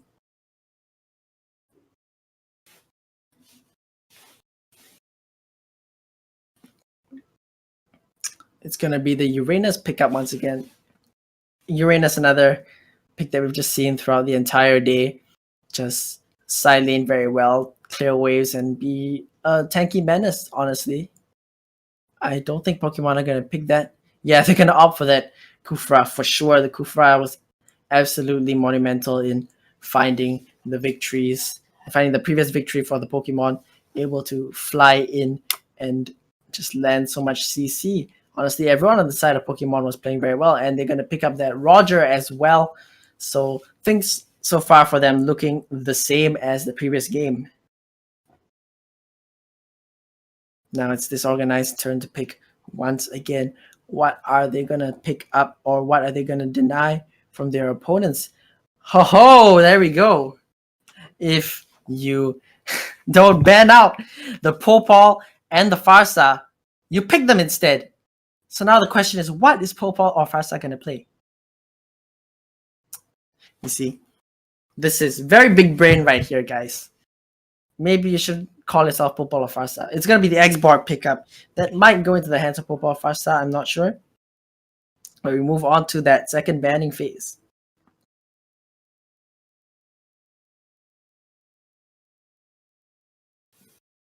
And ladies and gentlemen, I am absolutely excited to see what else he can bring to the table. Pokemon ban away that Claude once again, which, well, they did pretty much destroy in their semifinal game.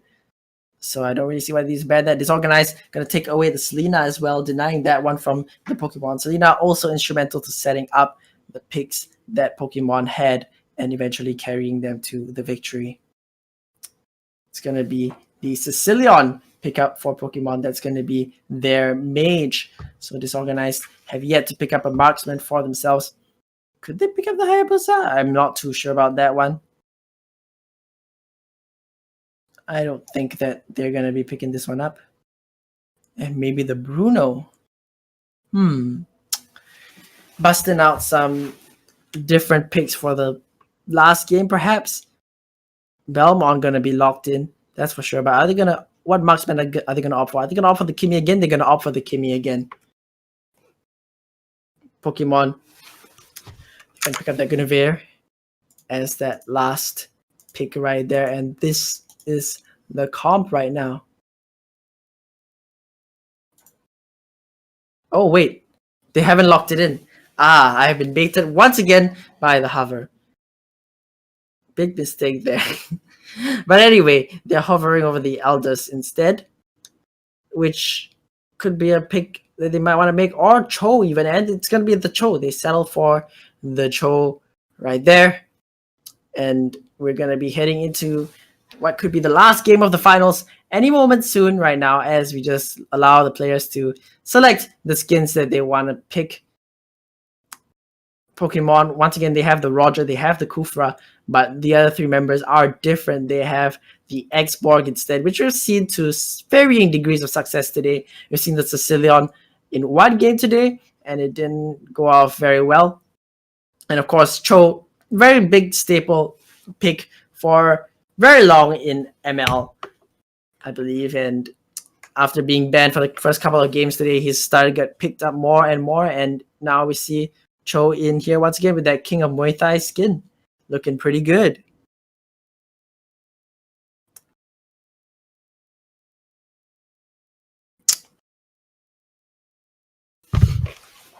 Yeah, very nice stuff here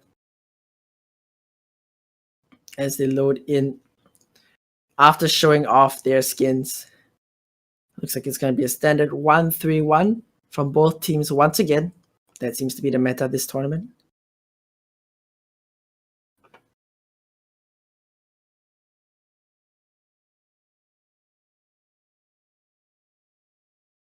He's just going to start clearing out the waves in the mid lane.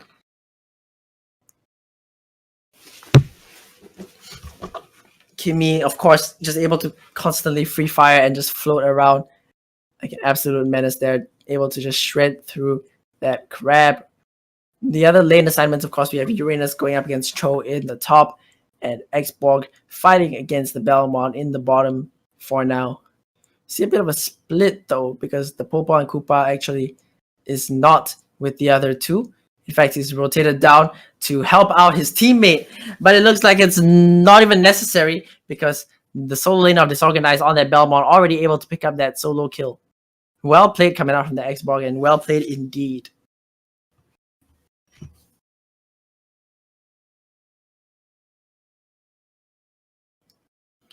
Three men, the Pokemon move back into the jungle here, trying to get Roger to his level 4 as soon as possible.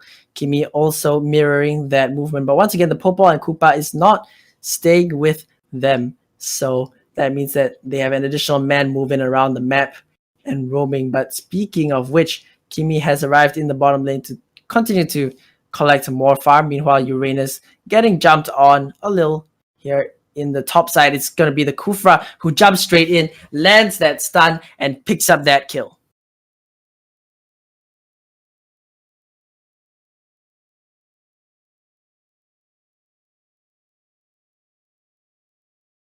Kimi ultimate just going to land in mid right now as they start to try to push each other off. The Kufra goes in but has no ultimate just yet. Belmont does though, so they need to be a little bit careful of that one.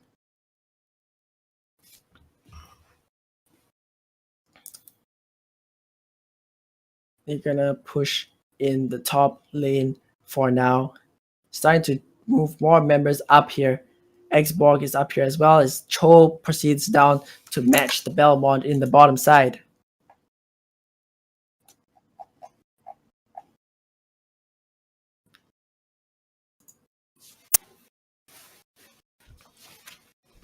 There are 15 seconds left on the turtle. Both teams are probably going to want to start fighting around it.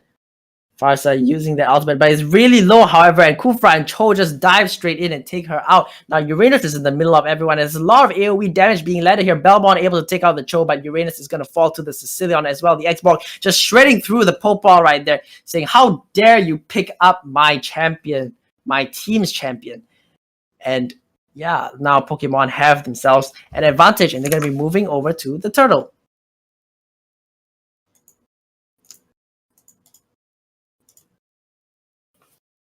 Instead, they opt to take the buff and then prepare for the turtle with their Roger at level 6 instead of level 5. However, everyone from Disorganized is alive once again, so they might just find their way to that turtle. Xborg now in the top lane matching up against the Uranus once again, as Cho looks for the Popol but isn't going to be able to find that.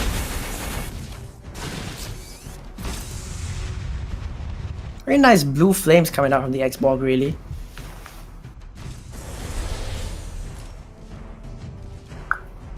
Kufra, I believe, jumped in there. The turtle was taken out by the Belmont and traded for the life of the Popol. Roger jumping in, but not enough damage to find the kill onto the Farsa for now. Sicilian continues to throw out that poke.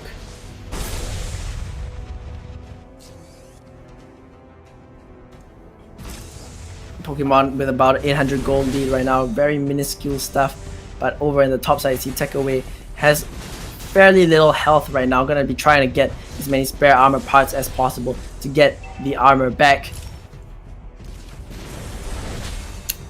Unfortunately being zoned by the Uranus, but there we go. That's the Xborg suit coming back up, picks up that there to restore some armor health. Meanwhile, Kimmy was able to take out the Cho in the bottom lane, and there are 5 members actually from Disorganized. 4 members, I can't count. 4 members from Disorganized in the bottom side right now, and they're trying to do the same thing on the top side for the Pokemon, but they're unable to find the kill on the Uranus, and that's absolutely critical right now because the Uranus is just delaying so much time that I believe the Pokemon are going to lose another turret in the bottom side. That's right, they do lose another turret in the bottom side now. The Farsa are walking over to clear out the wave. It means that they're going to keep that top turret, but they might not keep their buff right now because Roger is on it. Decides not to go in. Uranus gonna get tagged up a little bit here. Kufra perhaps a little caught out, gonna turn into his ball form and try to get away. However, Belmont has found himself on the Roger, and Roger is gonna try to run as far away as possible, but the execute coming out from the Belmont. Meanwhile, Farsa gonna go down to the Xborg right now, but the Belmont is absolutely tearing through his opponents right now. One more hit will do the trick. Doesn't exactly land it, unfortunately, so the Kufra will live, but the stun onto the Cho as well forces him to flicker away. And this Belmont right now, he's so tanky, gets pulled back in, but that might not be what you want. He's just gonna spin on you, and he's just gonna murder you, Xborg. Now the second turtle is up and Disorganized can move over towards it.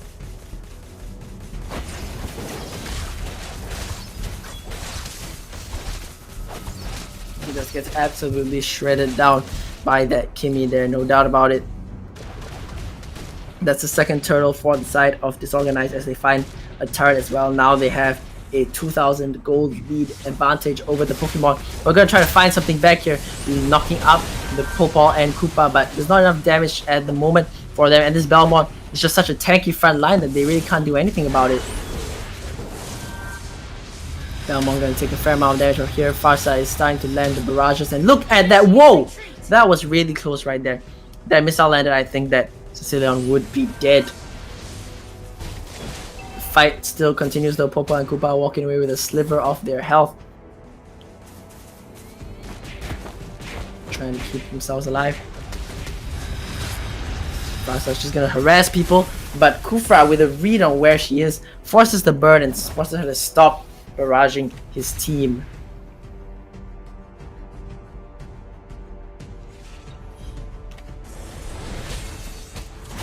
Uranus jumping in onto the Kufra. Right now, nothing too much happening in the game. Gold wise, I'm sure that the Belmont is the main holder of everything.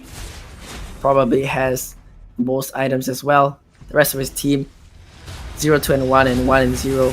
Oh, but Farsa is able to find the Sicilian there.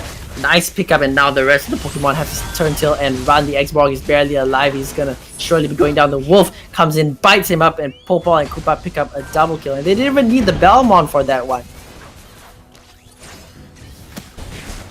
And start pushing in. Really, what at this point, what can the Pokemon do in this game? I'm not too sure. Disorganized looking absolutely organized right now as they push out that mid turret and start sieging. Look at that Kimmy just free firing onto that turret. They're 100 damage per hit. That turret is going to be dropped like a fly, and it's instantly gone already. They might even be able to pick up another one. Kimmy ultimate going to come out, and this might be the fight, or actually it isn't, because Kimmy is just going to start shooting away at this turret right now. Takes it out as well. X-Borg goes in with the final insanity. However, there's just not enough on his team right now to back him up. Meanwhile, Unstoppable is the Belmont, uses that ultimate to seal the fate of that X-Borg, and looks like Disorganized are starting the final fight. Cho is going to take out the Popol and Koopa, however, but right now Popol and Farsa not feeling very happy about the fact that he's being taken out by his own champion right there. Monster kill for the Belmont onto the Roger. That leaves Pokemon with even more space to push up. There are minions starting to come in right now. They do have their Kimmy, who is moving in to rejoin them. For now, X-Borg has spawned, but still another 17 seconds onto the Roger, and Kimmy's gonna start firing away. Final Insanity being popped once again is gonna buy them some time, and the Pokemon are not able to take anything other than 2 people, but still, 2 people is a lot. And it buys them some critical time.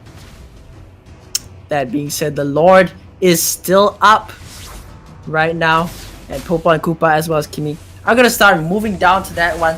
Gonna start to clear out the area around it, trap it up a little bit with the Popol and Koopa, and maybe even start the Lord.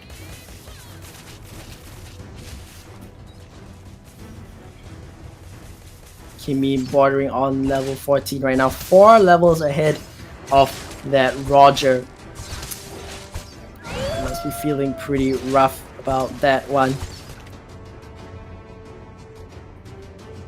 However, the rest of the team also around that similar level. And again, in first game it looked like it was Disorganized who were like this. Now it's Pokemon who are like this.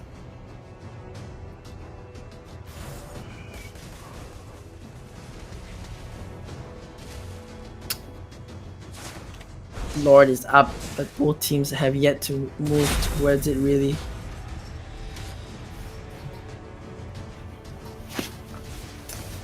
You see the Farsa walk over down though. It's gonna get caught out. The final insanity. Is it gonna do enough? No, it is not. Right now the Uranus is starting to hammer away, and here comes the Kimmy firing away. That's gonna be the first kill being picked up onto the X-Borg right now. The immortality not enough.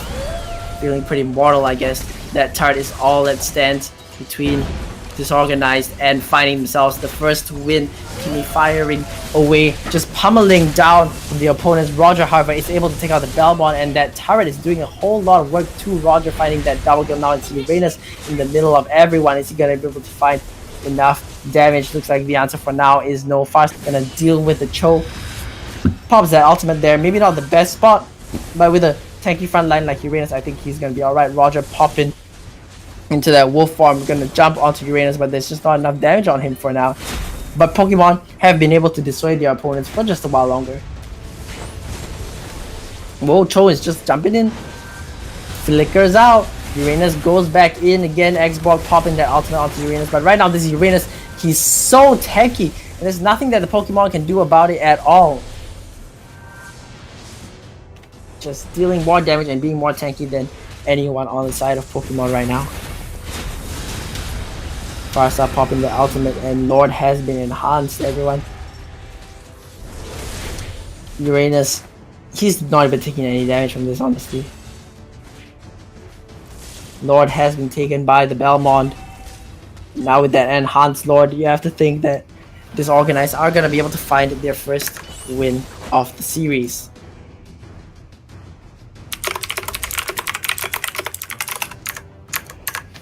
Lord has started to walk down, and Disorganized ready to even out this series right now. Lord is marching down. and the team fight has begun. You see X-Borg go in, uses that ultimate right now, but there's just no damage coming out of him. Roger, however, has been able to take out the Farsa so far. They're retreating to the fountain, however, and the crystal is dropping lower and lower and lower. It's about to a third. It's so low right now. Uranus just needs to hit it like 1 or 2 more times, and Uranus will land that final hit, and Disorganized find themselves 1 win in the series. Ladies and gentlemen, we have ourselves Game 3 coming up.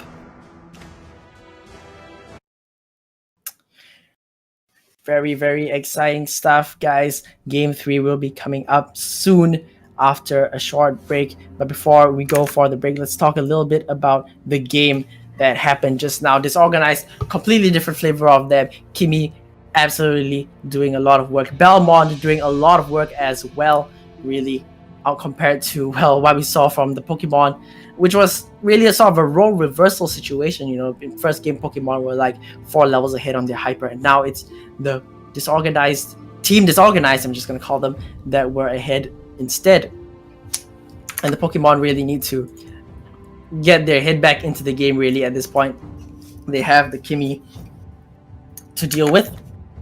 Kimi was extremely vital to winning. They had the Belmont as well. You know, they were able to get the Belmont in the previous round, and because of that, they won it. So Pokemon now need to think about what to do, and of course, without a doubt, you know, the Popol and Farsa, Popol or Farsa needs to get Popol or Farsa in order to win. It's very clear, guys. The name says it all. But regardless, we're gonna be coming back for Game 3, the very last game of this tournament after the short break. See you guys then.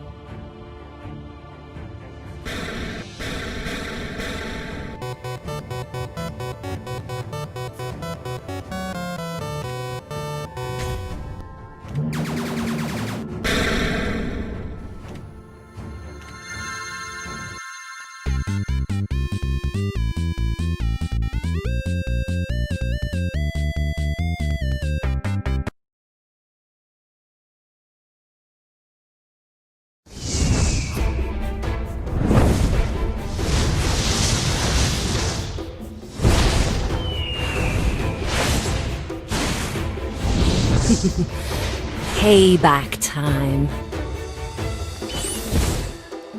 Revenge has blinded me.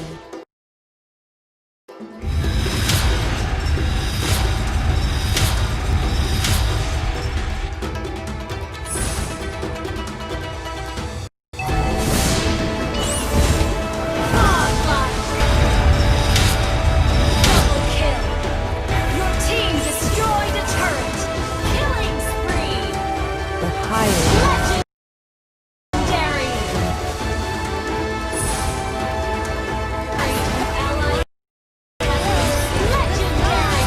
Double kill. Triple kill.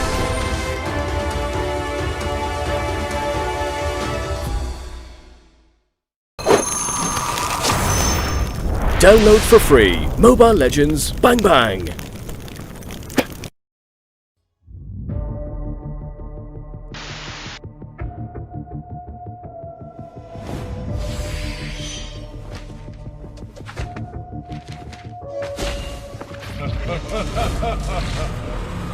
The strongest ninja has arrived. Ame no Kagaki will defy you. The ignorant are fearless.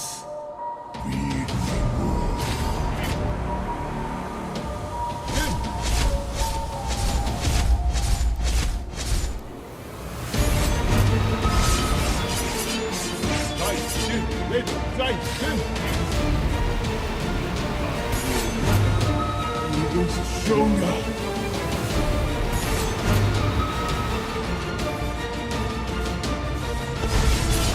All of this you make my Shut down. Killing spree. Unstoppable. Double kill. Godlike.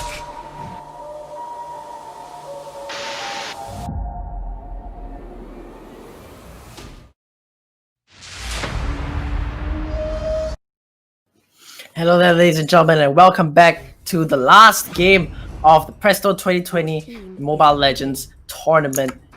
Once again, this tournament was organized by the People's Association, Pasir Elias, CC, Pasir West, and People's Association Youth Movement.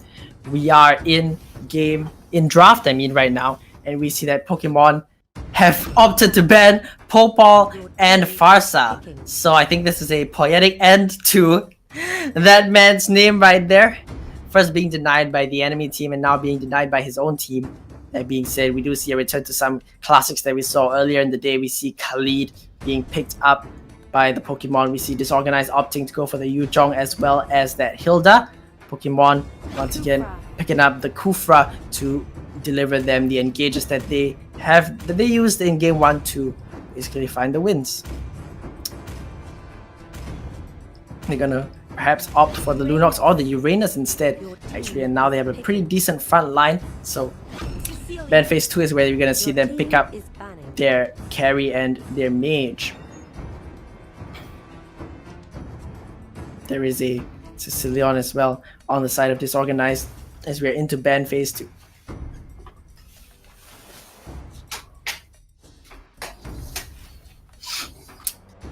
And for ban phase 2, think about what they want to ban out. Disorganized is opting to ban out the Claude. Will Pokemon ban out the Kimi? Remains to be seen. I think they should. It was a very strong pick just now.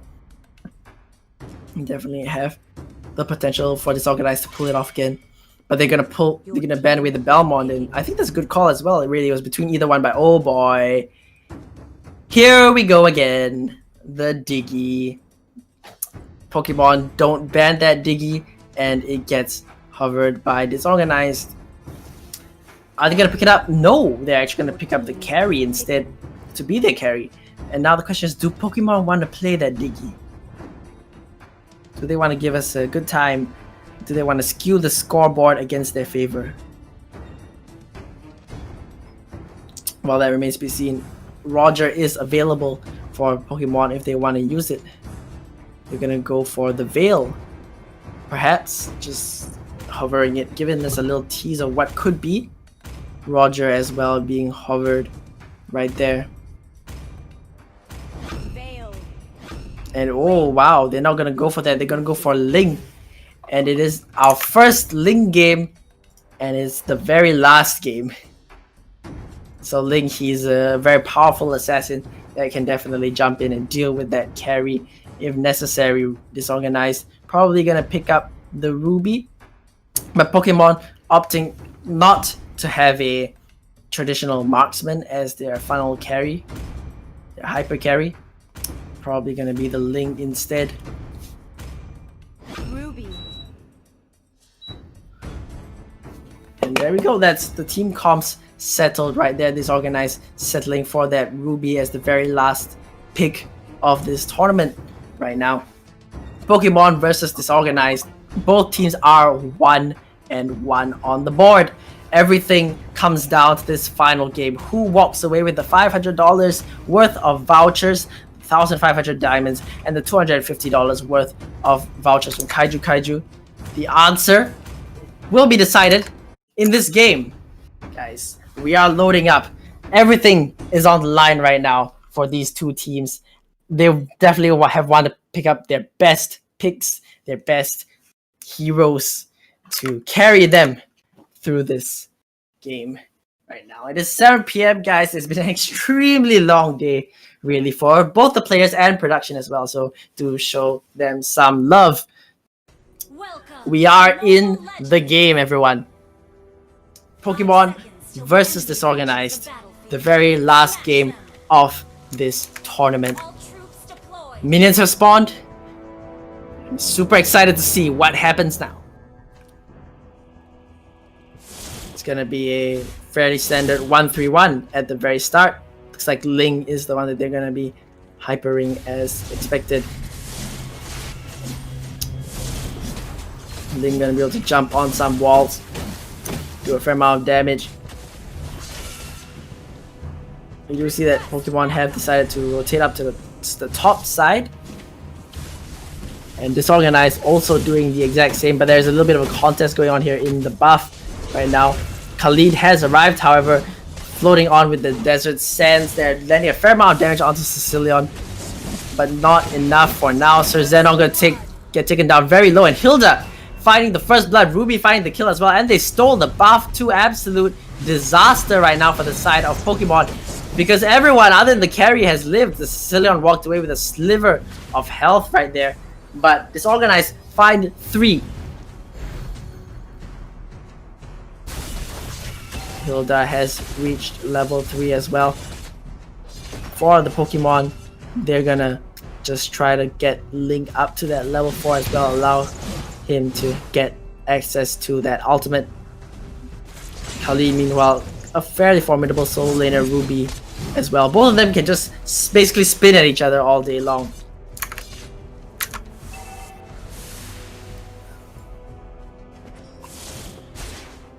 You see that Carrie has moved up into the top side to farm this one. They're not going to contest anymore for now. Ling has grabbed the crab. Gonna be hitting level 4 soon. Still not level 4 just yet, though. In a few seconds will be. Gonna move over to the mid lane, gonna jump straight in onto the Sicilian, taking lower and lower. Ling finding that kill, has the ultimate, uses it instantly right there. Just has those swords to dash if he wishes, but decides not to do anything further for now. The rest of Disorganized, however, are on the way, and Carrie has arrived as well. Level 4 himself. Ruby level 4 as well has the ultimate available if he doesn't use it. Kufra though does not, and the Ruby ultimate comes out. Kufra is forced to flash away. Ruby just continuing to be that massive front line along with Hilda, and meanwhile Yu Zhong actually took out the Uranus in the side lane there. Is Cecilion gonna find enough? The missiles do find the Khalid is taken out. Turtle resurrecting soon. Fight's looking very explosive so far. Pokemon losing 5 members so far this game. Disorganized have lost 2 of their members. But now the Kufra has his ultimate, and are they gonna find anything with it? Looks like the answer is no for now, but the buff is being contested by Disorganized. It's time to move again. They have 5 members around this buff right now, trying to push Pokemon off it, but Pokemon are gonna go in right now. The Khalid just diving straight in, and Ling, keep your eyes on where Ling is. Is Ling able to take anyone out? The answer is no. He gets taken out himself. Now Carrie finds Khalid as well, and Disorganized, they're gonna continue to build up this gold lead. Now they have 2,000 in their advantage.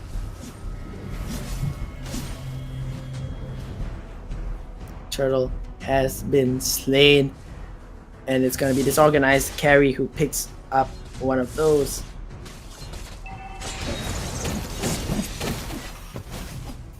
Meanwhile, Uranus getting proxied-ish behind the turret there, but there's only nothing that Ruby can really do about it other than just clear the minions and walk away, so that's exactly what she is going to do for now.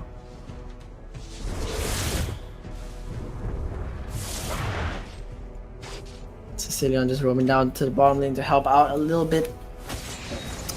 As we see, once again, Hilda just being very irritating to the Kufra. Ruby, however, might be caught out here. Drops very low. Ling uses the ultimate, secures that kill. Just dashing over to the walls right now. Carrie putting out a fair amount of damage himself. Uranus, that turret is very low, my friend. I don't know if you want to stay there. I'm not too sure if that's a good idea, but Yu Zhong, someone we haven't really looked at the entire game right now, has torn apart his bottom lane turret, and he just uses that ultimate to just get the heck out of there. And Carrie and the Sicilian on the top lane are able to find that turret. Meanwhile, looks like Hilda might be a little too far forward. Sir Zenon is going to go forward with that ball, and Yu Zhong is going to be the first one to fall. Surely, yes, goes down to that Ling ultimate right there. Sir Zenon now able to walk away, and Pokemon are at least able to find one back. Here comes the Uranus though, just jumping in, tries to interfere and stop Disorganized from taking his turn, but it's not going to be enough at this point. Link just jumping from wall to wall, does get CC'd and knocked out of the wall though. That's a lot of damage coming up from the Hilda, but it's not enough. Meanwhile, the carry is able to free fire onto the Khalid, who uses his second skill to try to keep himself alive, but now Sicilian on a killing spree. The damage from the coming out from that carry is just too much at this point. Double kill for the Sicilian, in fact.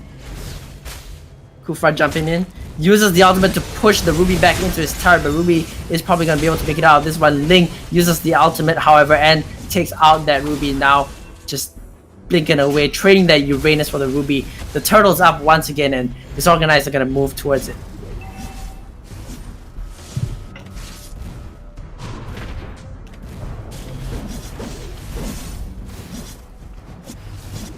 Take away 1 and 4 on this Khalid. Not looking too good at the moment.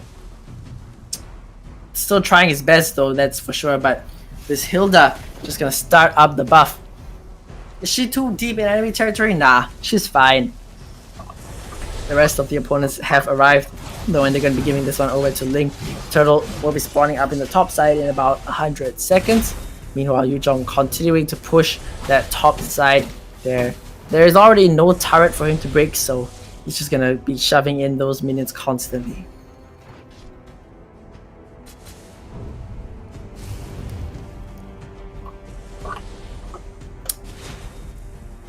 Now teams are just gonna continue farming up. The gold lead has increased, however, to about 5,000.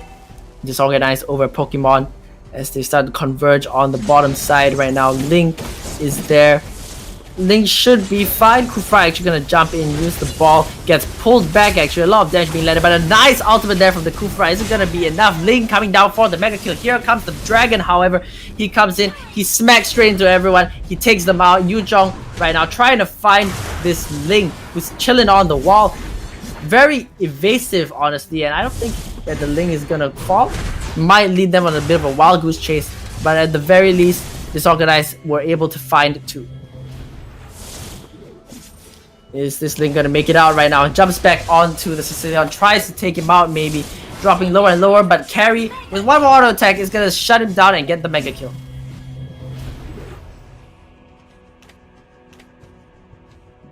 Items wise, we see the gold on that Carry, we see the gold on the Yuzhong, and the gold on the Sicilian right now, about 5,000. No one on the side of Pokemon has that amount. In fact, Ling is the only one with about 4,600 anywhere close at all. Tekaway gonna use that ultimate to try to get away. Manages to get away from that one. And now Sir Zenon tries his best to stop them from taking the buff, but nothing really happening. He just uses his ultimate right there. But here comes that dragon once again. Yuzhong gonna come in and spin, and that means that Kufra is gonna be going down. Turtle is up once again for the teams to take. They wish to do so. Carry gonna start throwing away those light discs. They're dealing a lot of damage. Turtle has been slain once again by that Carry. Disorganized with double the kills of Pokemon right now, looking to expand that lead even more. Hanging around here, that turret is below half health, and they might be looking to dive this one. Maybe a bit too far forward though, because 2 of them have fallen, 3 of them have fallen. Ling is on the chase of the Hilda. Carry has fallen as well, and just like that, the Pokemon find their way back into the fight, and they can start pushing out this lane. Never commit too far, my friends. Seems like Disorganized made that mistake right there, and they paid the price for it. That is 4 people going down for them. They're going to continue pushing it forward. They're going to be able to take out that Hilda as well, and they do wipe their opponents out. Might be able to secure this turret as well. That's right. Pokemon are now back in the game, ladies and gentlemen. They have a 500 gold lead for themselves. The Lord is coming up in 1 minute. And just like that, you see that huge goal lead that Disorganized had amassed over the past like 10 minutes is gone. Now the ball has been thrown over to the side of Pokemon. They have the ability to make the plays right now. Khalid was also able to take out a turret in the bottom.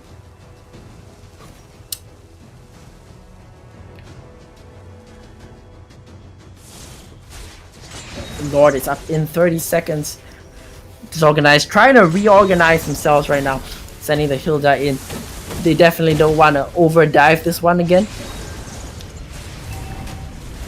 Sicilian using that ultimate. And here comes that dragon. Are they looking to dive this turret? This is where they faltered the previous time. Do they have a better dive? They opt not to go for it right now. They just don't want to dive that turret, and it's a good call in my opinion. Ling, however, looking to find his way to the top side and start pushing that one. Sees the minions on that and probably goes up and destroys the turret. Lord has spawned in.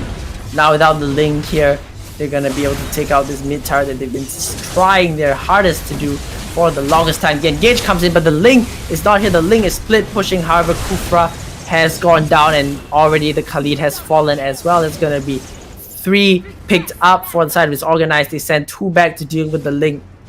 Now perhaps they can start looking for the Lord. Carry just gonna continue to farm up that jungle for now. Ruby stays in the mid lane. The Lord is started by Disorganized. And right now, what can Pokemon do about this one? I'm not too sure. I don't think they can do anything. This Lord is definitely going over to the side of Disorganized.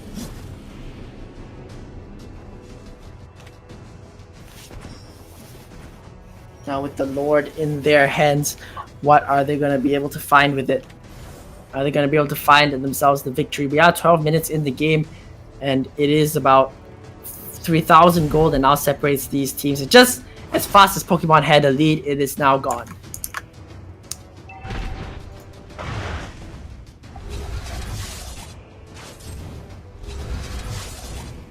Yu Zhong just going to clear out that bottom side for now.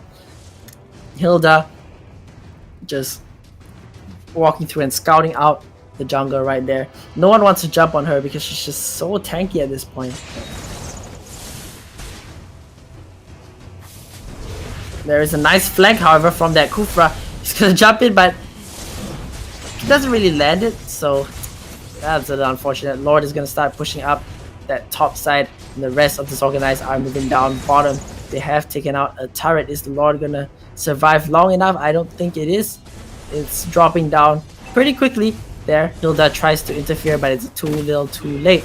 The mid turret, however, is open, and the bot turret as well. Only have 2 people left to defend it. The mid turret is going to get hammered on by the carry. It's going to be going down. Disorganized. They're starting to really organize themselves here. They're starting to push into the base. This might be the final fight, ladies and gentlemen. The fight has begun. Look at that. There's already 1 going down on each side. Ling was able to find the Sicilian. Yu Zhong dropping as well. It's a double kill for the Ling so far. Keep your eyes on where he is. He's dropping really low. He is taken out by the carry, who is just hiding away on everyone like a monster. However, the Kufra ultimate comes out pretty late into the fight, but it's not gonna be enough. And Disorganized, they've found their way into the base. They've found themselves the victory, and they have won this tournament.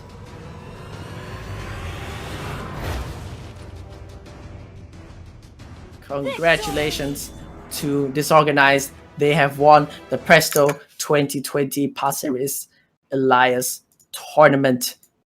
Very good showing from them. They have netted themselves 1,500 diamonds, $500 worth of vouchers, $250 worth of Kaiju or Nasi Nuri vouchers. Of course, though, Pokemon still do get $400 worth of vouchers, 1,000 diamonds, as well as $250 worth of Kaiju or Nasi Nuri vouchers for themselves. So, still definitely feeling pretty good about that one. Regardless, though, that means that we have ourselves a winner for this tournament. It is Disorganized. They are organized, guys. That's very good for them. Once again, ladies and gentlemen, this has been the Presto 2020 Passeris Elias Esports Mobile Legends Tournament organized by the People's Association, Passeris Elias CC, Passeris West, and the People's Association Youth Movement, supported by the E-Project and Skoga, sponsored by Kaiju and Nasi Nuri. Again, guys, if you are looking for some dinner, you guys can head over to either Kaiju or Nasi Nuri and place your orders. They have amazing Malay food and amazing bento boxes for you guys. Do take a look. I'm just super hungry right now. I'm just really craving Kaiju food. I've been looking at their website since the start of the day. Wow. Anyway, from everyone here, thank you very much for watching, especially if you've stuck with us throughout the entire day. It's been a very long day for our team. It's been a very long day for me and the rest of production as well. I'm Gerard, Escape Artist, signing off. See you guys next time.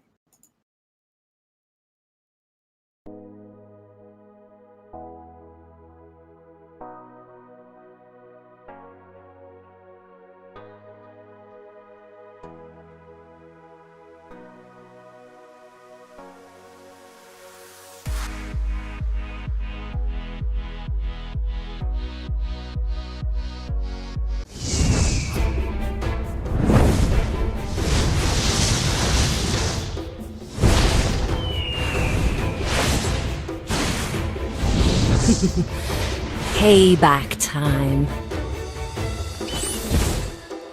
Revenge has blinded me.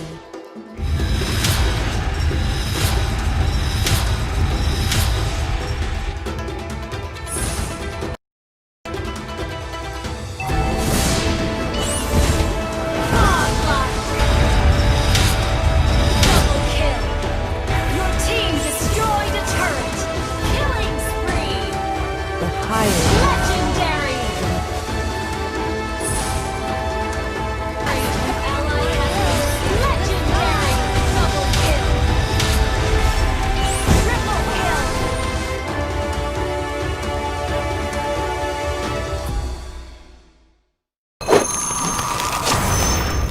Download for free Mobile Legends Bang Bang.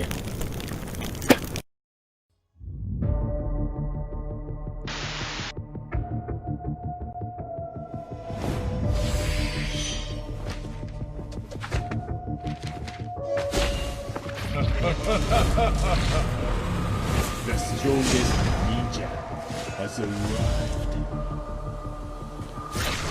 Ame no Kagaki will destroy you. The ignorant are fearless. Even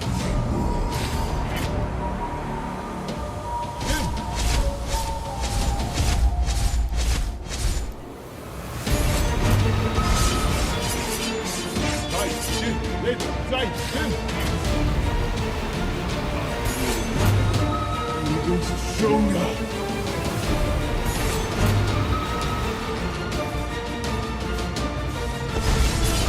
All of this you make my Shut down. Killing spree. Unstoppable. Double kill. Godlike.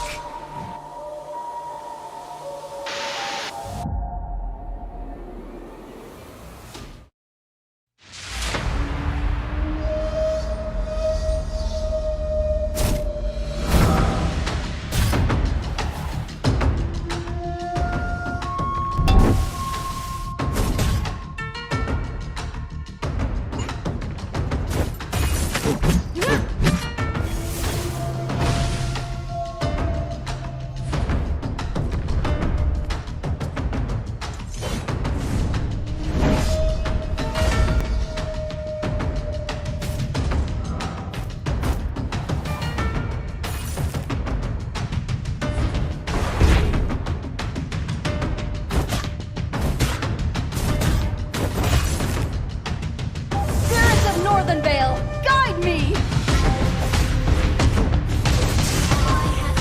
Killing spree.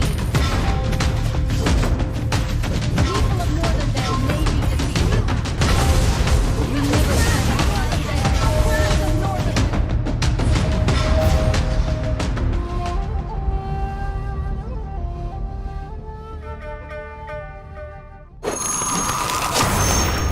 Download for free Mobile Legends Bang Bang.